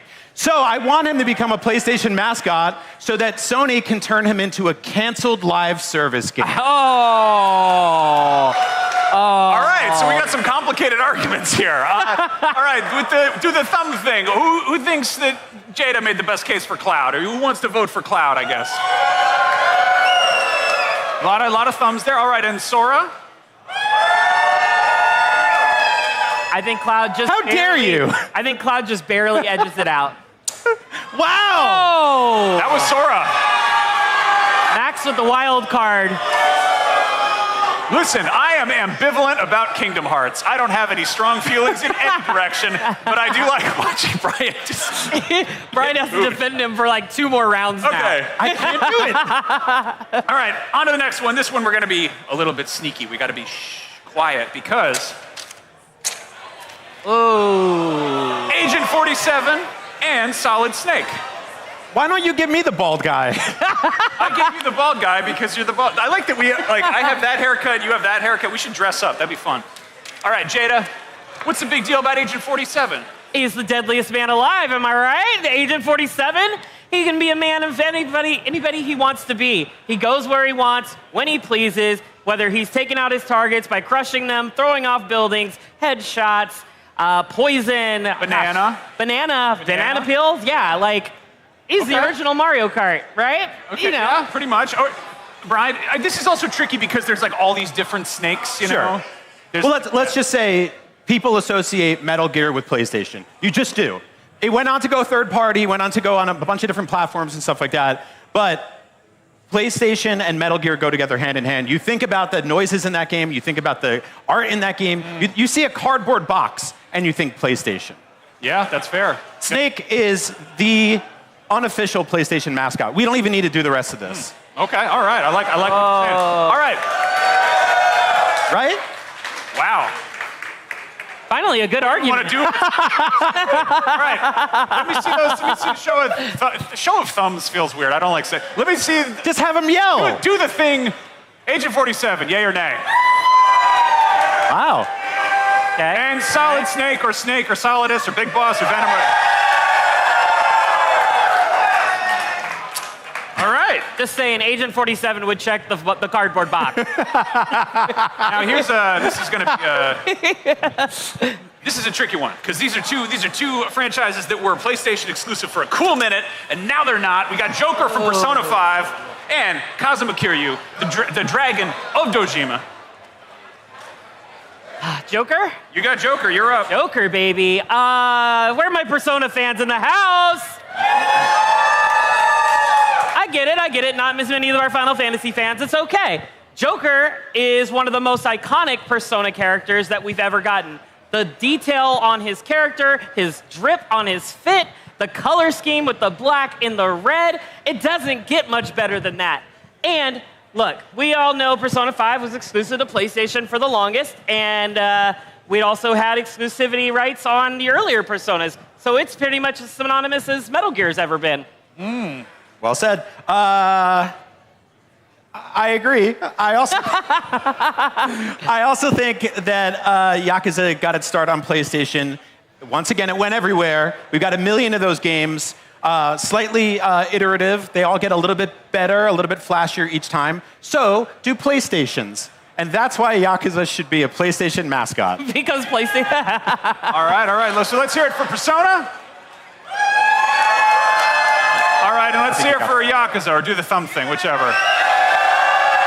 Wow. All right. I'm shocked. I want to point out that Jada is putting down way better arguments than I am. It's going to be the court of public opinion. It doesn't matter how good the arguments are. It's true. I am so glad I don't have to make these decisions. Okay, next up, we got a tricky one. We got Trevor Phillips of Grand Theft Auto 5 representing the entire GTA franchise. And then there's the other open world game where you do stuff, and there's Ezio from Assassin's Creed. He's Italian, I believe. Yeah. Jada, Trevor Phillips, let me hear it. Look, Trevor is chaos incarnate. If you have listened to Beyond or NVC, you know I am also chaos incarnate. Trevor is my guy. There's nothing like waking up as him in the game, just laying in your underwear in the middle of the street with everything aflame. That is Trevor. Our PlayStations also get really hot sometimes, so I think that kind of goes hand in hand. I don't know if that actually works. But, you know, he's also GTA. Like, who doesn't want GTA to be like an official mascot kind of thing, right? We're there. GTA on PlayStation, anybody? Yeah. All right. Wait, does that mean that GTA is exclusive to play, or just Trevor is exclusive to PlayStation? Trevor is representing all the GTAs. And GTA 3 reinvented the open world game, or invented it, whatever, and that came to PlayStation 2 first and foremost, so it's always been there. So what, PlayStation's gonna make a sad dad game about Trevor and he has to go pay child support? Is that what's gonna happen? He's not paying that child support, and you know it. Okay, let's be honest. Nobody associates either of these franchises with PlayStation exclusively. All right, well, at all. Let's let the audience decide. All right, who do you think is more associated with PlayStation? Do you think Trevor and the rest of the GTA crew? Yay, nay? All right, and then Assassin's Creed. All right, fair enough. All right, so that's a surprise. I think people just keep putting them out for different PlayStations. Okay, next up we have. We got Heihachi from Tekken and Tony Hawk Pro Skate. Wait, hold on. I just realized Tony Hawk Pro Skater, that's Activision. That is Activision. You can't do Tony Hawk Pro Skater, but I found out that he is an amateur violinist, so we can do Tony Hawk amateur violinist, an all-new IP. That's not Photoshop, by the way. He's actually an amateur violinist. All right, so Jada, make your case for Heihachi. I'm so glad you have to defend Tony Hawk the violinist. Heihachi, man, that's Tekken. That's Tekken from the PS1. This father, if we can call him that, has been throwing kids into volcanoes since the early 90s. What is not more PlayStation than that? If it's, I don't even know where I'm going with that argument. But you know what? Heihachi, great fighting character. He's also a guest character in Soul Calibur. He's been a guest character in numerous other fighting games. Why not make him one of the official PlayStation mascots at this point, right? Sure. All right, Brian. Okay, so Tony Hawk the skater does 360s, which is an Xbox console. But Tony Hawk the violinist does not do 360s because you can't do a 360 with a violin. All right, let me show of hands. What do we think about Heihachi as a PlayStation mascot.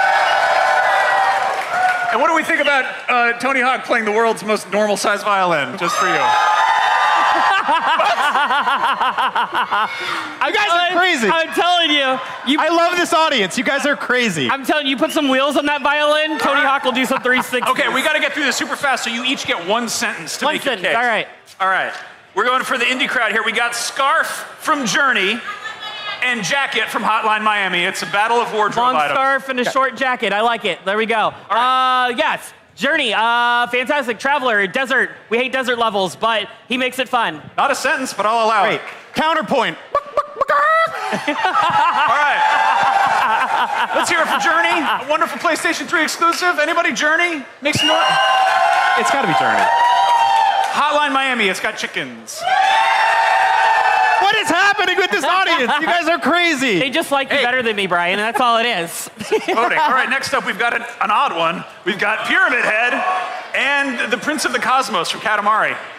It's actually not Pyramid Head because I cropped it off. It's more of like that's traffic not a pyramid cone. head, Max. Yeah. Cut off. It's okay. Pyramid Head. More like a traffic cone. Not traffic cone. Pyramid Head. Very scary. Horror icon. We all know it. We all run from it in Silent Hill. Why not? Let's make PlayStation creepy. Okay. All right. In Katamari, you push a huge ball around, and the circle is the best PlayStation button. Wow. All right. Hold on. Let's take this to the PlayStation buttons then. Who thinks the triangle button is the best button? That's actually a really good case. Okay, let's hear it for triangles. And let's hear it for circles, I guess. I think people like circles more than triangles. That's weird, but okay. All right, well, we need to take a quick break, but stick around to find out who will reign victorious in our completely arbitrary mascot showdown. We'll be right back.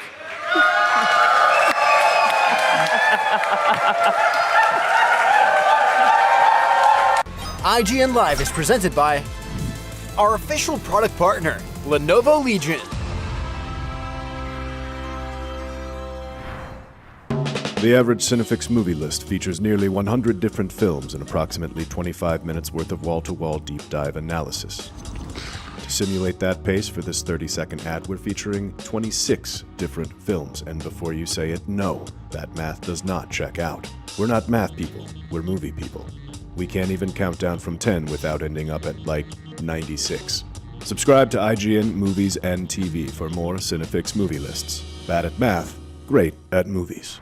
IGN Playlist is the best way to track your game collection. Now you can even import your entire Steam library to Playlist, making it easier than ever to review games, show off your collection of the world, and finally chip away at that massive backlog you keep meaning to get to. IGN Playlist, check it out. IGN Store has everything you need to level up your life. Red 6 standing by. Refresh your wardrobe with official gear you won't find anywhere else. Treat yourself to the coolest collectibles like an adorable SKA plush, your very own Assassin's Creed Hidden Blade, and a fully functional Pip-Boy 3000. Head to store.ign.com and start shopping today. Do you want to be the very best like no one ever was? Streamline your journey to becoming a master trainer with Planet Pokemon. Choose your Pokemon, filtering by type, stats, or game availability. Then use the full team builder to assemble an unbeatable lineup. Plan out the optimal set of moves, items, and abilities. Play to your strengths by analyzing your team's resistances and offensive coverage.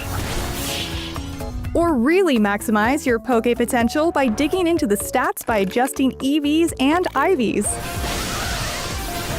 And save multiple team builds for different strategies in different games.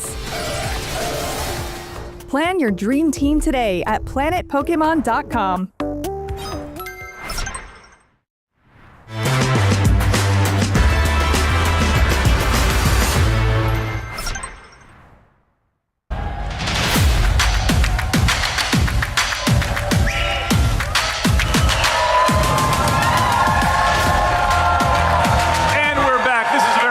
special IGN Live edition of Beyond, and we're here to determine which third-party video game character should be made an honorary PlayStation mascot. And up next, we have our first bracket here. We've got the big showdown between Lara Croft and Sora from Kingdom Hearts.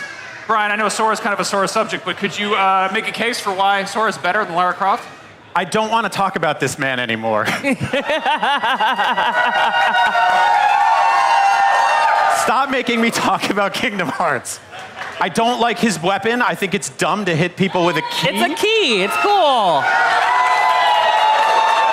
A key. Keyblades are cool, man. He looks like one of those, like if you had like one of those wacky inflatable guys above a locksmith. Like, you know, it was originally a chainsaw, but Disney didn't think that was a good idea. Weird. Jada, Lara Croft argument? I mean, Lara Croft gets to lock her butler in the freezer. That's kind of a cool thing, that is cool. right? All right? Old school fans, you guys remember that.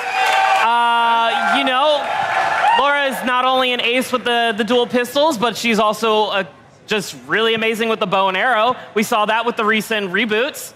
We got another reboot coming. Like, Lara Croft is just generational, like, peak for PlayStation, right? Yep. I think so. Okay. Also, I want to remind everybody, Lara Croft's the last woman, so let me hear from the women in the crowd. She's the last woman on here. Let's make it happen. All right. Let's, who thinks it goes to Sora? That's for Sora. What about Laura? Thank you. Thank you. Can I have that? Sure. No, it's mine. It's mine. All right. Next up, we have. I don't want to make this. I couldn't pick one. They're both too dreamy. We got Solid Snake and we got Cosmo Kiryu. Brian, let me hear from you. Hold on, real quick. Can we get a look at this? Please don't do that. People are going to be mad at you. Please stop. I don't know if they're cheering or just yelling incoherently. Now you're going to have to deal with this nobody. Y'all get that reference, right? You're going to deal with the nobody? Somebody once said to me that Kingdom Hearts is Metal Gear Solid for Disney adults. Okay. You're not selling me on it. Yeah, anyway. Let me hear, what's the case for Yakuza? For who? Steven Yakuza over here. I think that Steven Yakuza? I think Steven Yakuza is one of the best video game characters ever made. All right. That was barely an argument, but okay. It wasn't an argument, but no, I can't compete against Snake in this round. I'm going to be honest with you. Snake is quintessentially PlayStation to me. What do you all think? Do you think either Yakuza or let's hear for Yakuza. Snake. All right. Not even a conversation. Okay, now it's this. Also a great animal, you know? It is a good animal. Yeah. Can we get a quick cheer for Snake the animal? Let me hear us. Hell yeah. Okay. Now we got Ezio and Tony Hawk with his violin. Wow. Cheering for Tony. Okay. I don't even get to make an argument there. That sounded like every Italian wedding I've ever been to. I love it. If this is the winner, it's going to be great because legally Tony. All right. Hotline Miami, Katamari Damacy. They're both weird. They're both pretty wacky. Yeah. What do you think about it? What do you think? You know what? I also do not really care for Hotline Miami. Like, it's a great game, but I'm a Prince of All Cosmos fan. Like, I want to roll it up. Okay, Brian. What? You can roll up that. Okay. Hotline Miami is awesome. It is violent. It is crazy. And I think a third-person, over-the-shoulder, sad dad Hotline Miami game made by PlayStation would be awesome. Hotline Miami, where you go really slow. Yeah. Walk really slow. Sounds great. All right, let's hear it for Hotline Miami. Okay, all right. And then Katamari Damacy. All right, we're getting down to the wire here. This is going to be, this is getting tricky. This is also really just the stupidest outcome we could have gotten. It's like, one of these things is not like the other. All right. Okay, so let's talk about Snake and Lara Croft. This is not a bad Final Four. Yeah, this is good. Aside from the fact that there's a human man holding a violin, Yeah. it's not a bad final four. Put some wheels on that This thing. I looks like swear, a- 360 it. This looks like a CAPTCHA, where it's like, prove you're a human. Which of these is not a real video game character? Okay, so let's just drop the jury thing. Who do you think? All of us, we can just take our own sides. Yeah. Who's a better PlayStation mascot? Is it Lara Croft or is it Snake? Oh, that's close. That's tough, right? It's really tough. That's like they were both PS1 games. They were hugely iconic. They both kind of undergone various transformations. I mean, Lara Croft is like, they're still making those games. Yeah. Big new remakes recently, right? Yep. Yeah. Legacy of Atlantis on the way. I don't know. Should we ask Like- them? What do y'all think? What do you guys think? Do you think Lara? Lara? Ooh. All right, hold on. All right, okay, that's a lot of. All right. All right. This might have to be this is going to be really close. I like the one extra snake at the end there. Snake. Maybe we should zero in on which Snake it is. This is Solid Snake from Metal Gear Solid 2: Sons of Liberty, who's also the same one for the first one, but in that one he has a mullet, which is cool. And then there's also like his clone, which is Big Boss, who's in 3 and Peace Walker. But then there's also like Venom Punished Snake, who's the Kiefer Sutherland one, which is a whole other can of worms. But then there's also Solidus, who's the president, but he has robot tentacles and. I'm like trying to fast forward you right now. So that's my issue with Snake being the mascot is because it's so confusing for a mass appeal. Yeah. Right? It's a little tough. Lara Croft is Lara Croft. Yeah. You know when you hear Lara Croft, you know it's Lara Croft. Okay. Lara Croft. Lara Croft. Oh, it turned. It turned around. We're hearing Solid Snake. All right. Well, sorry, Laura. Gotta move on to that. Wow. Oh man. Sorry. I don't make the rules. Sorry, sometimes. All right, this is, again, I don't even, okay. I guess, the PlayStation sad dad thing would continue with Tony Hawk. He's not really a sad dad. He seems like a I'm sure he's very happy.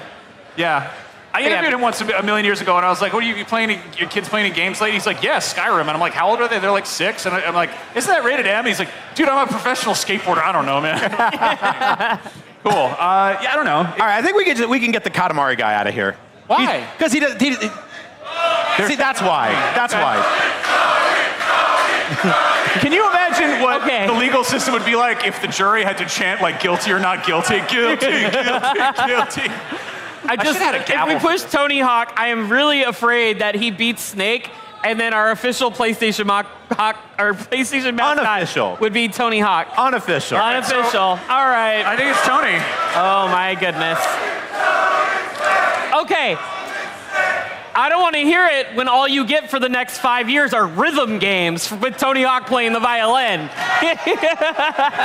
They want that. See, there we go. There we go. That turned it. Okay. That turned it around. All right. Settle. All right. Slow down. This looks like one of those walls they have at police stations. We're trying to find the guy who did this. We got 2 suspects right now. He's not even happy to be holding the violin. Look at, he's like, oh, I got a violin. Apparently, he's also into various other action sports besides skateboarding. Okay. And I think whiskey collecting. I was backstage. We originally had the Tony Hawk Pro Skater graphic of him skateboarding. And then Sidney Goodman was like, that's Activision, though. And I was like, oh, no. And I scrambled to be like, Tony Hawk, what is hobbies? Okay, so it's down to these 2. Yes. Yeah. And is it up to us or is it up to them? Okay, let's make this interesting. Solid Snake, in his spare time, he does dog sled racing because he lives in Alaska. Which would you rather play as a video game? As a PlayStation exclusive, a PlayStation 6 launch title. You have your choice of Metal Gear Solid Snake's Iditarod action. Iditarod action. Or Tony Hawk, amateur violinist.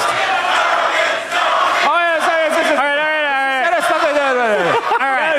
The yelling is just making up a weird word. It does. All right. Keep in mind. Let's do the thumbs. Yeah, I like the thumbs.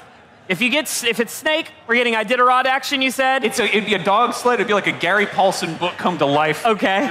Yeah, give it up for Gary Paulson. If it's Tony Hawk, we have to buy a violin peripheral to plug into our PlayStation 6. It's working on what is it? Parents out there, you remember all the guitars and stuff you've been throwing out over the years. You don't want these violins as well. All right, so if you think that Tony Hawk amateur violinist should be the mascot, make a violin noise, and if you think Solid Snake should be, make a snake noise. Max, I think I heard a snake. All right, so there we have it.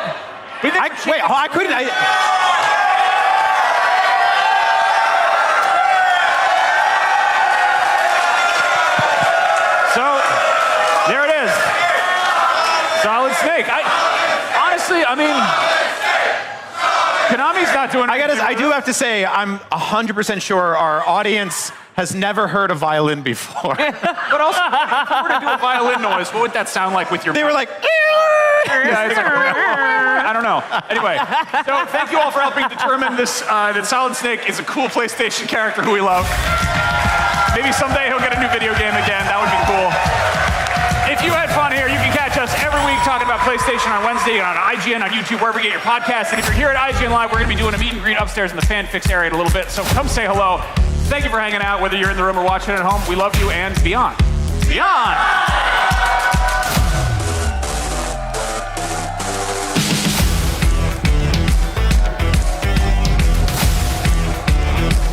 IGN Live is presented by Fanta. Special edition Fanta and Xbox 25 cans are available now only for a limited time. The average Cinefix movie list features nearly 100 different films and approximately 25 minutes worth of wall-to-wall deep dive analysis. To simulate that pace for this 30-second ad, we're featuring 26 different films, and before you say it, no, that math does not check out. We're not math people, we're movie people.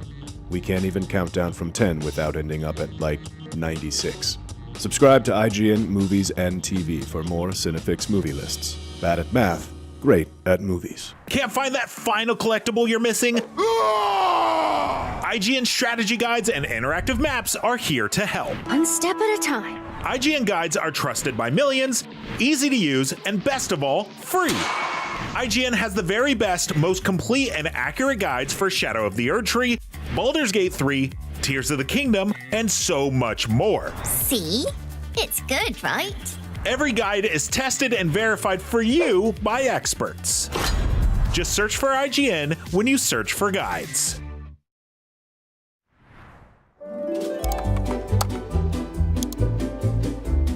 IGN Plus is where your adventure begins. What are you selling? Plus is the place to get unlimited access to all the tools you need to beat your games. Here's what you need to know for bringing down Gloomspawn. Plus awesome exclusive discounts on IGN Store. Maybe this would tease open your money pouch. Plus ad-free browsing on IGN.com. Plus, unlimited game help tools like premium interactive maps with your own custom map markers, filters, marker notes, and more. This will come in handy. Plus, access to sweepstakes, giveaways, and free game keys. Wow! Exactly. Want more? Head to IGN.com/plus and start your adventure today.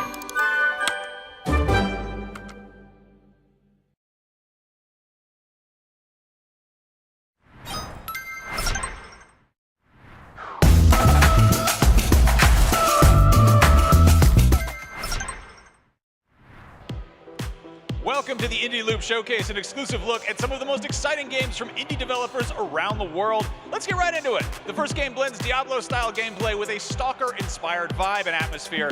Take a look.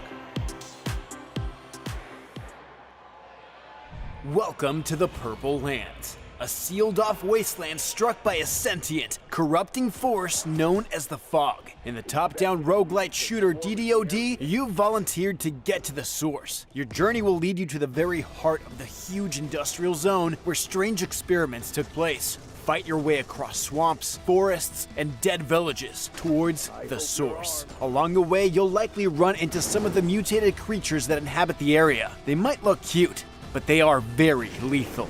They'll react to the noise you make and your actions, so be ready to change up your strategy on the fly. Go in alone or bring up to 3 friends in co-op to watch your back as you scavenge this desolate place, exploring the open world and dungeons. The Purple Lands feature a dynamic and warped weather system where the landscape itself has been altered by the mysterious fog. DDoD's map was built using real-world topography, and its terrain shifts from dense forests, swamps, and industrial ruins. Customize your weapons to fit your needs and push your luck further than it should ever go. And keep an eye out for some of the locals. They've got a screw loose. But then again, who wouldn't, living inside an apocalyptic bunker?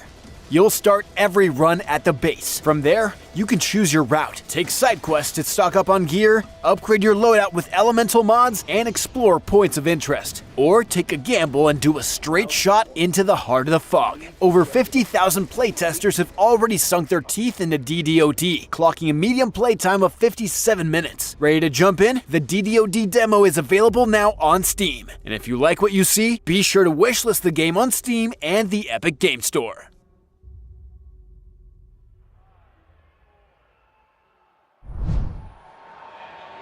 You can go hands-on with DDoD today right here at IGN Live, so make sure to check it out for yourself. Next up, in the future, humanity's final refuge amidst the post-apocalyptic wasteland is aboard colossal Titan trains. Only some bold survivors have escaped to become free railers in Engine Fall. Check it out. The world broke, but the rails didn't. The Titan trains kept rolling. Relics built to protect the rich and run on the backs of those with nothing. That used to be us, working their engines. Now, we hunt them to survive.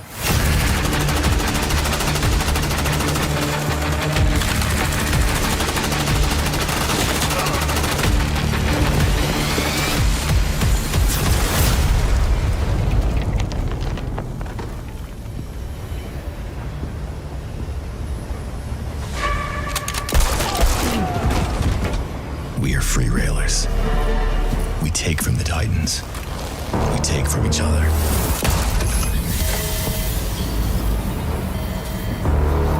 Fuel cores are everything out here. They mean freedom. But the more you have, the bigger the target on your back.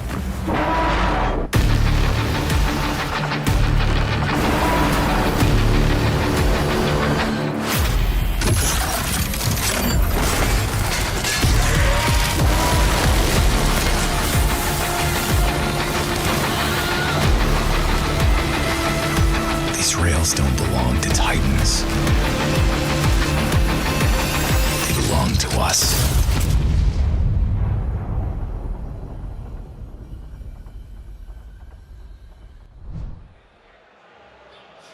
Engine Fall's open playtest runs from June 8th through the 14th and will be available as a Steam Next Fest demo starting on the 15th.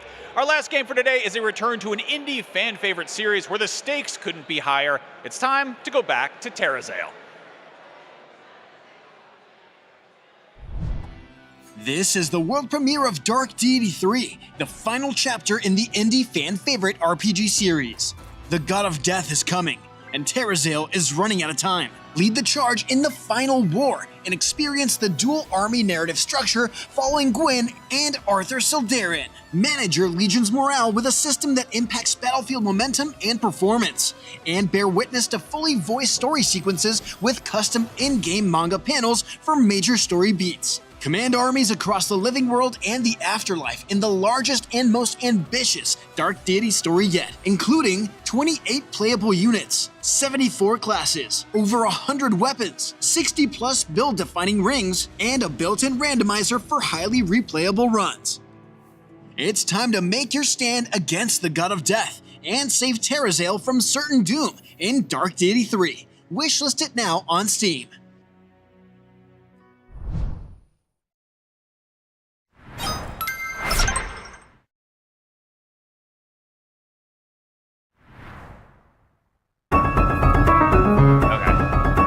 Wow. You're watching IGN Live! Hello! Sonic the Hedgehog and Princess Zelda are two of the most iconic video game characters of all time. And we have the voices who bring them to life with us here at IGN Live. Say hello to Roger Craig Smith, voice of Sonic. And Patricia Somerset, who plays Princess Zelda in Breath of the Wild universe. Wow, welcome to IGN Live. That's all the time we have. Sorry, everybody. Yeah, what's it feel like, Jeff? How's that feel, right? You immediately went off script. I went off script, I'm sorry. The 30-second show, you guys know what I'm doing to them, right? The 30-second show? Yeah. Okay, Yeah, good. these are all... I've been sitting on that, like, all backstage. I know Yeah, you did such a great job. I'm gonna thank you. I had to tell Roger backstage, my name is Jeffrey, and he keeps saying Jeremy, and I think he's doing it on purpose. We did it on purpose. We did it on purpose. He's the best. Give it up for Jeffrey. Come on. There we go. Guys. I told you guys backstage, you already know this, Sonic and Zelda, I mean, they're my favorite video games of all time, and I think that's true for a lot of people here, too. It's crazy. Like, that's it. I don't have any questions. I'm just going to tell you how much I love you guys. I love it. That's it. It's just a love fest. That's what we like. Yeah. Yeah. Okay, so I'm really excited you guys are here at IGN Live because this year, in the year 2026, both of your characters are celebrating major anniversaries. 35 years of 35 of Sonic, yes. 40 years of Zelda. Like, what? Like, how does that feel to celebrate an anniversary like that? Oh man, well, I feel like we're celebrating it globally with all the fans around the world who have just been so into these franchises from like 1986. That's, it's incredible. It's like skydiving. It's amazing. There's so many great games in the series, and it just keeps going and going, and you wonder what's going to come next. It feels 40 years young, really. Yeah, wow. That's crazy. Oh yeah, definitely. I second that. The skydiving part, I don't know quite. Well, okay, fine, but parasailing. No, it's scary. No, it's crazy to think that you try to just take a job as a voice actor, and you're thrilled when you get any time behind a VO mic, let alone getting to voice characters that have been so iconic to gaming in the interactive space for this many years now. It's very surreal. Yeah. And Patricia, when you say skydiving, are we talking like Link falling from the sky? Parasailing. Okay. Parasailing. Okay. Yes. Okay. Of course. We have a glider, right, that we get from King of Hyrule. Makes sense. Yeah, it's kind of insane, and I love you guys so much.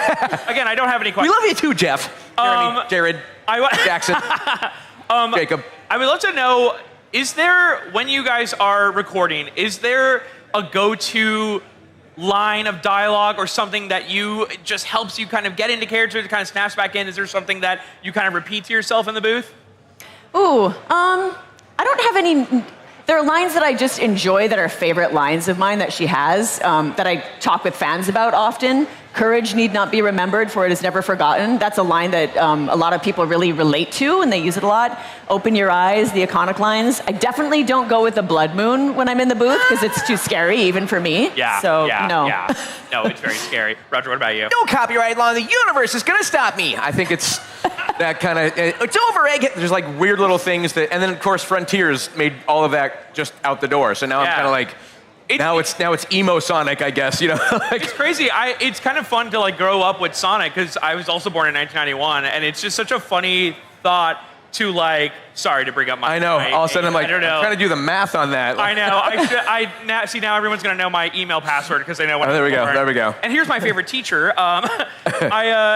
It's funny, yesterday, for the week of gaming, Summer of Gaming, we got a trailer for Sonic's 35th anniversary. Yep. We got new updates for Sonic Racing Cross Worlds. We're gonna get TMNT. We're gonna get Evangelion, which is crazy. Yeah. And Godzilla. What's it like working with Godzilla? It's crazy. His breath is a whole other thing, but a total pro. Pro. Yeah, he's method for sure. No, I was actually at both of us were in attendance at Summer Game Fest when the trailer happened, and I was sitting there like we were up in the nosebleeds, and I was just laughing, kind of going, "Oh, this is great!" Hearing people get all hyped up for it. So that was awesome. That's so fun. I'm glad you guys are excited, because it's like I've been sitting on so much of this that you just kind of go like, I can't say anything. I know what's coming, but that's the worst part about what we do. Can't say anything. Can't reveal anything. Right, But it's good right. when we get to see you guys go bonkers for it. So It's cool. I love Sega's dedication to like keeping, it's like we got a whole roadmap. Like this is not over. Yeah, and they're not done. Patricia, you obviously play Zelda in Breath of the Wild and Tears of the Kingdom, but you also reprised Zelda in the Hyrule Warriors games. Age of Calamity, Age of Imprisonment. Thanks. They're fun, aren't they? We get a lot of lore there. Are those recording sessions like different or similar, or like do you approach it in a different way? I mean, a lot of that is crossover, of course, but then you also have like the fighting and smashing timed lines that are a lot like like a lot higher, a lot faster. Yeah. You know? So Nailed it. a little bit, but you still have cutscenes and stuff like that. So it all feels the same to me. Same Zelda. Right. It's interesting because when you're in scenes with Link, your co-star is a silent protagonist. So are you putting in a lot more kind of oomph in there? Is that something that you consider when you do that? I just have a very strong imagination as an actor. We are often saying our lines to somebody who doesn't speak back to us. That's kind of part of the being in the isolated booth. Yeah. So it's just, I feel extra robust after those sessions, though, I must tell you. I love that. We were talking backstage before IGN Live began, and you mentioned that you know how to write Hylian? Yeah, I write in Twilight Princess Hylian. Guys, do you know about this? Like, does anyone here speak or write Hylian? Couple people? Buddy? No, nobody. Okay, nobody. After all the Pokemon stuff, like nothing? Like, guess that letter in the Hylian alphabet. Patricia, would you be open to maybe writing some for us and kind of seeing what that looks like? Sure. Yeah. I have a whole. Come on, guys. If you want to pass that over. I want to take a request I will not be from the bothering. audience. Yeah. Have a quote. Is there? Yeah. What should we write? Does anyone have any ideas of what we should write in Hylian? And also, is anybody going to argue with what she writes down? Because none of you know it, right? So this is not right. I have to assume it's my trick. It's gibberish. You know what? Let's write down. Find me. Hi, my name is Sonic. Oh wow. Hi, my name is Sonic. Yeah. Oh, in interesting. Hylian. Yeah. Okay, might take a second. Hold on. Yeah. No, this is gonna be good. I'm very. Again, we won't know if it's right or not. This would be impressive if she's just making this up, though, because yeah. Does Patricia ever like text you or kind of say anything in Hylian to you and you don't know what it is? All the time. Really? Oh yeah. No, I have no idea. No, it happens. And it's like, and I just assume it's all complimentary, but I doubt. Right. that it is. Right. I know myself. While she's doing that, Yes. Roger, I gotta mention that Zelda and Sonic are both in a video game together, and that's called Super Smash Brothers. Oh yes. Yeah. Guys, give it up for Super Smash Brothers. Anyone can win in that game, but who do you think would win in a fight, Zelda or Sonic? Oh.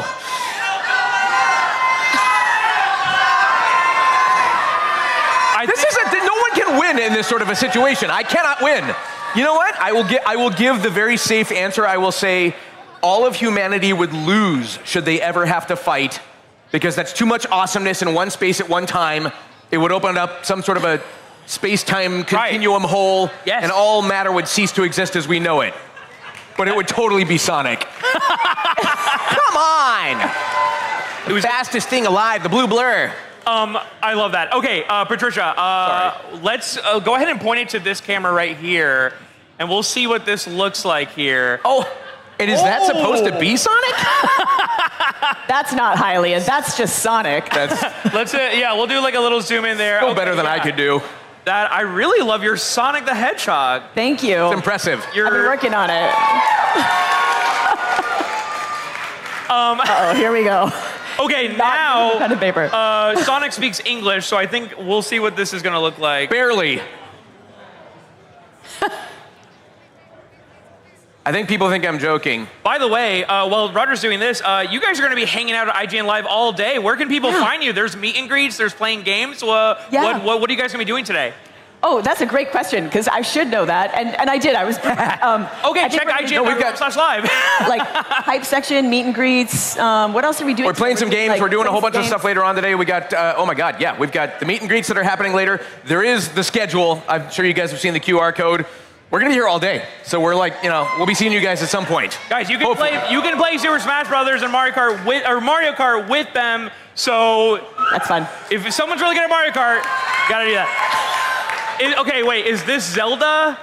This No, that's Sonic the Hedgehog. Sonic the Hedgehog? Clearly, I mean, look. What's with the stick figure? What happened here? That's Sonic the Hedgehog. It's the spitting image. I mean, come on. 16 years of doing the guy. You think I know how to draw Sonic the Hedgehog? I mean, so good. No, that's so good. It's You're so so good, talented right? I know. Thank every you. domain. Looks just like me. Guys, I love this. There's so much more of this all throughout IGN Live, and I'm definitely gonna keep those. Guys, we are out of time. Thank you so much, Roger. Thank you guys for joining me. Thank you. If you're in Los Angeles, come down to the Magic Box. We've got lots more IGN Live coming around, so stick around.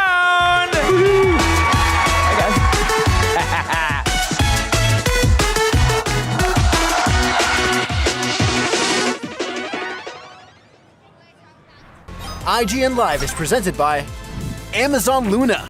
Here to play.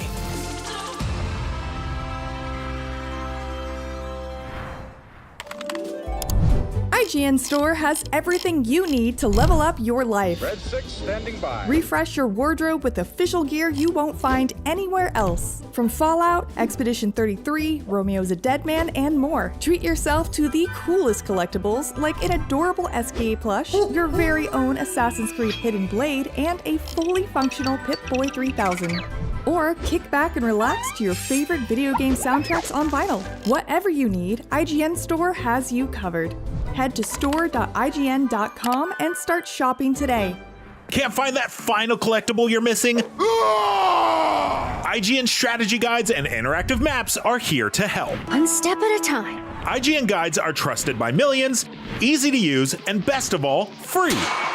IGN has the very best, most complete and accurate guides for Shadow of the Erdtree, Baldur's Gate 3, Tears of the Kingdom, Call of Duty Black Ops 6 Zombies, and so much more. See? It's good, right?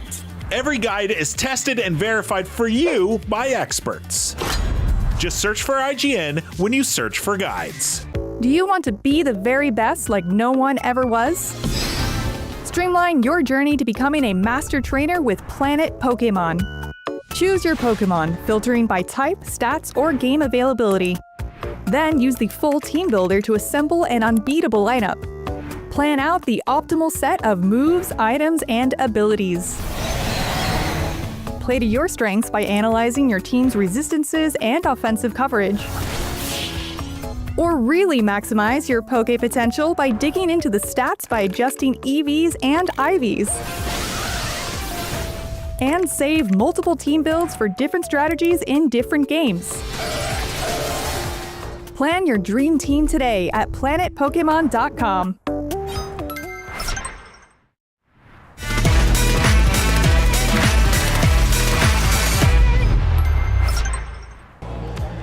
Oh hey, you're watching IGN Live. In just a little bit, we're heading into the bold unknown of Star Trek Shadow Frontier, and then the star of Drifter is here to show us how to drive in style. After that, Razer is here to show us their brand new accessories, and then it's maximum pleasure guaranteed with Tatiana Maslany. All that right here at IGN Live. And of course, a huge shout out to our sponsors for making this show possible.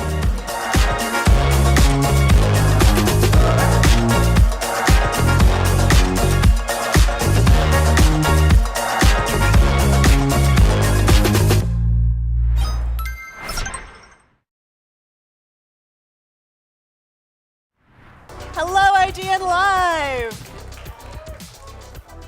Well, if it isn't the smartest audience here, because you are going to see a reveal for the first time here at IGN Live in this room before the rest of the world. If you look up what this game title is online, there's nothing. So you're going to be among the first for unannounced game. No one knows what IP it could be. But I think you're in for a treat. I'm not going to talk about it anymore, though, because we're just going to show you.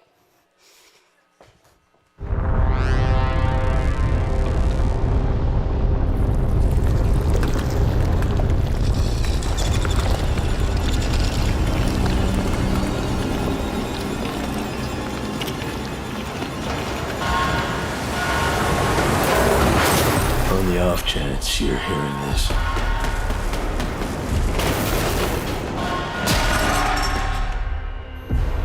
I'm out there. In the dark.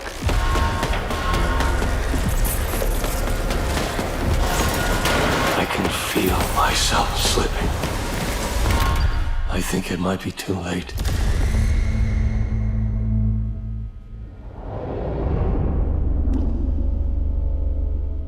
There is no coming back from this.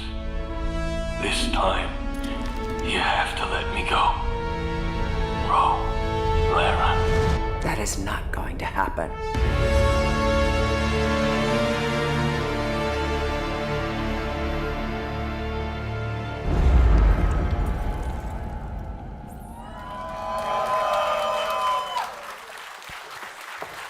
Oh my gosh, Laren has a game. It's happening. I would love to welcome to you all Sean Kittleston and Mike Gambicki to talk about the freshly announced sci-fi thriller we just saw, which is also in the Star Trek universe. Please welcome them.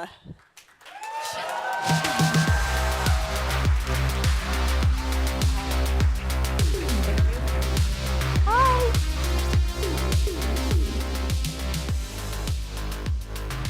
Star Trek Shadow Frontier. Yeah. Try and look it up. You guys like seeing Rolaren? We have some Michelle Forbes fans in the house. So, Sean, what is Star Trek Shadow Frontier? So Star Trek Shadow Frontier is a new single-player, third-person action game from Bloober, the same team behind the Silent Hill 2 remake, and Chronos: The New Dawn, starring Rolaren. Love to see it. Favorite Bajoran. Now, what would you describe the genre as? I would describe the genre as a psychological thriller.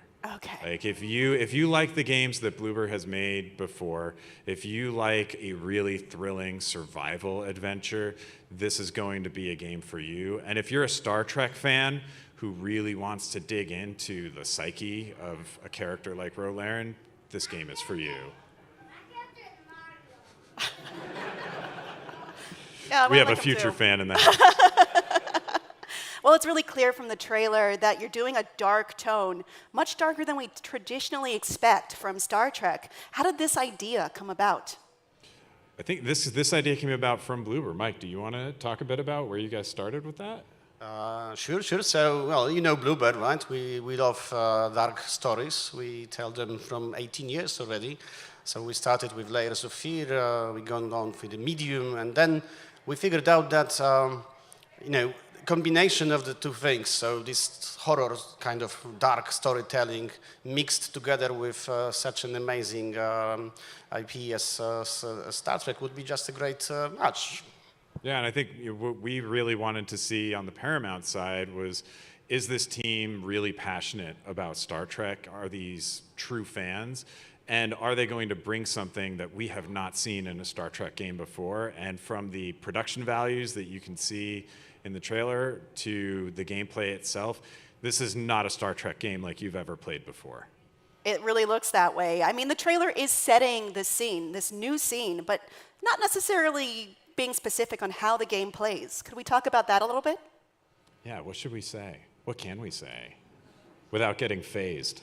Oh yeah, well, definitely we don't want to spoil the story, right? And so we want you to discover it yourself. But yes, you'll be playing the role of Rolaren. You'll be stranded on an uncharted planet. Something will lure you to this planet, and soon you will figure out that there is not only a planet itself, but it's a bit of a graveyard of the spaceships, and you need to figure out what happened there. Why are there all wreckages covering this planet? So this is the, let's say, the beginning of the story, and I'll let you figure out yourself what's next. And you're going to explore, and you're going to use your tricorder, and you're going to do all the things that you would expect to do in a Star Trek game.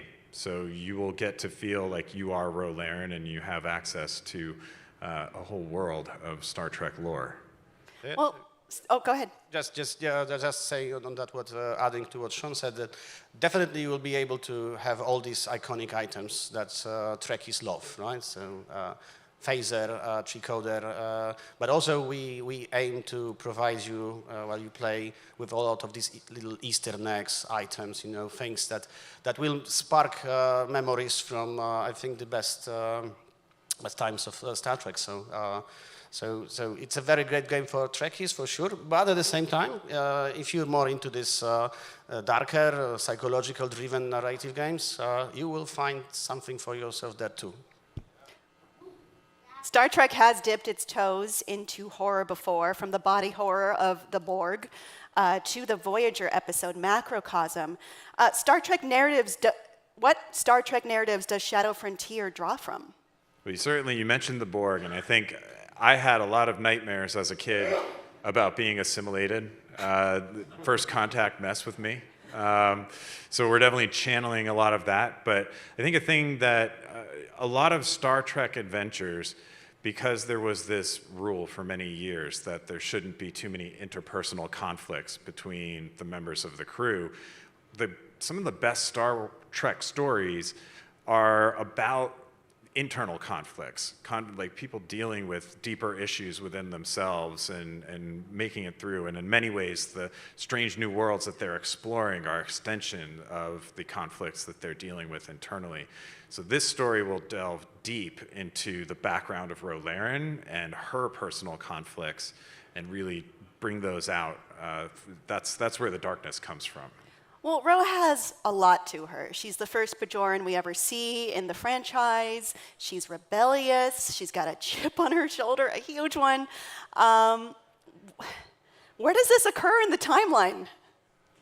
I don't know if we can say specifically without spoiling, but I can say, you might see some iconic places in the game here and there, and it will take place far enough past some of the stories that you know and love that we will be citing and referencing those things. But what I can absolutely say is that we're also going to make sure that this game is very accessible to Trek fans who haven't watched all of Next Generation or Voyager or other series.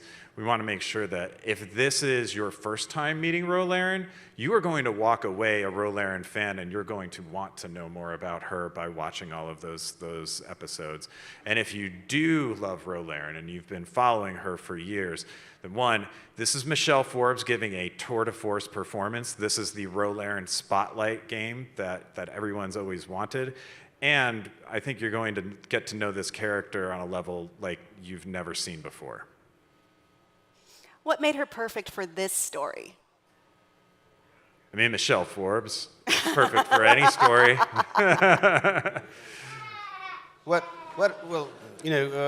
Ro was played by Michelle, and that performance was one of the beloved elements of by the community, right? So we immediately thought she's a great character for a psychological, deep, dark adventure game.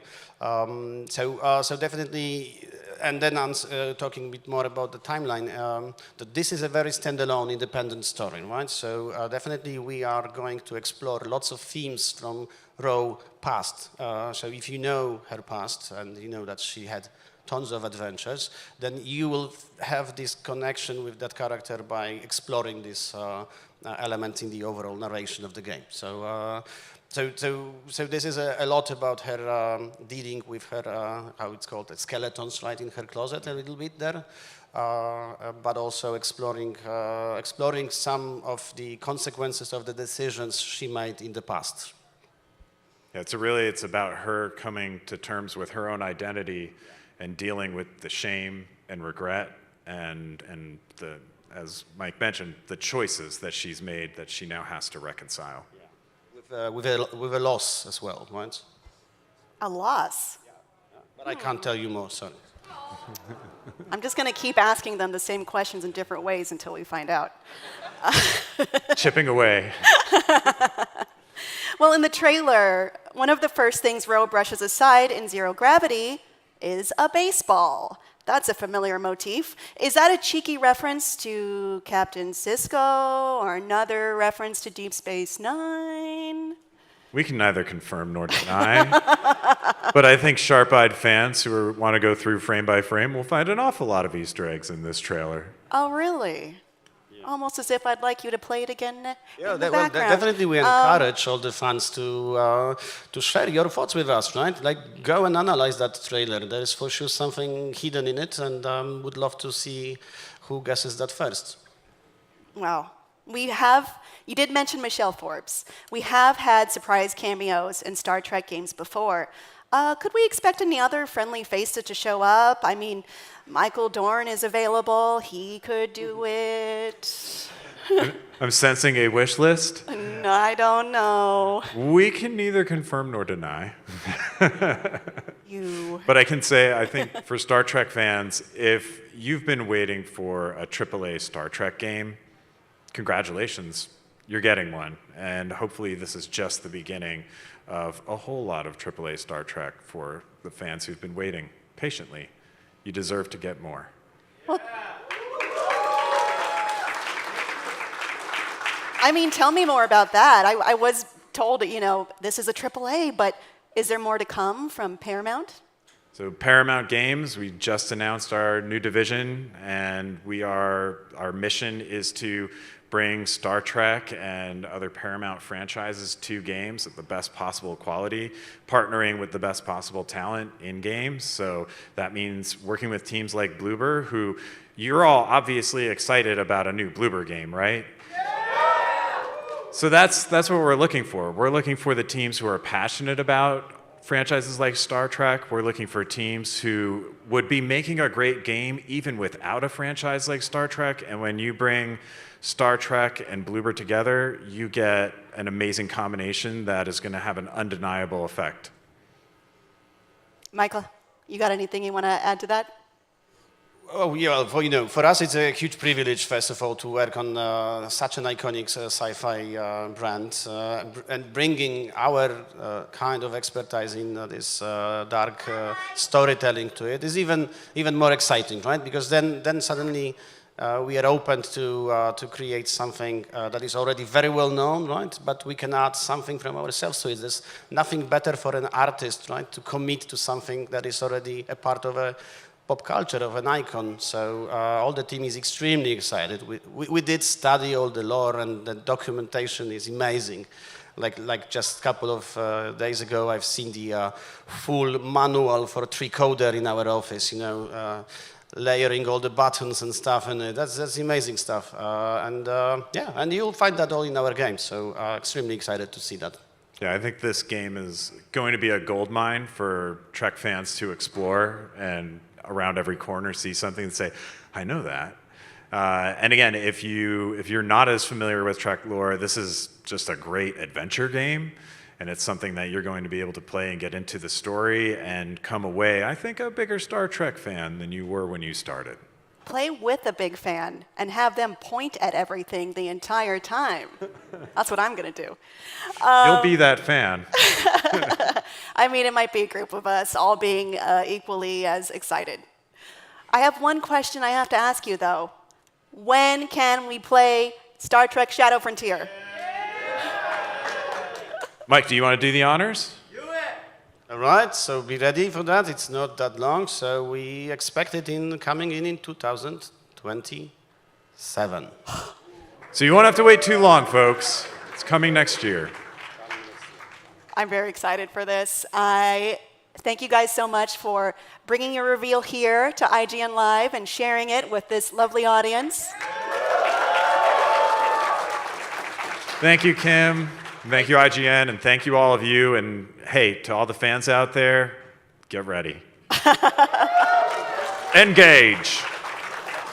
All right, thank you all so much. Enjoy the rest of your IGN Live. Have a great one, folks. Hello and welcome to Name That Price! We're giving away a bunch of gaming items here today at IGN Live, and it is up to these fine people on the stage to guess how much each item costs.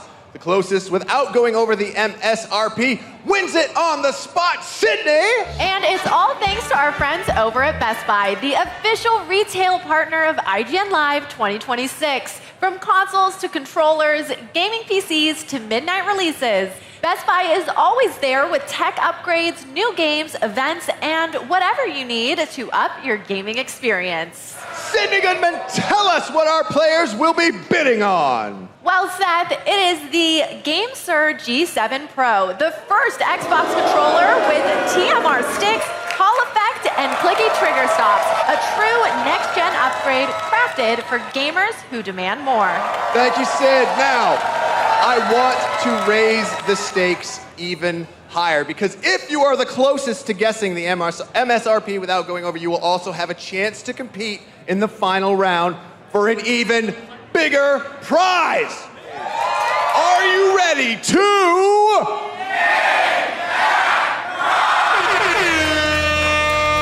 Contestant number one, how much do you think the GameSir G7 Pro controller costs? $69.99. $69.99 from contestant number one. Contestant number two, how much do you think the GameSir G7 Pro costs? I'm gonna have to go a little higher. Let's go with $170. $170. The crowd did not like that, I'm sorry. Contestant number three, how much do you think the GameSir G7 Pro controller costs? $199. $199. All right, the guesses are locked in on the board. Without further ado, let me get a drum roll. The actual manufacturer's suggested retail price is $79.91. Contestant number one, you win.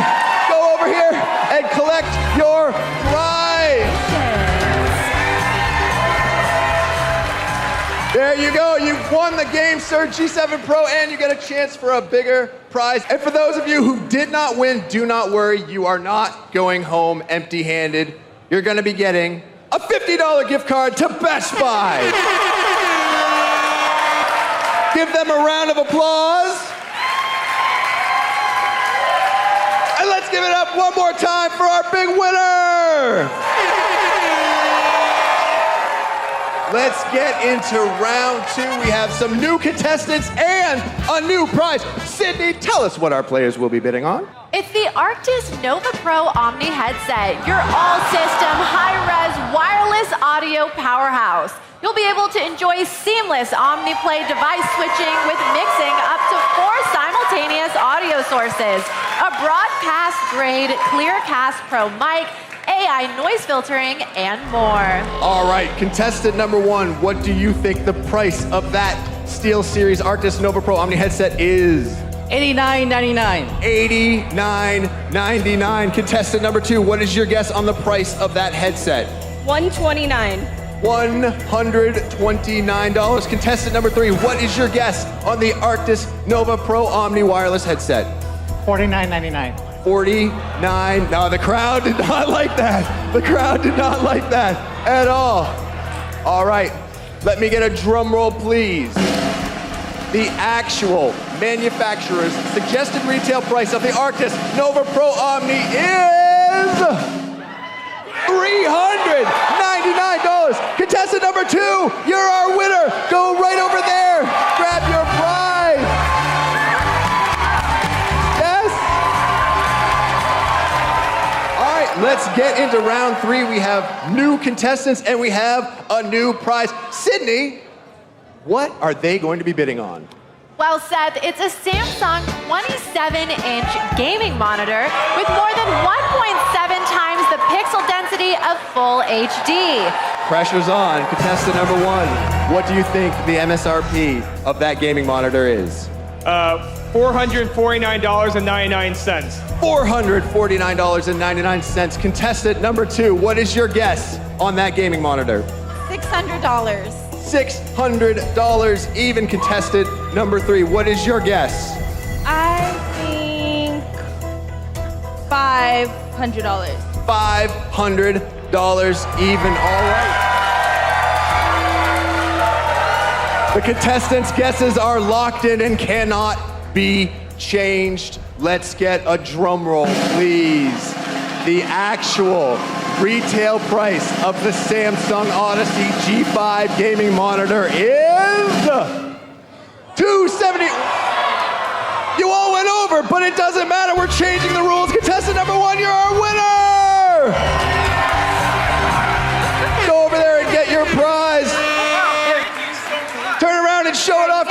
everybody. Congratulations, contestant number 1.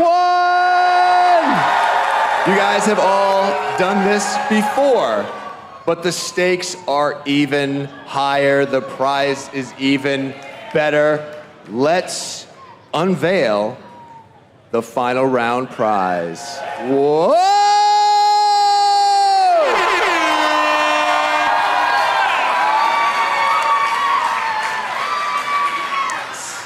Today we are going to be giving away 3 gaming items, everything you need to up your gaming experience. First up, we've got the Corsair Leatherette gaming chair. Includes a detachable lumbar support pillow and memory foam neck pillow. Next up, it's the Logitech Pro X2 Super Strike gaming mouse. Equipped with the haptic inductive trigger system and the advanced Hero 2 sensor. And finally, the Corsair Galleon gaming keyboard, fusing iconic Stream Deck technology into a high-performance keyboard, letting you command your entire gaming setup all from a single device. It's time to find out who is taking it all home. How much do you think this gaming bundle costs? I would say about $1,599. $1,599, contestant number 2. What is your guess for this gaming bundle? I'm gonna say $699. $699. The crowd just is not afraid to show their feelings. Contestant number 3, what is your guess for the price of this incredible gaming bundle? $750. $750. Prices are locked in, cannot be changed. Guys, you know what time it is. We need a drum roll, please. The actual retail price, $799.97. Contestant number 3, you are our winner!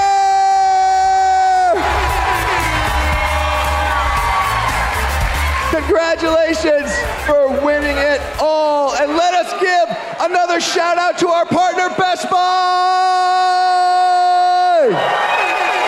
Yeah! With special deals happening every day, you'll be able to save on what you love. And with My Best Buy memberships, you'll get even more savings with exclusive perks and exclusive membership prices. Save time, save money at Best Buy. And don't worry if you weren't able to win today. You can come back tomorrow, because if you're a fan of movies and TV, we're gonna be giving away stuff just for you.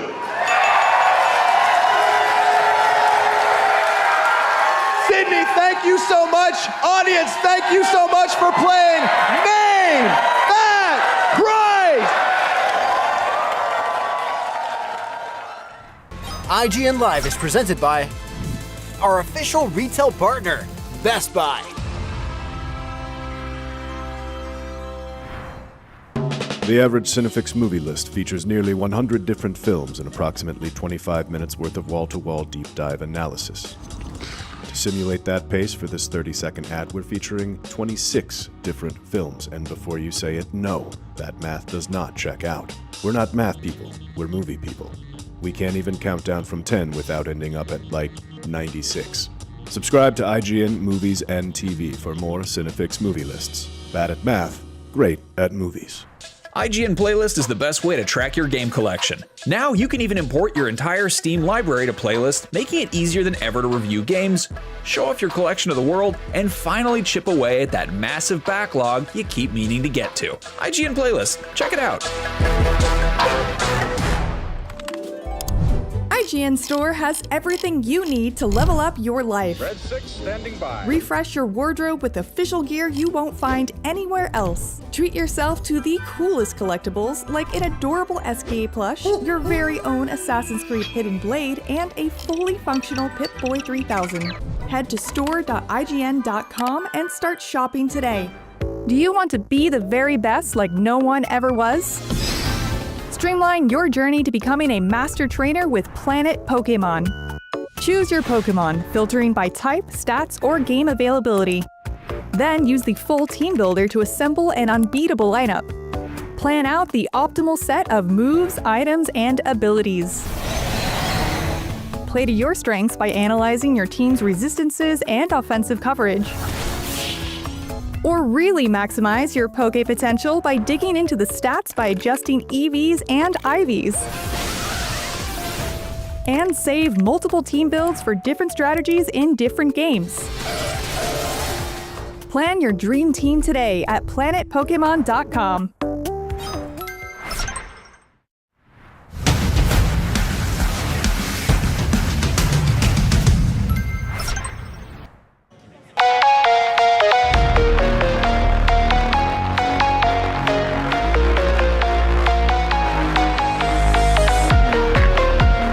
Ever since he first appeared in the Fast and Furious franchise, Han Sung-Kang has been a fan favorite throughout the entire series, and he's supposed to be right here. Has anyone seen Sung? I haven't seen him. No? What's going? What? Is that Lola from Drifter? What? Okay. Okay. What? He's just now getting here? Okay.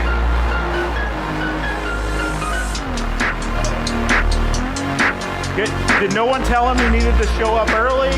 Nothing? Okay. Oh no, take your time, Song. That's fine. Take your time. That's, yeah, that's fine.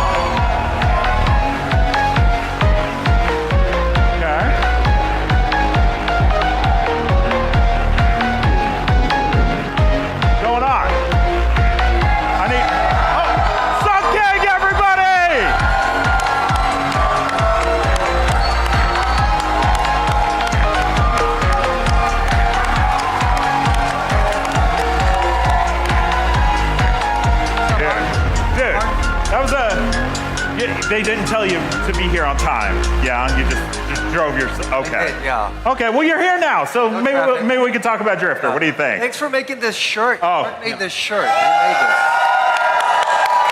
Thank you, Mark. I'm not the star. You're right there. Okay. So, Drifter, star, director, co-producer. How did Drifter come to be? Tell us about it. Drifter was inspired by hopelessness. Yeah? You know, I wanted to be part of roles with substance, with stories, with a leave behind. Yeah. You know, something bigger than just myself as an actor. And those phone calls weren't waiting to happen, so I created those opportunities myself. You're like, I'll just make the cool car movie. No one's calling me. Well, I mean, that's a testament to the car community, that the car community globally, every single person in the car community is directly or indirectly responsible for this movie. So thank you for all of you guys for supporting us. After 3 decades in the Fast and Furious franchise, so thanks for allowing us to be in your homes. Thanks for the open arms. So, yeah. So we saw Lola, brought her, Toyota Sienna, of course, very cool car. But you brought another gift. You brought a clip from the movie. I did, yes. You guys want to see a clip?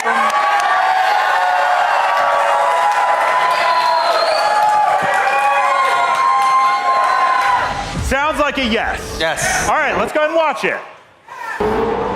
Oh, right there. You're a solo act. Always by yourself. Don't let anybody close.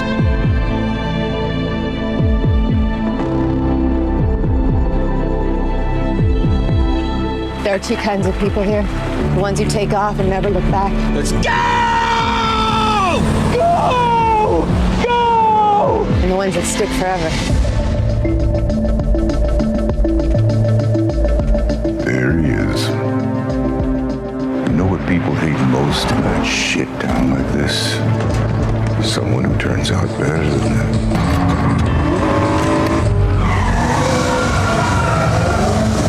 You know he's gonna let you down. He's a lowlight. Hate is noise. Disrespect. that's a decision. Tree, what happened? I don't think I have a real chance with those type of guys. What are you talking about? What, you giving up already, huh? This chance you got shouldn't just happen to someone like you. Someone like me?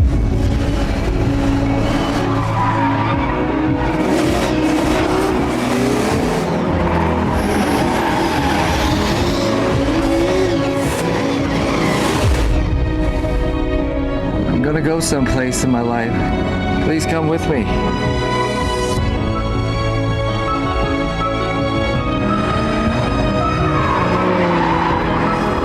It's not about skill. It's about trust.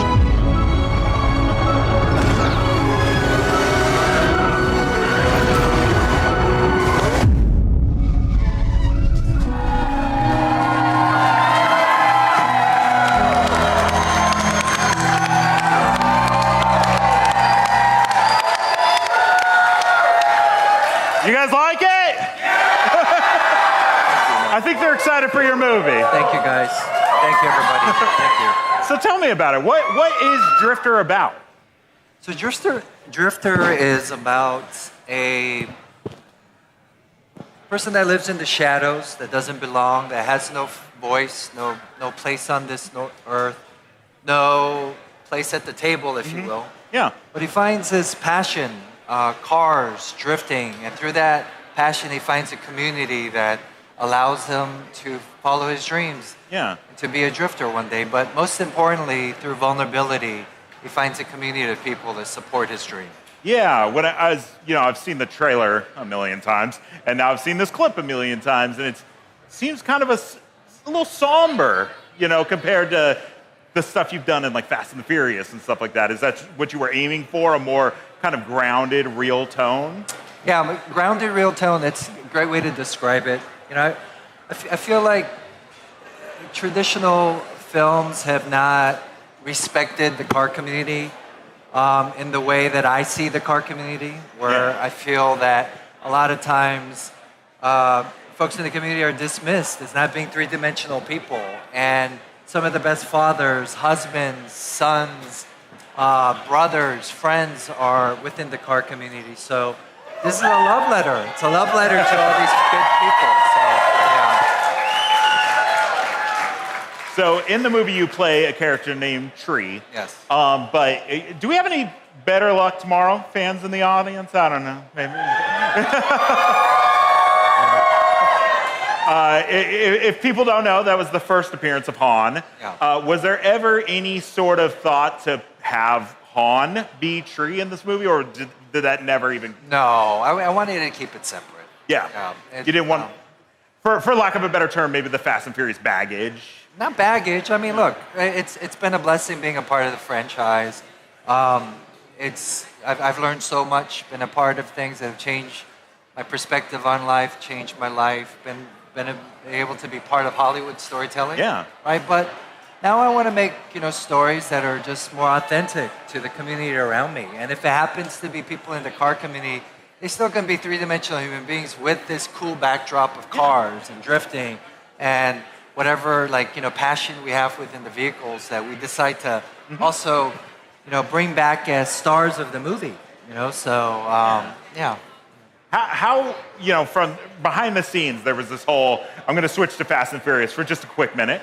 There was this whole, justice for Han. Everybody wanted Han to come back. What were you doing behind the scenes during those times? Were you waiting for a phone call, or did you always know that you'd come back? No, I thought it was over. I mean, Han. The beauty of the franchises like Fast, that it is made by the audience for the audience. Yeah. So the fact that you guys wanted justice for Han, you wanted to see Han come back, you guys made it happen, and that tells you the medium of filmmaking, that it is for an audience. At the end of the day, you guys have a voice, right? And through social media, through the internet, you've heard your voice, heard. So, and the great thing about Universal is that they listen to their audience. So, Han was able to come back. Awesome. Thank you.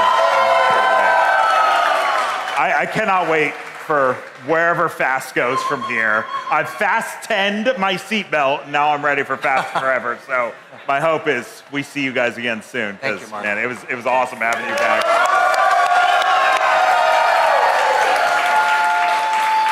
We have a little game we want you to play, if you don't mind.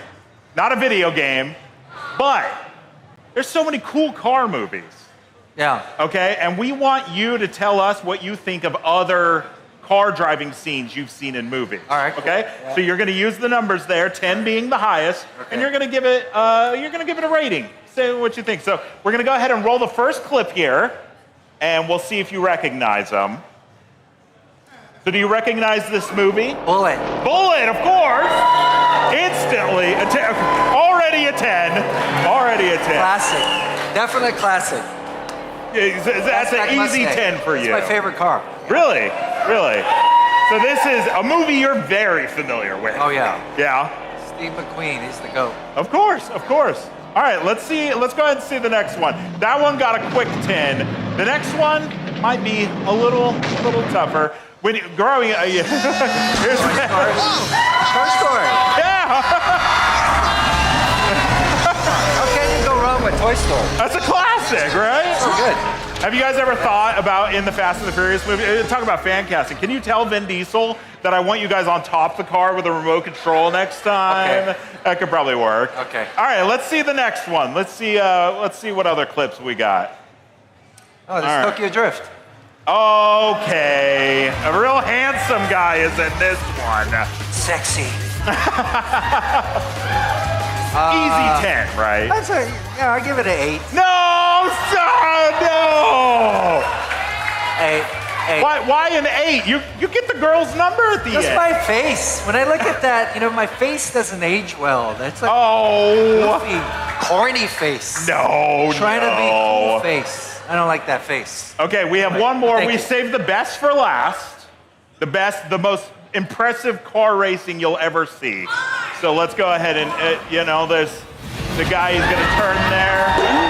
Oh, well, he tried his best.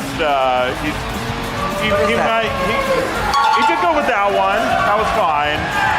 Is that Forza or Gran Turismo? Okay. Maybe not. This is Forza. Oh, What do you think of this driving? I love Forza. Yeah? Yeah. This is great. So, you think this is pretty good drifting, pretty good gameplay? No. No? It's okay. No. I don't know who I thought you said movie. I don't know who captured that gameplay, but I'll let them know. But it's a great game. I didn't know you didn't like it was me. That was my gameplay. I love Forza, so I can't. Forza, have you seen Horizon 6? I played Forza Horizon 6 like 100 hours.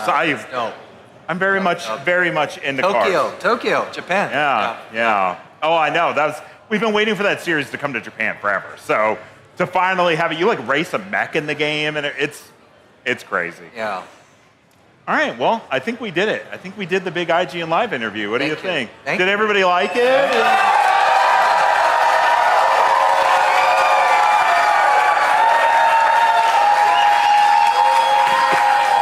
All right, guys. Thank you so much. Sung, thank you so much for dropping by. Thank you, Mark. I know people cannot wait to watch Drifter. I can't wait to watch it either. For more on Drifter, for more on everything video games, movies, everything in between, you're already in the right place, IGN. Bye, everyone.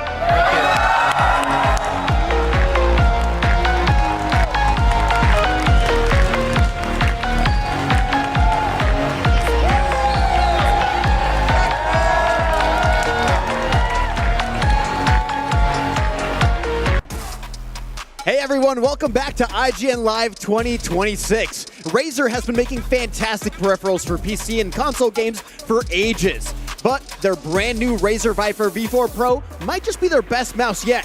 Here to tell me all about the Razer Viper V4 Pro is Colby Hornick from Razer. How you doing, Colby? I'm doing good, man. How are you doing? I'm doing fantastic. Thank you so much for joining us here at IGN Live to talk about this brand new product. Tell me about the Razer Viper V4 Pro. Yeah. How did this come to be?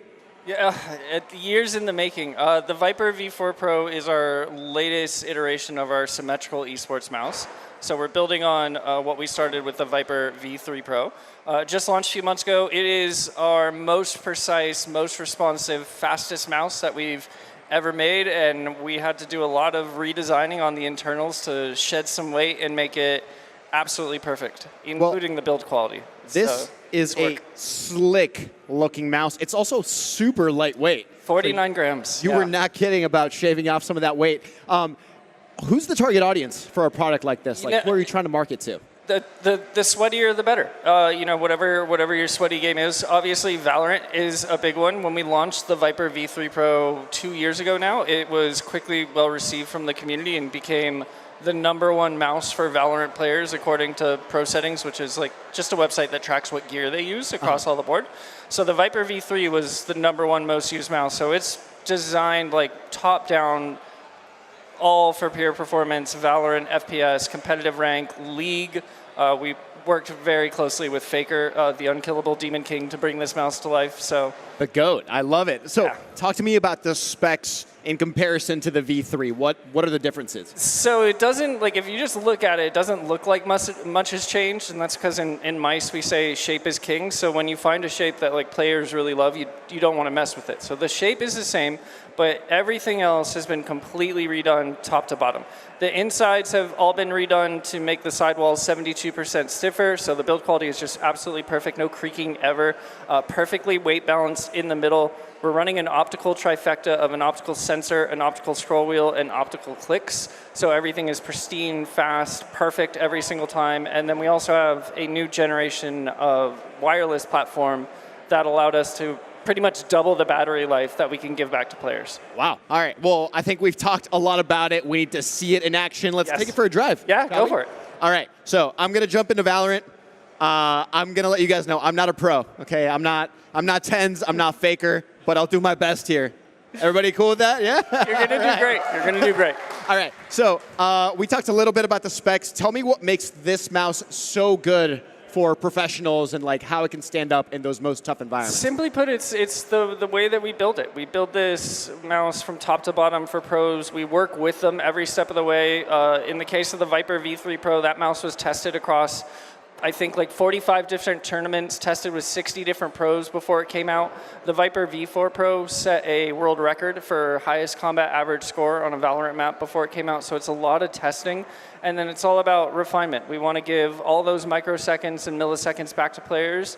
That's all done from our Focus Pro 50K optical sensor Gen 3. It's full of advanced features that'll allow you to keep micro adjustments in your aim, but then snap 180 degrees in a single flick. We call that dynamic sensitivity. The mouse is completely customizable. It really is just top-down, built out to be a killing machine. And that's super important in games with like super low TTKs, like in Valorant, where you only have less than a second to win that gunfight. Well, it feels fantastic. Please ignore my horrible aim. Everything's dying. Talk to me about the optical sensor on this thing. It's got a ton of features, frame sync, smart tracking, is that right? Yeah, smart tracking, frame sync, asymmetrical cutoff, dynamic sensitivity. There are more features in this thing than I think our engineers probably enjoyed installing, but we wanted to make sure that we gave players every single option. The real big one is a feature called frame sync. And the best part about this is every player gets this benefit. They will never have to turn it on. But to explain it, we kind of have to go into a time machine and take a look at mice a few years ago. And old mice, current gen gaming mice, there are 3 things that need to happen for you to register your shot. Your PC needs to pull or look for the data from your mouse, your sensor needs to capture that data, and then your MCU needs to prepare that data to be sent over. Those 3 things happen individually, and that results in lag, jitter, very inconsistent aim, and high input lag for players. Frame sync allows us to sync those 3 things up perfectly every single time. So now our sensor knows pretty much the exact moment when you're going to move that mouse, and it'll send that signal at the exact moment that the PC is looking for it. And this will, the benefit to players is twofold. One, it's smoother tracking. So if you have a Viper V3 and a V4, the V4 will just feel smoother right out of the box. The other benefit is battery life. We're using way less power looking for those movements. So Viper V3, 90 hours of battery life, super great. Viper V4 Pro, 180 hours of battery life. Oh, wow. That's a big improvement. Yeah, big improvement, and we made it faster. So we're cutting off all the microseconds and milliseconds players want to make it faster, stronger, and better, and allowing you to play longer. Amazing. Now, this does also have a Razer's Hyperspeed Wireless Gen 2. Yes. How does that work with the V4 Pro? I think players would know that as the 2.4 gigahertz connection between like your mouse and your PC. Ours is called Hyperspeed Wireless, and it's because we invented it way back in like 2019. So this is something that controls not only just your polling rate, but just the frequency in which your mouse talks to the computer. Our Gen 2 platform is 55% more power efficient and 60% faster. Oh. And it has a compounding effect as you go from 1,000 hertz to 2,000 to 8,000. And that's why you continue to see that battery number, again, go from 90 all the way up to 180. The other benefit of our Hyperspeed Wireless platform is every other manufacturer, their round trip from mouse to computer back to mouse takes about 125 microseconds. We'll do it in 80. So every click, every flick, everything that you're doing in that mouse, you're just shaving off time to be able to allow you to shoot faster and better. Yeah, especially after getting a couple of practice rounds in here, it feels super smooth to go from one target to the next.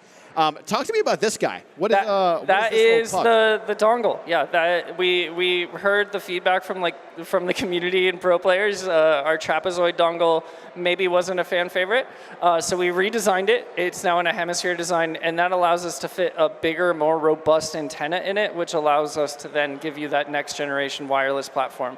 And then you also have LED indicators. The first one being your battery life, connection status, and then your polling rate. So quick little at a glance, how good is my mouse connection? You can see here at IGN Live in the middle of your play pit, surrounded by cameras and electronic equipment, you're green across the board with wireless signal. Yeah, it is super responsive. Now, this is part of a family of products, is that right? Yeah, Razer looks to break their products into families. And the best way I can describe it is it's really about where you play. So if you're someone who's going to be super sweaty and want to grind a competitive ladder, we have the Viper, which is our symmetrical esports mouse, top of the line. And then we have the Death Adder, which is the ergonomic esports mouse, again, top of the line. We have our Huntsman V3 Pro 8K keyboard. Again, this is promised to be the fastest and most accurate keyboard on the market, and that's inclusive of anything that's Hall effect, but I don't think you nerds are ready for that conversation. And then we also have the Black Shark V3 Pro, which is the fastest pro-grade wireless headset available to players. So it really is, we like to call it the Razer advantage, where nothing in your equipment holds you back, and it really is just the limit of your performance and can be as fast as you can. So you can't blame it on, my mouse got disconnected. It's all you. Yeah, when you use us, it really boils down to a skill issue, sadly. Then on the flip side, we have an immersive setup. We actually partnered with the awesome folks over at IO Interactive to integrate our haptics ecosystem into James Bond. So you can quite literally feel like James Bond as you're playing the game. And if you're watching this right now, you could go to Razer's official Discord to learn about a giveaway that we're doing with IO Interactive. You could win a brand new 5090 Razer Blade laptop in the 007 skin, along with a Core X V2 eGPU, a laptop cooling pad, and a mouse, all branded in 007 stuff. We're giving that away. Just go to our official Discord and you can learn more. I saw like 6 people pull out their phones. I saw like one guy. Hey, I saw like the guy in front nodding. Yeah. So guys, definitely make sure to go to the Discord to check out that giveaway. I am sold. I'm actually, if you're okay, I'm going to steal this. That's yours, man. Keep it for my home setup. Colby, thank you so much for joining me here at IGN Live. Seriously, everybody here needs one of these in their life. Thank you for being here at IGN Live. Run, don't walk, as the Razer Viper V4 Pro is in stores right now. We've got tons more IGN Live ahead, so stick around.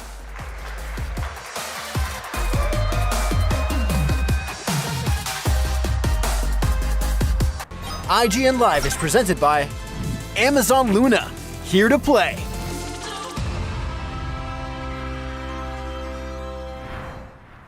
The average Cinefix movie list features nearly 100 different films and approximately 25 minutes worth of wall-to-wall deep dive analysis. To simulate that pace for this 30-second ad, we're featuring 26 different films, and before you say it, no, that math does not check out. We're not math people, we're movie people. We can't even count down from 10 without ending up at, like, 96.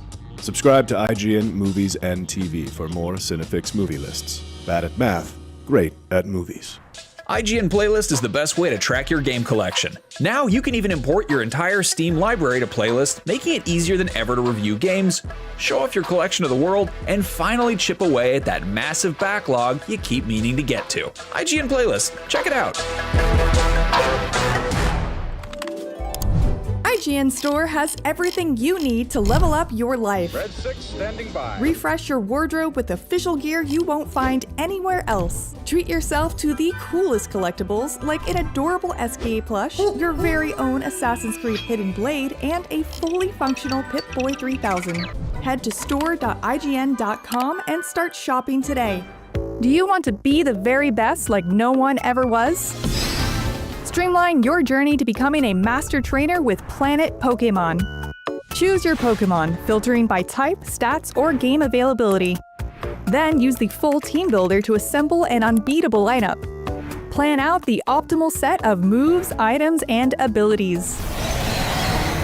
Play to your strengths by analyzing your team's resistances and offensive coverage. Or really maximize your Poke potential by digging into the stats by adjusting EVs and IVs. And save multiple team builds for different strategies in different games. Plan your dream team today at planetpokemon.com. Happy birthday, IGN. Happy 30th. You don't look a day over 29 and 12 months.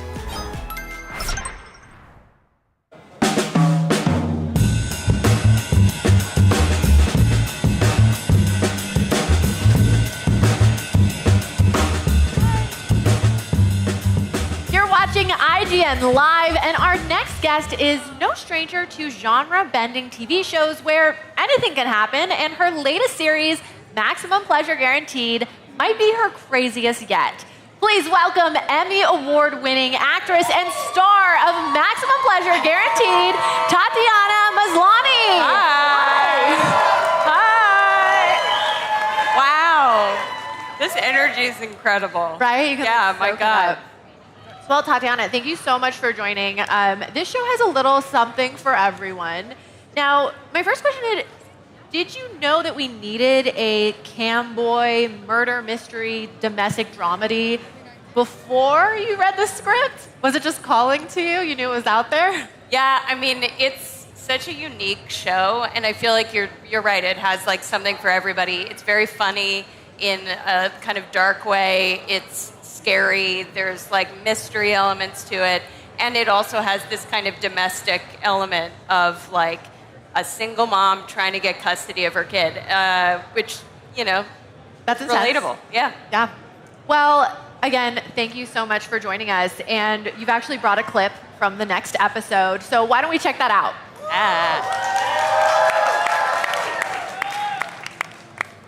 Just get in the chair! Sky, look at me. You don't have to do this. Get in the chair! What the hell are you doing? You gotta focus! I'm trying It's to. right in the game. What are you trying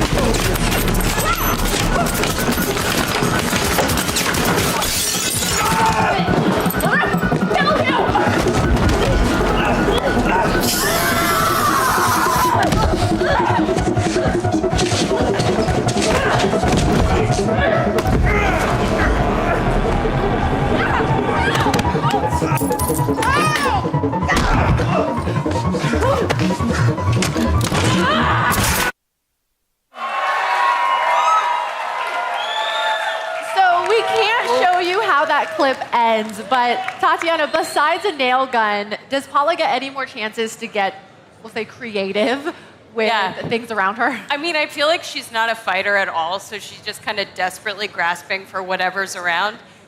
There's a fun moment in episode 2 where there's a tuna can incident. I won't spoil for you what that is, but yeah, she definitely, there's a series of objects that she utilizes, yeah. I like that, very primal. For sure, yeah. Primal creativity. Well, so let's talk about inspiration a little bit.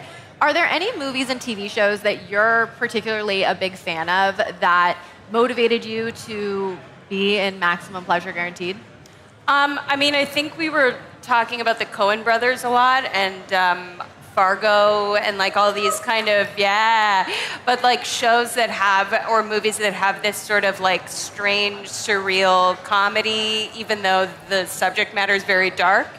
So that was a big one. But tonally, this show kind of lives in a hard to pin down place, which is what I love about it. Yeah, definitely. Uh-oh. What's she doing? Yeah, what's she up to? Yeah. Well, as you said, Paula's no action hero. I don't want to take anything away from her, but she's just like us. Yeah. But she does find herself in these situations where she needs to defend herself with whatever's around, like we were talking about. Do you find it more fun to shoot fights when your character is a skilled fighter or more of a novice? Oh, I like it way better when I'm a novice, because then I don't have to try as hard. I can kind of work for myself. But I think what I like about that kind of stuff is that you can sort of create a language of like human behavior that is clumsier. There's, opportunity for comedy. You don't have to be cool. There's nothing slick about it. So it can kind of have that raw feeling. I mean, even when we were doing, like that scene there, a lot of that is my stunt double, but she's like also working with the same vocabulary of like a person who is not equipped to be fighting like this. Yeah, that rawness. Yeah. And like I was saying, like the word primal just keeps coming up. Yeah. Because I think as like ladies out in the world, Sure. like we're always looking for objects to defend ourselves potentially. Yeah. But Paula, to piggyback off of that, has a lot of excuses to be, we'll say, scared as hell. And between this and Keeper earlier this year, you were exceptional at acting terrified. Oh, thanks. So what is the secret to looking really scared on screen? I mean, I feel like in the world right now, like you were saying, just like being a woman in the world is scary, that is not like a stretch to tap into that part. And for me also just like watching incredible performances of like even Shelley Duvall in The Shining is such a like iconic woman in terror, but she does it in this way that's so kind of unique to her, and I love pulling from those kinds of performances and not doing just like something conventional. What acting muscle would you say that horror really pulls from the most? Which was that? What acting muscle would you say that horror pulls from the most? I mean, I think just like to me it taps into, like you were saying, the most primal kind of feelings, the feelings of deep terror and like being a villain too. That kind of stuff is quite fun to play, but I think it just allows us to like experience the extremeness of all of the feelings. And I think what it does also is it can be quite funny. Often when I'm watching a movie, I'll scream and then I'll laugh because there's like a release that you get from it. So I think doing a film and watching it has the same kind of effect where you get a little bit of a catharsis. Oh, interesting. So have you ever found yourself like laughing after like a scared take? Oh yeah, for sure. It's like also a way of shaking it out so that you're not like, your nervous system kind of knows it's okay. It's just make believe. Yeah. That's so funny. Next time I see like a Paula is scared moment, I'll be like, I wonder if Tatiana was laughing afterwards. Yeah, they had to cut away from me quick. Yeah. So Paula has been through a lot, to put it lightly. A divorce, custody battles, murder mysteries, scam artists. Which of these do you think weighs heaviest on her as the plot unfolds? I mean, I think they all kind of compound, but I think ultimately what she wants and what she's fighting for is like a life with her daughter that is free from all of the noise and all of the danger and all of the complications of her past and her ex and his new wife and all of that stuff. I think she would just like hole away on a desert island with her daughter and make videos, make TikToks. I think we'd all like that. Yeah, that sounds nice. Right. Paula, she's just like us. She's just like us. So despite not really being trained, Paula's pretty good at detective work. What do you think makes her so well suited for the circumstance?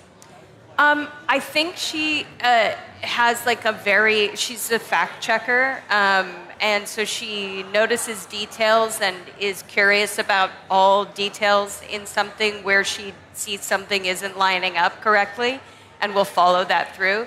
And also, I think she's a bit of a chaotic person and makes impulsive decisions, follows leads that maybe aren't the safest or maybe not the most responsible. But that's what I love about her. That's like that contradiction is very fun. Yeah, it is a really dynamic contradiction. So again, a lot of dramatic things have happened to Paula, but the show just finds this really nice, fun tone. Yeah. How do you balance that when it comes to your performance and kind of which tone you're pulling from? I mean, it's just writing this incredible script that from day one has always felt very expansive and like there's so much possibility for a moment to feel funny or dramatic or scary or uncomfortable or whatever. But then it's also having people like Jake Johnson and Jesse Hodges and Kiera Hamagami Goldberg and Charlie Hall, like just these incredible, Dolly DeLeon, these incredible actors who can play both comedic and dramatic. So we never get stuck in one thing. And sometimes Paula's in deep drama and her coworkers are high comedy, and that kind of unusual balance is really fun. Yeah, that must be such a fun set. It is, yeah. Without giving too much away, what do you appreciate most about the turns that the show takes in the second half of the season? I love that people are going to have to question their allegiances as the show goes on. When I said that, I was like, oh, that's like reality TV. That's what it feels like sometimes watching reality TV. But this show, like, really, I think you empathize with certain characters. You get very deep inside of their circumstances, and you care about them a lot. You want them to succeed. And then there's something that's always revealed that kind of spins that on its head and maybe makes you question how far you're willing to, go with this person. And I think that's what's really fun about it. Ooh, we love some nuance. Yeah. Well, Paula has fallen down some investigatory rabbit holes. What would you say are any, if you have any, personal, like, internet rabbit holes? I mean, the first thing I think about is just when you look up a recipe and you have to go through, like, why do potatoes exist? And, like, how many potatoes are there? And, like, which one do you, like, that's as close as I get. I'm not a real rabbit hole internet person at all. It's nice that it at least presents itself to you in some, maybe sometimes some confusing ways. Yeah. I've definitely been there. Yeah. Like, why do I need to know that? I don't need to know the history of potatoes. Tell me how much flour to put in. Please. So finally, before we go, what do you think is the most important takeaway for the audience watching Maximum Pleasure Guaranteed? I mean, I feel like what I've heard from a lot of women and a lot of women who have dealt with similar situations in the sense of like a custody battle or being a single mother or just being a woman who is also working a job and has a child or whatever it is, that they see a little bit of themselves in the kind of frenetic chaos of it, and that to me is really exciting. That maybe they have like an anti-hero to like kind of side with, that they feel related to or whatever. But for me, it's just I really hope the audience has conversations about the show after and gets stoked to watch it every week. Yeah, amazing. Well, thank you so much for coming by, Tatiana. You can catch new episodes of Maximum Pleasure Guaranteed every Wednesday on Apple TV. We've got a lot more IGN Live coming up, so do not go anywhere.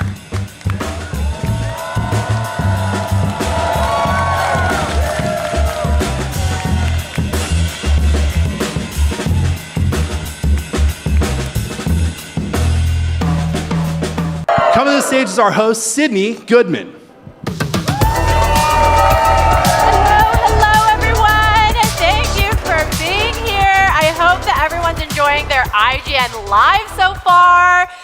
So we're going to bring out Kay Kim, COO of Iggy Mob, Michelle Jang from Xbox Partnerships, and Glenn Gregory, ID at Xbox Director of Marketing. And we're going to chat a bit about indie games and Xbox. Come on out, everybody.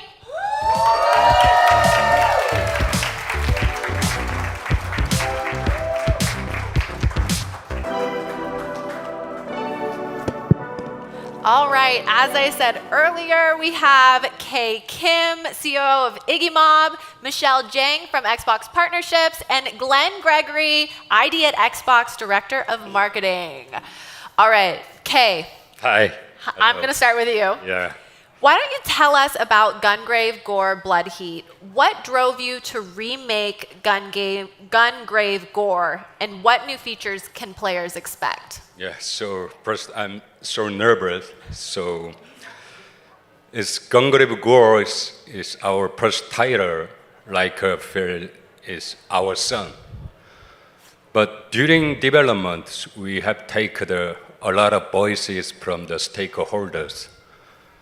So after lunch, before, for example, the A guy said, I like the soul like Sekiro, we need to change it to Sekiro. B guy said, I like casual games.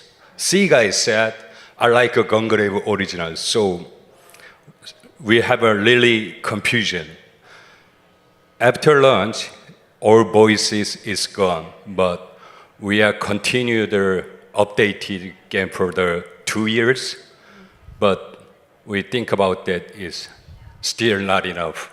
So we are talking about with Mr. Naito, so we are discuss the future of the Gungrave series. So finally, we make it a Gungrave Gore remake, and the target is modernize, because Gungrave Gore system, some part is really classic.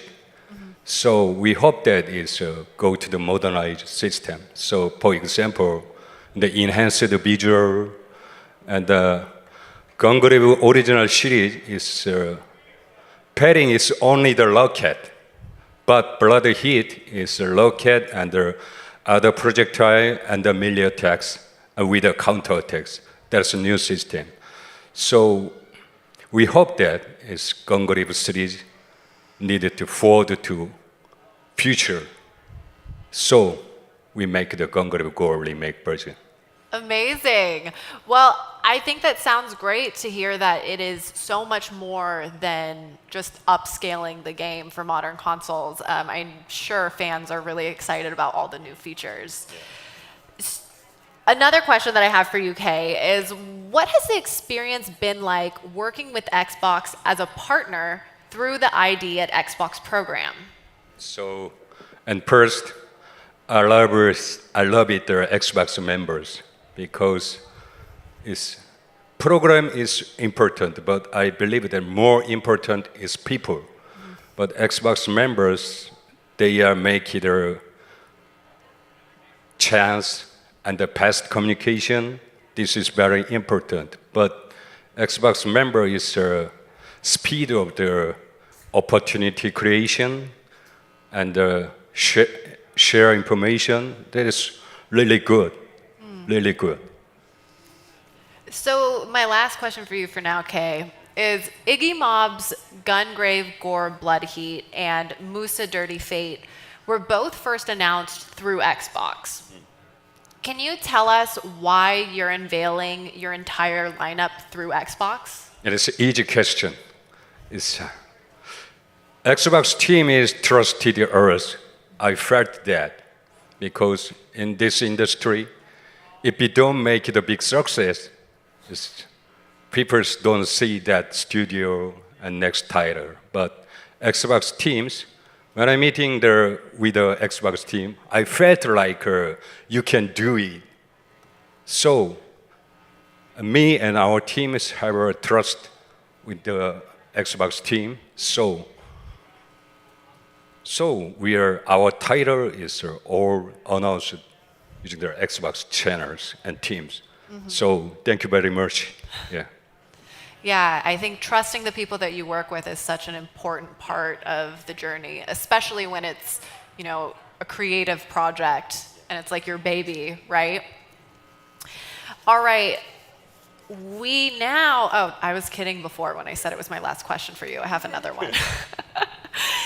What are some of the unique challenges that you faced as an indie developer? And could you share any lessons that you've learned from your experiences for maybe up-and-coming developers? I have just one mind. My boss is not a CEO and stakeholders. Our boss is game players. It is simple. We are making game for. It's we make for the players.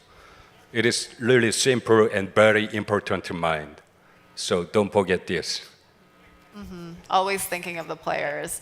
Well, and I think that comes through when the players play the game. You can tell when developers really care about their fan base. All right, Michelle. Sorry, I can't quite see you, but I'm going to lean through because I like eye contact. Do you have any tips and tricks for indie games from Korea to stand out to the ID at Xbox team? Yeah, that's a great question. I think one biggest piece of advice that I have for indie games coming from Korea is to not just see ID at Xbox as a platform where you launch your game, but to really see it as a relationship. We have a ton of studios, not only in Korea, but just all around the world that sign up for ID at Xbox and just immediately start building for Xbox as well. But the studios that really stand out to us are the ones who reach out, they stay engaged, and they really invest in building that relationship with us. So talk to us early. Talk about the games that you're developing, why you felt inspired to make it. The more we know about the game earlier on, the more we can do for you as a platform holder. That gives us chances to give feedback about your game as you're developing it, but also pitching your games to our ID at Xbox showcases and other marketing opportunities that we have. And the last piece of feedback or advice that I have is to not be afraid to really lean into Korean culture in your games. As we might all know, there's a huge surge in Korean content globally, whether that's K-pop, K-drama, or even K-games. And it seems like this sort of authentic Korean storytelling is really resonating with players worldwide. So personally, I think I'm most excited for games that just feel very unapologetically and unmistakably Korean. So real quick, I'm going to press you a little bit. Yep. What would you say makes a really good pitch? That is also a great question. I would say as much as the content of the game, for example, the gameplay time or the business model, all those things are really important as we look at games because we look at hundreds of games every single year from the ID at Xbox team. But I think what really drives us is the why. What compelled you to make this game now? And for, even with working with Kay and Iggy Mob, announcing Musa Dirty Fate on the partner preview, a big piece of why we felt so compelled is because of the story and the team's passion to storytell, Musa and Korean heritage and culture through gaming. So the why and your passion and telling us about it is really valuable to us. Thank you. That was a really lovely breakdown. I love these conversations because, at least at this point in my life, I am not a game developer, but I am such a lover of games, and it really is so special to hear the insight of kind of what's going on behind the scenes, maybe even before the game's in marketing or people are super far along in their codes, or maybe they haven't even gotten to like the QA part of making a game. So it's really special to be able to hear more about what our favorite developers or our future favorite developers are doing to get these games in our hands. So thanks, guys. Just pausing there real fast. And as I say that, I realize that some of you guys might not even really realize what exactly it is that ID at Xbox does. So Glenn, I'm going to go to you to maybe give us a little bit more context of just how special the program is. Yeah, well, ID at Xbox started as our program for independent developers to be able to publish on Xbox. And it's sort of the spiritual successor of, for any of you who've been around a while, something we had called Xbox Live Arcade on the Xbox 360 days. So in that program, that was kind of the very first way that independent developers could actually publish on console. And it was kind of a closed system, so when we launched the Xbox One, we opened it up a little bit more so that all kinds of developers could join and start publishing directly on the Xbox platform. And so ID at Xbox, we have everything from very, very small games made by one person who was slaving away in their bedroom for years, all the way up to extremely large games with 300 people teams. And it's just kind of a way for people who are publishing digitally to publish directly. So it makes sense for a lot of large teams if they're not doing retail as well. But on the marketing and the developer support side, ID at Xbox is kind of a really curated program where we provide a little bit of a different kind of interface for developers than we do for the big traditional kind of EA, Ubisoft type people who have big infrastructure, big marketing teams, that kind of stuff. So a lot of the ID at Xbox teams are smaller, and sometimes it's their first game published on a console. So we'll kind of reach in and help them through our process and try and find opportunities for them. Mm-hmm. Thank you. So what are some ways that indie developers can reach audiences through Xbox? Yeah, so we try and create a lot of different programs. Discoverability for anybody is a challenge these days, and particularly for independent developers. But we are always kind of like, looking under every rock to find really cool opportunities, and really have to thank IGN for the amount of support that you guys have given us over the years. We've done quite a few ID at Xbox showcases on IGN. We had the most recent one was in, I think it was March of this year, and just tremendous support that IGN has provided for us. Our devs love it. It's a great way to showcase games that we're passionate about and we're excited about. And then we have a bunch of games here. I think we have, 12 or 16? I can't remember. We have a bunch of games here that you can check out. And then on our platforms, we created a program called Indie Selects about 2 years ago, which is a dedicated program that's on the console dash every week. And this is something that I'm super passionate about. Our entire ID team is passionate about. We just have everybody at Xbox who's into indie games can just join this program. And we meet weekly, and we just talk about games, and we talk about ones that we've played. And if anybody's passionate about a game, they can say, hey, this game is great, put it in Indie Selects. And so it's a really curated program. Every game that's in there is one that we have played and that we feel good about promoting to the audience. And so we put it on the dash, and then we create trailers, and we have a social program. We work with partners like IGN to highlight it, and then we have our monthly picks that are our top 6 for each month, and we do a special program for those, and we have our top 6 for the year. And we send out awards to all those teams. And then, we just work with devs on cool opportunities, like including them in our showcases. We have a showcase tomorrow, and there might be, can't give any hints or anything. There might be some games that we've worked on our team, that are in that showcase. So you'll have to keep an eye out for that. And yeah, those are kind of, anything that we can do to try and bring additional exposure to the best independent games is what kind of why we're in this business and why we kind of keep going to work every day. Yeah, and I love that. And we are so close to out of time, so I'm gonna kind of rush you guys on a quick rapid fire. But I know as a game lover myself, sometimes it can be really overwhelming. So you're like, oh, there's so many cool indie games, but where do I go to find it, or where should I start? I have a feeling you might say by watching the showcase tomorrow. But rapid fire. If I was a player and I want to find my next favorite indie game, where should I go? What should I do? How should I find it? Well, if you have an Xbox, I'd recommend our Indie Selects channel. And then also our Game Pass team. We work closely with our Game Pass team. They do just an incredible job of curating really great indie games in there. And there's an indie game channel on the Game Pass, in the Game Pass section of the Dash too. And I'd recommend checking that out as well. Perfect. Real quick, you got 20 seconds. 20 seconds. All right. I will say, other than our showcases, follow us on Instagram and TikTok. We have a huge, huge social media presence. And the types of content that we push out in our social media is a lot different than our showcases, where it's a little more curated. We have a lot of fun content coming out, so be sure to follow us too on that. Perfect. Well, thank you. We all have some very fun homework. That is all the time that we have, though. Kay, Michelle, Glenn, thank you all so much for the time. Thank you, everyone, for stopping by and everyone who's watching at home. Make sure to check out Gungrave, Gore, Blood Heat, and everything else coming out of ID at Xbox. I hope you all stick around for more IGN Live. Let's hear it for our guests. Thank you. Thank you very much. IGN Live is presented by Amazon Luna, here to play.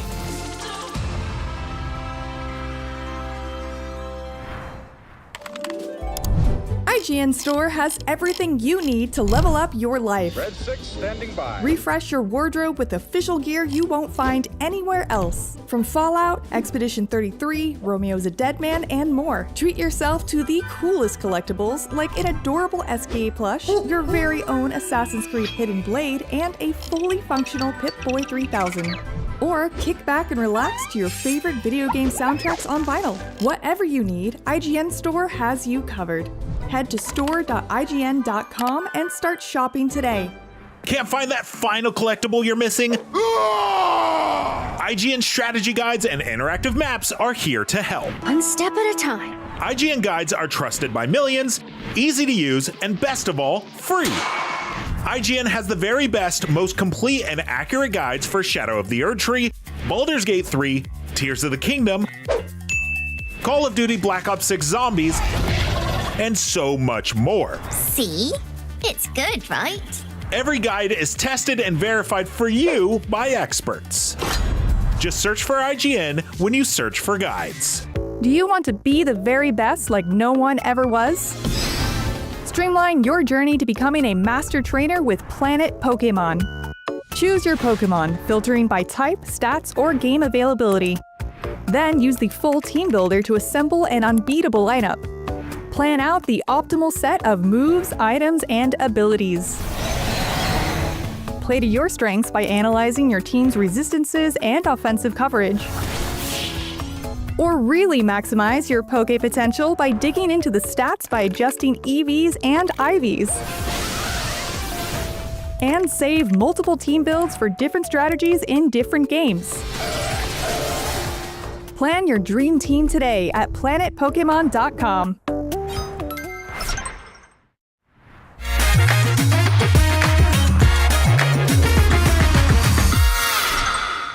Hi there, you're watching IGN Live. In just a bit, we've got a big, crazy live episode of our weekly Nintendo show, NVC. After that, we're going to check out the huge new action game, Blood Message.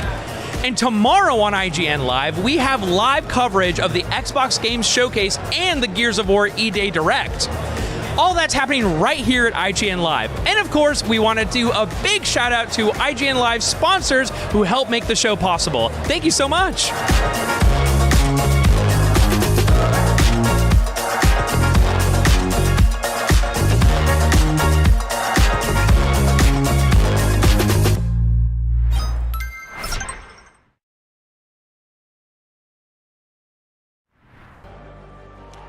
You are watching IGN Live. As the saying goes, don't kill the messenger. Unfortunately, I have a hunch that not everyone in the upcoming cinematic action adventure Blood Message got that message. Here to give us a history lesson and a look at what lies ahead in this game, please welcome River, Wind, and Christina, who will be translating. Welcome. Hi, IGN. I'm River from the Blood Message publishing team. Yeah, Wind. Polish guy too, Wing, River. Yeah. Thanks for coming. You had an incredible reveal during the TGAs or SGF, I guess, maybe TGAs too. Anyway, you showed off your game. It looks sick. It's awesome. There's a lot of combat. Can you talk a little bit about, I guess, how you would describe moment-to-moment fighting in this game and how it progresses over the course of the adventure? 我们的游戏非常的令人激动，然后我们在 Summer Game Fest 上面也展示了这个游戏非常令人这个激动人心的一个打斗的场面，可以告诉我们更多关于这个部分的一些内容吗？关于我们这次的一个实机试玩，然后以及整体的一个 demo， 我们其实是在营造一种 anniversary experience。所以在这个战斗中，我们其实展示了一种非常写实又有沉浸感的一种战斗风格，然后希望玩家能够喜欢。Actually, within our demo and also the gameplay and also the footage, we wanted to to present a versatile, realistic combat, and we wanted to give all of our players a kind of like a brutal combat experience with an immersive like the environment. Nice. Now, this is set during the Tang Dynasty. Can you give us a little bit of context about what that means and who we play as in this story, and just generally what's going on here? 我们的游戏设定在唐朝，我们可以多介绍一些有关游戏的背景吗？就是我们在玩这个角色是谁，然后以及他的故事是什么样的？唐朝是，你知道中国有很悠长的历史，然后唐朝是中国历史上可以说最伟大的一个时代，它非常的包容，但是这个故事发生在唐的中晚期，一些不好的事情发生了，那样让这个时代变得更加有冲突。我们在中间找了一个非常有张力的侧写，但是我们并没有用中间最伟大的那个人物作为我们的主角，我们安排了更能够走进玩家内心的一对父子来讲述这个故事。So Tang Dynasty have a very long history. It's been inclusive and great in the history. And even though we didn't choose somebody really famous within that dynasty, it's happened around the middle to the late of the Tang, and we wanted to find out the period of the story that within the field of the conflicts, it will give us kind of like aspect that is not really from the perspective of the emperor or the generals, but from the general ordinary people to say what is going to happen within these people. Awesome. And who's our hero? Who's the main character? What's his deal?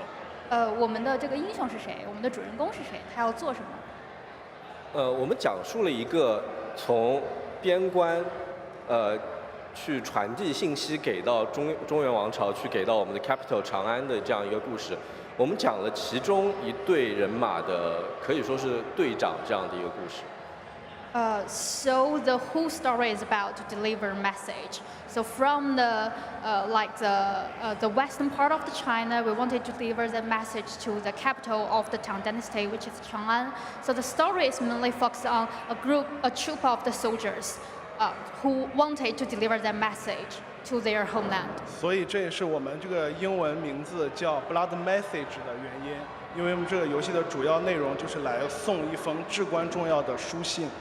That's also the main reason that we called Blood Message in English, because the whole story is around how to deliver that important message to the homeland. Nice. Now, we're seeing a mix of different types of combat. You've got a lot of unarmed stuff, you've got some sword stuff, you've got a whole bunch of guys on horses just charging at you. How are you mixing up that, I guess, variety? Are we going to have to fight all those guys at once, or is it kind of coming into play in different ways? 我们的游戏的打斗场面有非常多，比如说我们会有一些用剑用刀的场面，不知道会不会今后有骑马的场面。然后我们想问一下，我们不同的打斗的场景是如何融合到一起的？不同的 BOSS 或者说不同的这种打斗的方式，我们是不是只会用一次，还是会重复使用？首先我们这是一个叙事型的游戏，所以不管是我们各种各样的 gameplay， 包括战斗也好，还是像有说到马战。这都是为了叙事服务的。在之前我们的 PV 当中，我们可以看到非常多的一些内容，比如说马战，比如说攻城，这都是存在的。So all in all, our game is a narrative-driven game. So all of the combats are served for this main purpose. So not only this kind of like house chasing, but also the siege warfare are all wanted to tell the story to our audiences. 所以其实我们在这个实际画面中也能看到，我们虽然是在用这一把唐刀，但这个唐刀其实如果大家仔细观察，会发现它是在片段的叙事过程中获得的。它一开始用的是一把榔头，这个东西是跟他的职业有关，但是在他推进叙事的过程中，他可能会获得更多的武器用来战斗。所以还是那句话，一切都是为叙事服务。So if you see the video clips, you will say our protagonist is using a tongue blade to do the combat. But actually, this weapon is required during the middle. It's not from the start. So based on our main character's position, he in the beginning is using a hammer. So this could also explain all this kind of combat and the weapon system are based on the narrative. Cool. In addition to combat, we see little bits of exploration in the gameplay. Can you talk a little bit about, I guess, the scale and sort of structure of the areas we're going to be in? Are there going to be wide open areas? Are going to be lots of little nooks and crannies to explore? Or is it branching paths? Tell us a little bit about that. 我们也看到游戏里边有很多探索的部分，可以告诉我们关于这一部分的内容吗？比如说我们是不是有很多的地点？这个游戏是不是一个开放式探索的？首先第一点，我们是一个 action adventure， 且我们是一个偏线性的一个游戏，所以我们认为这是一种最好的讲故事的游戏类型。So first of all, this game is an action-adventure, linear, narrative-driven game. So that's also the best way we think could faithfully express what we wanted to tell to our audiences and players. 而且我们在去年发布的 PG 当中可以看到，我们有非常多的地形我们有非常多的地形，所以其实我们要把信从西边传到我们的长安，就是会遇到各种各样不同的障碍、不同的地形，然后不同的挑战，讲述不一样的故事。So if you checked back with the trailer which we released last year, you will say there are different terrains within that video. So if we wanted to deliver that important message from the western part of the China to the central Chang'an, then we need to experience lots of barriers, lots of conflicts and difficulties to make that happen. Nice. It definitely looks very sprawling and epic, and it is definitely really cinematic. Are there any particular games or movies you look to for inspiration, or that you kind of influenced the choices you made here? 我们的游戏看起来非常有电影感啊！我有没有什么之前借鉴过的游戏或者是电影来给到我们一些我们的洞察？我们的开发者都是从小玩3A 游戏长大的，所以我们一直有一个梦想去做这样子一款很好叙事的，然后单机的3A 的这样的一个游戏，这是我们的梦想。我们基本上把我们团队中所有的人都把它长大过程中游玩的所有游戏里面，他喜欢的那些东西都融入在这个游戏当中。So we wanted to express that all of our developers, from their start, from their period of the childhood, their dream is to develop a kind of like high-quality, narrative-driven single-player title. So based on that background, all of our developers, they wanted and they also inspired from all the games that they played within their lifetime, and they wanted to show their understandings towards to that part. 对，但这不是说我们这个游戏是一个缝合怪，它有各种各样的玩法，我们还是会 focus 在，我们会专注在叙事这一件事情上，我们会把我们学到的东西用在这个游戏里面。So, but that doesn't mean this is a game that have multiple combat or the gameplay mechanics. We still mainly focus to the narrative part. We just wanted to reflect what we learned from other outstanding masterpieces or the outstanding works into this game and to show our own understanding towards to this narrative-driven story. Wonderful. Well, it looks like it's really far along. You've clearly been working very hard. How soon can we get our hands on it? Are you ready to talk release date yet? 我们看到游戏有很多的内容啊，我们想问一下，什么时候游戏能够正式上线呢？我们什么时候能玩到呢？你知道我们的创作者们都非常的 hard working， 所以他们都还在杭州非常努力的去开发这个游戏，派我们过来。我们暂时还不会公布这个时间，但我们会努力去压缩这个时间，尽快。Okay, so all of our developers are really hardworking even right now. They're in our Hangzhou campus and try to give our audience more quality contents. So that's the reason why we are sitting here as a marketing team members. So we would not share the exact date at the current stage, but we would say we'll try our best and to make that happen as soon as possible. IGN Live is fun. We want to come back many times. All right, well, I hope we're playing it sooner than later. Blood Message will be coming to PC and consoles in the hopefully not too distant future, and right now, there's more IGN Live still to come, so stick around.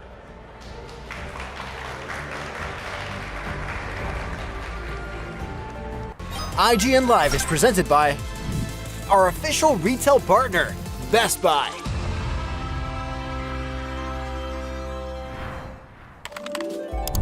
IGN Store has everything you need to level up your life. Red 6 standing by. Refresh your wardrobe with official gear you won't find anywhere else. From Fallout, Expedition 33, Romeo's a Dead Man, and more. Treat yourself to the coolest collectibles like an adorable SKA plush, your very own Assassin's Creed Hidden Blade, and a fully functional Pip-Boy 3000. Or kick back and relax to your favorite video game soundtracks on vinyl. Whatever you need, IGN Store has you covered. Head to store.ign.com and start shopping today. Can't find that final collectible you're missing? IGN strategy guides and interactive maps are here to help. One step at a time. IGN guides are trusted by millions, easy to use, and best of all, free. IGN has the very best, most complete and accurate guides for Shadow of the Erdtree, Baldur's Gate 3, Tears of the Kingdom, Call of Duty Black Ops 6 Zombies, and so much more. See? It's good, right? Every guide is tested and verified for you by experts. Just search for IGN when you search for guides. Do you want to be the very best like no one ever was? Streamline your journey to becoming a master trainer with Planet Pokemon. Choose your Pokemon, filtering by type, stats, or game availability. Then use the full team builder to assemble an unbeatable lineup. Plan out the optimal set of moves, items, and abilities. Play to your strengths by analyzing your team's resistances and offensive coverage. Or really maximize your Poke potential by digging into the stats by adjusting EVs and IVs. And save multiple team builds for different strategies in different games. Plan your dream team today at planetpokemon.com.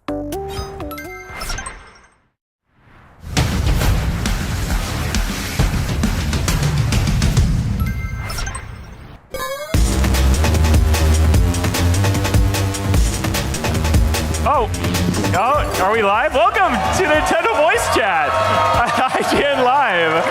Hey, we got Seth Macy, Perry Schneider, Jada Griffin, Brian Altano. I'm Logan Plant. Thank you so much for coming. Some of you hear our voices every week on NBC, but today, your voices are going to be part of the show. Yes! Yeah! As Nintendo Voice Chat becomes Nintendo Voice Chaos. Are you ready? All right. Okay, cool. Here's what that means. I've collected 12 iconic characters, items, or other elements from Nintendo history. They're going to appear on this giant screen behind us one at a time. And at the same time, you all need to do your best impression of that character, that item, whatever it is. Please, don't spoil it. Don't shout out the name of the character. That'd be really sad. You would literally break my heart. Oh, no. Yeah. So if you see Mario behind me, you would do something like... Wahoo! Yeah, and then we guess who it is. Okay, does that make sense? Okay. All right. Well, we've got 3 rounds for each of my lovely panelists here, and we're going to start with Brian Altano. So let's. All right, let's do this. Oh, Brian, you have to close your eyes. Oh yeah, because I can see it. Okay. Yeah, we got the back monitor. All right. Brian has to close his eyes. Wait, are we able to steal? No stealing. Okay. No stealing. Donkey Kong? Yeah! Okay, wow. Or Arsenio Hall? Audience versus. Okay. Do we have the real DK sound? We might. Yeah, okay. Yeah, there it is. You guys were close. Okay. Okay, eyes closed again. Brian, round 2 for Brian Altano. Wait for it. There it is. Waluigi. No, keep going. Wario. Shy Guy. Yes. Shy Guy. Yes, nice job. Nice job. All right. Okay. Do we have Shy Guy?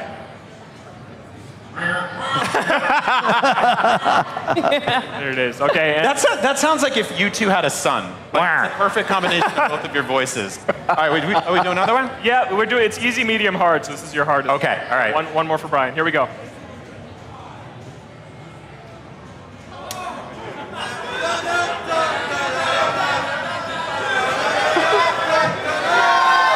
That's so good. What? Da, da, da, da, da. You guys. That's a whole song. What is song? What's the song? That's not a sound effect. It's a. This is really impressive. I know. Great. This is really good. Dun, dun, dun. You give up? Yes. It's the Me channel.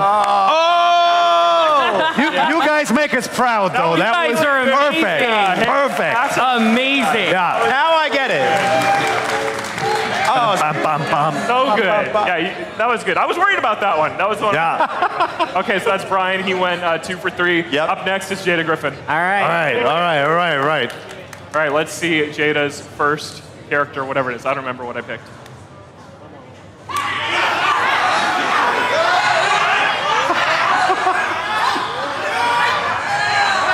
I have no idea.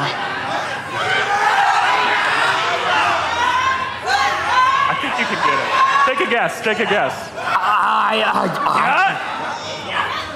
Yoshi? No. Here, try. Can you do it for Jada? Huh? Can you? What? Yeah. What? Yeah, it's Link. Yeah. Let's hear Link. Or it's. Yeah. Yeah. Or of course. That was real. I thought of this game because of how good Pear is at doing this. This is why I thought of this game. So here's round number 2 for Jada. Ow. Let's see it. It's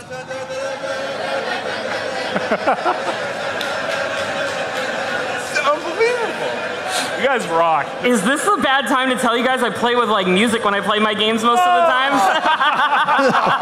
Yeah. Give it to me one more time. Superstar. Yeah! All right. Nice. That was great. That was good. Y'all were great. I thought I heard it the first time. There it is. Yes. Nicely done. Okay. We have one more for Jada, round 3. Most difficult one. Let's see it on the board. I'm blocking it. There we go. That's good. Whoever's doing that back there, that's good. Pretty good. Is this Pikmin dying? Yeah! Nice. It was just Pikmin. Okay, well, you know. It's a Pikmin living, but it will die. It will die. You gotta have that. Yo, that was. You gotta have that sad ending where it's like. See, I missed the easy one because I only play on hard mode, right? That makes sense. Okay, up next, Pear Schneider. You ready? Okay. All right. I'm ready. We got round number 1 for Pear Schneider coming up. Okay. Yes? I thought you were gonna like trick me and have. Oh, here it is.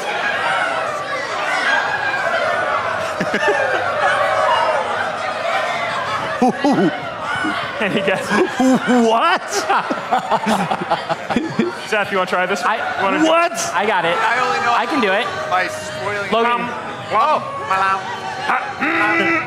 That's the best time.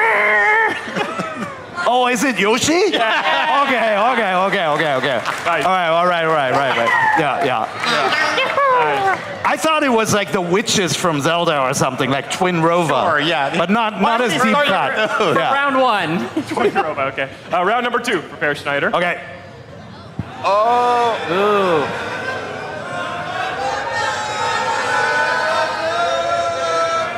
Let's give it again.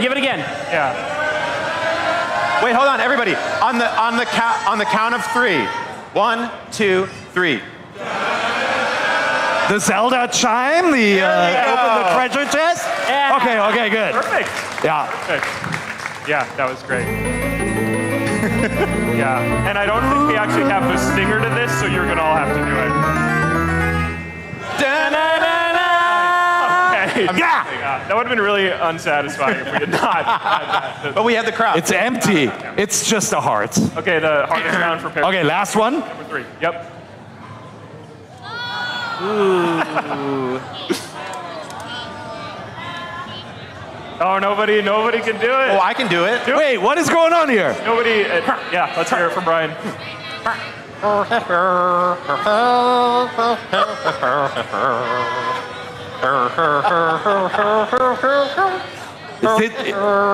Is it the Star Fox theme? No. Okay, that. We're not going to get a better one than that. It was KK Slider. KK Slider. And okay. Ow, ow, ow. Oh! Yes! It's the best KK Slider. Dude, I love you. I'm so glad you played this one. All right. Yes, I did not know that. Ow. It's going to be hard. Oh my God, that's awesome. All right.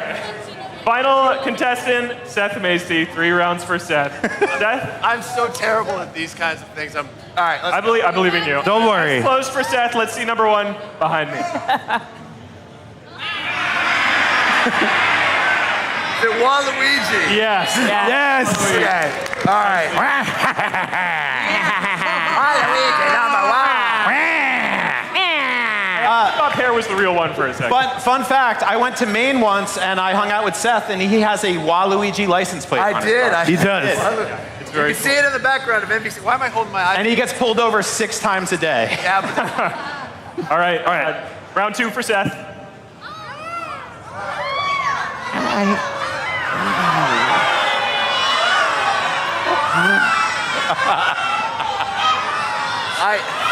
Pear. All right, let's go. Let's 1, 2, 3. Hi.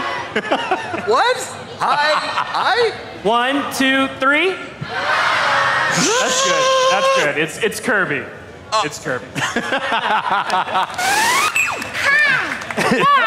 Nice job. Nice job. Yeah. All right, and our last round of the game, Seth's hard mode. Oh my God. Oh. All right, ready? 1, 2, 3. Is that a power-up mushroom? No. Let's try again. 1, 2, 3.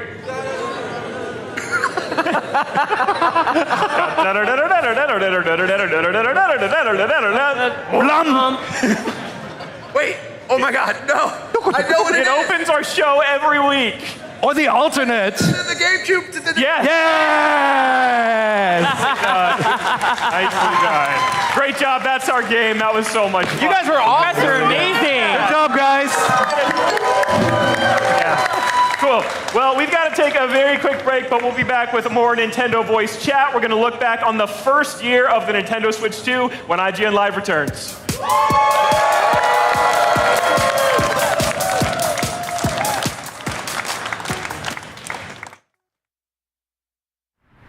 IGN Live is presented by Evil Dead Burn, only in theaters July 10th.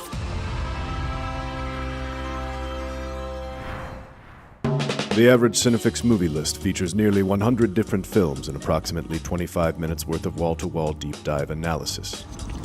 To simulate that pace for this 30-second ad, we're featuring 26 different films, and before you say it, no, that math does not check out. We're not math people, we're movie people. We can't even count down from 10 without ending up at, like, 96. Subscribe to IGN Movies and TV for more Cinefix movie lists. Bad at math, great at movies. Can't find that final collectible you're missing? IGN strategy guides and interactive maps are here to help. One step at a time. IGN guides are trusted by millions, easy to use, and best of all, free. IGN has the very best, most complete and accurate guides for Shadow of the Erdtree, Baldur's Gate 3, Tears of the Kingdom, and so much more. See? It's good, right? Every guide is tested and verified for you by experts. Just search for IGN when you search for guides.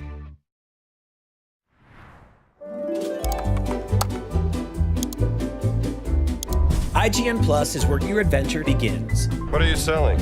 Plus is the place to get unlimited access to all the tools you need to beat your games.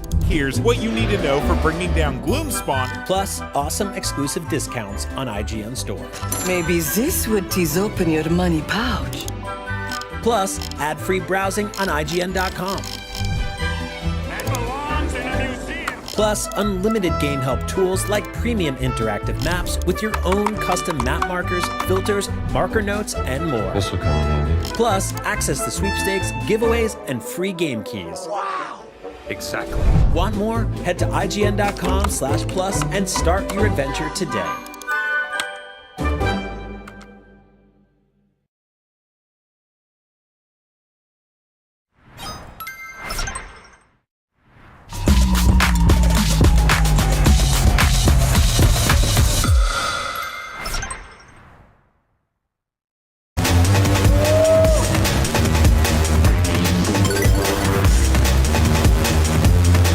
Welcome back to Nintendo Voice Chat at IGN Live.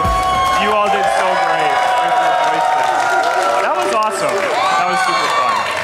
Yeah. Well, we got about 10 minutes left, and this weekend marks the first anniversary of Nintendo Switch 2. It launched last year at IGN Live. It was crazy. We were playing Mario Kart World. It was a blast.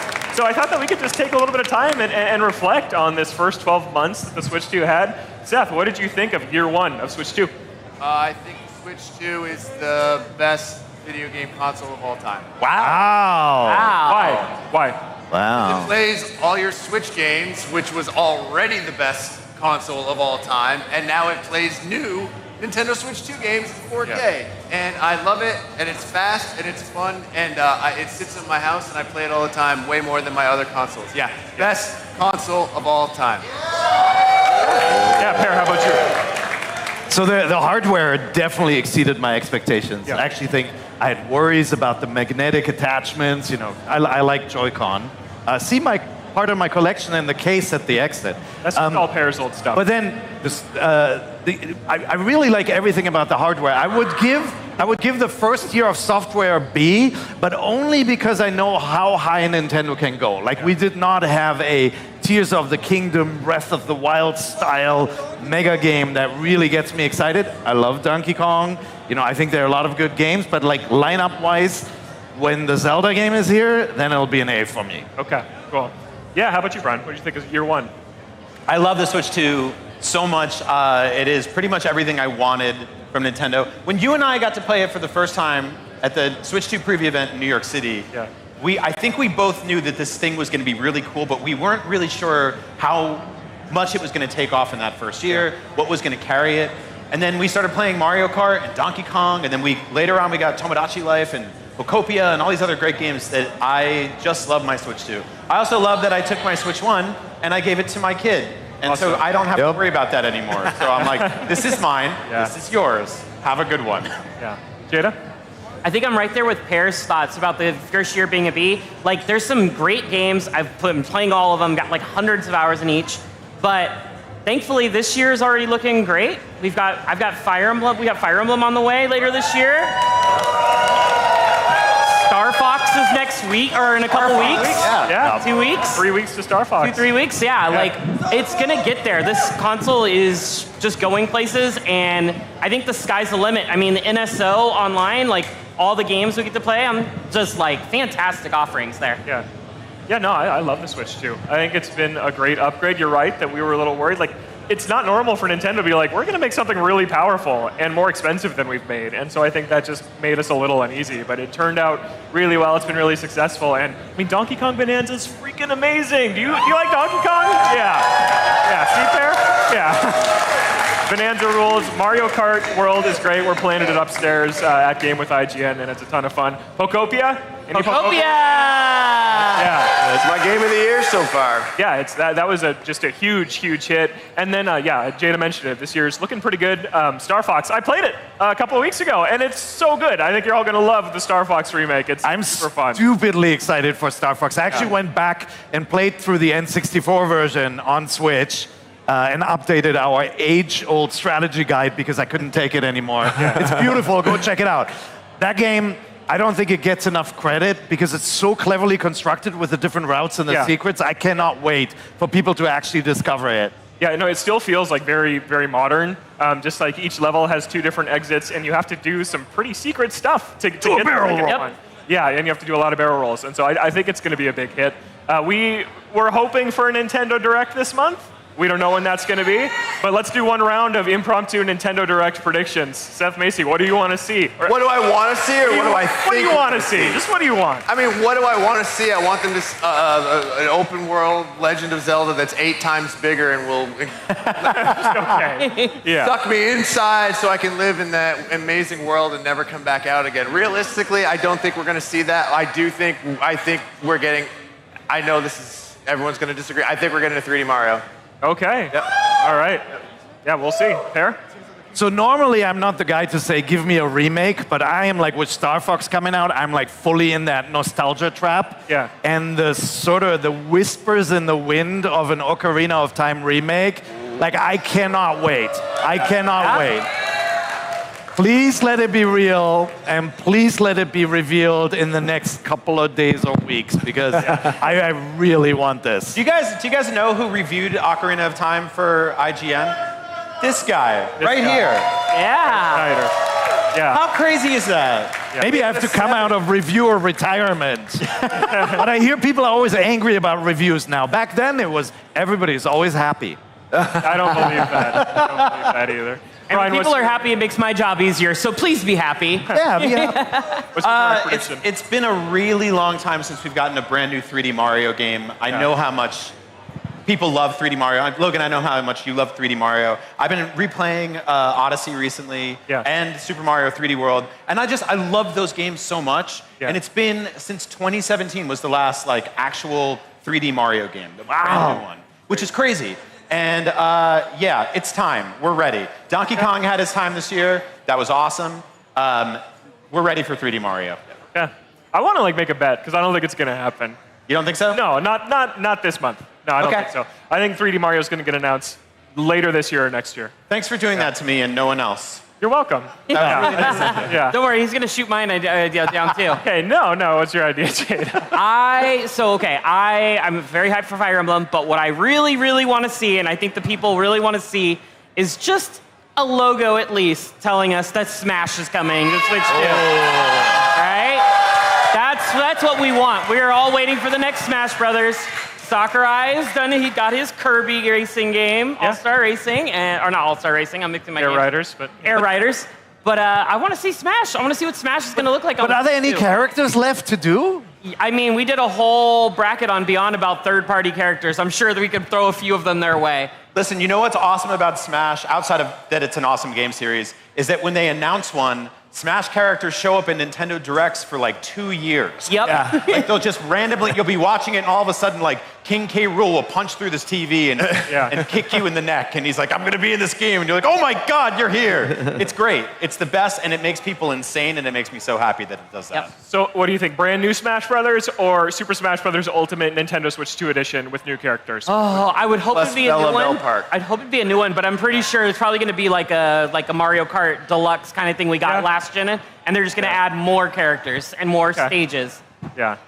Well, I think we could very well see Ocarina of Time remake at a Nintendo Direct. And I also think Nintendo can't help themselves. They love showing the next 3D Zelda way too early with a little 5-second clip of Link looking over some green hill. And I think we're going to get that. I think we're going to see The Legend of Zelda Switch 2, whatever that is, and remember, 5 seconds. Remember how cool those old teasers were, right? When they showed Breath of the Wild, it was just the countryside, and then you saw, Guardian running down the path, and then for Tears of the Kingdom, they teased us with the arm. Yes. And you didn't know what that was. I could see them just showing just a little snippet of what that next game might be about. I hope it's flooded Hyrule. I want water back like in Wind Waker. I know. Open world Wind Waker would be. The whole game's a water level. That's it. Yeah, sure. Great. Yeah. Just an open world water temple. It'll be really slow. You'll be walking slowly through water the entire game. Iron boots the whole way. Well, I didn't mention the water is only this high. So, okay. Yeah, you can't use boats. So it's enough to use it just be annoying? Yeah. Okay. Yeah, that's great idea. Yes, thank you. Yeah. Game of the year. Stopping wet socks all the time. It will be the Wind Waiter. I think it's just so, Zelda is always the most exciting thing to think about for Nintendo, and I think what's really cool is I love Mario Kart World, I love Donkey Kong Bonanza, but we know from the developer interviews, these games started as Switch 1 games, they couldn't run on Switch 1, so they moved development over to Switch 2, and they're absolutely Switch 2 games, but with Zelda, like we know the main team finished Tears of the Kingdom and started something on Switch 2, so like I think the next Zelda will probably be the best looking Nintendo game ever, and I think it'll run amazing, I think it will like do things that they've never done before because of the hardware limitations in the past.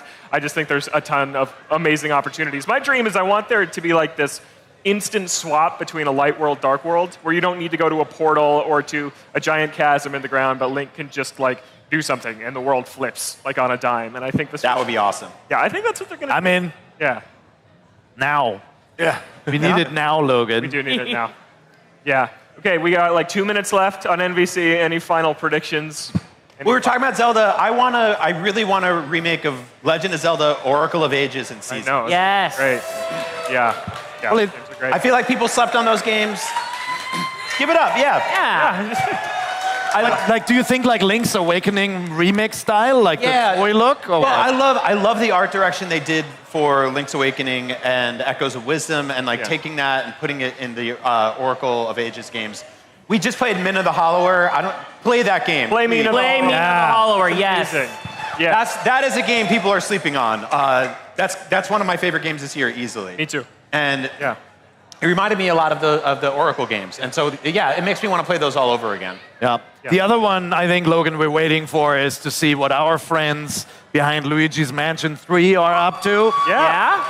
I see a Luigi hat. Next Level is an amazing development studio. If you haven't played Luigi's Mansion 3, it is just some of the most beautiful animations I've ever seen in a video game. And if they're making Luigi's Mansion 4, I'm totally cool with it, but I would love to see them on something new too. Yeah, I would too. My prediction is Luigi's Mansion 4. Luigi's Mansion 3 sold so dang well. Like they It got did really well, yeah. Yeah, Haunted Cruise Ship. That's my pitch for a Luigi's Mansion 4. That's a good one. I wanted them to take a big twist with it. I wanted to be Waluigi's Mansion. Waluigi's Mansion, right? There's a Waluigi out there in the crowd too. Yeah. It's time to shine. And he'll be all cocky. He's like, Mario. Waluigi's timeshare condominium. Sure, why not? There you go. Awesome. Well, we hope we're getting a direct this month. We got to see what Nintendo's working on this year. We can't wait. But thank you so much for coming out to IGN Live. That's a wrap on Nintendo Voice Chat. Thanks for being here and lending your amazing voices to our show. That's right. And that's a wrap of day one on IGN Live. Give it up. Yeah.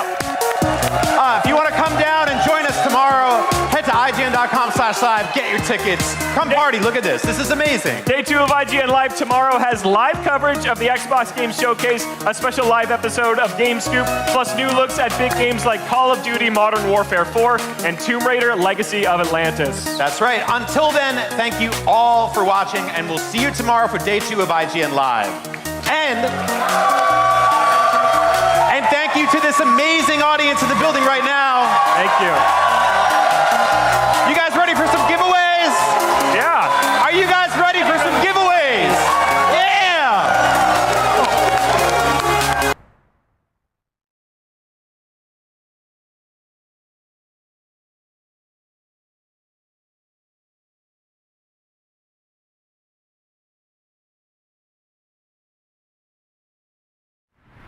IGN Live is presented by Amazon Luna, here to play.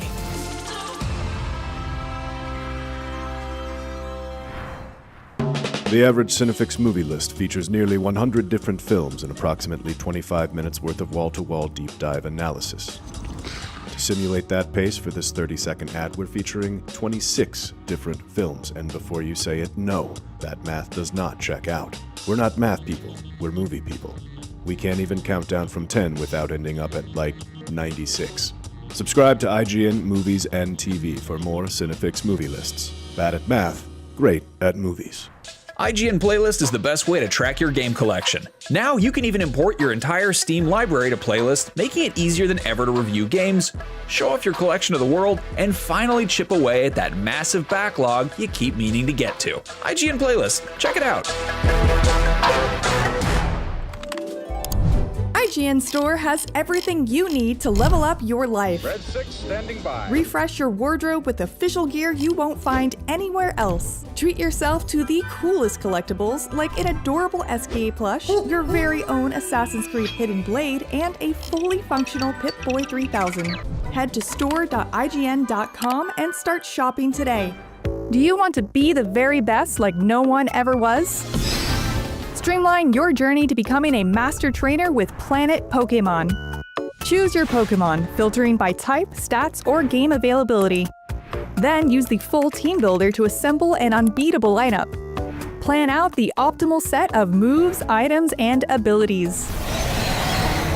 Play to your strengths by analyzing your team's resistances and offensive coverage. Or really maximize your Poke potential by digging into the stats by adjusting EVs and IVs. And save multiple team builds for different strategies in different games. Plan your dream team today at planetpokemon.com.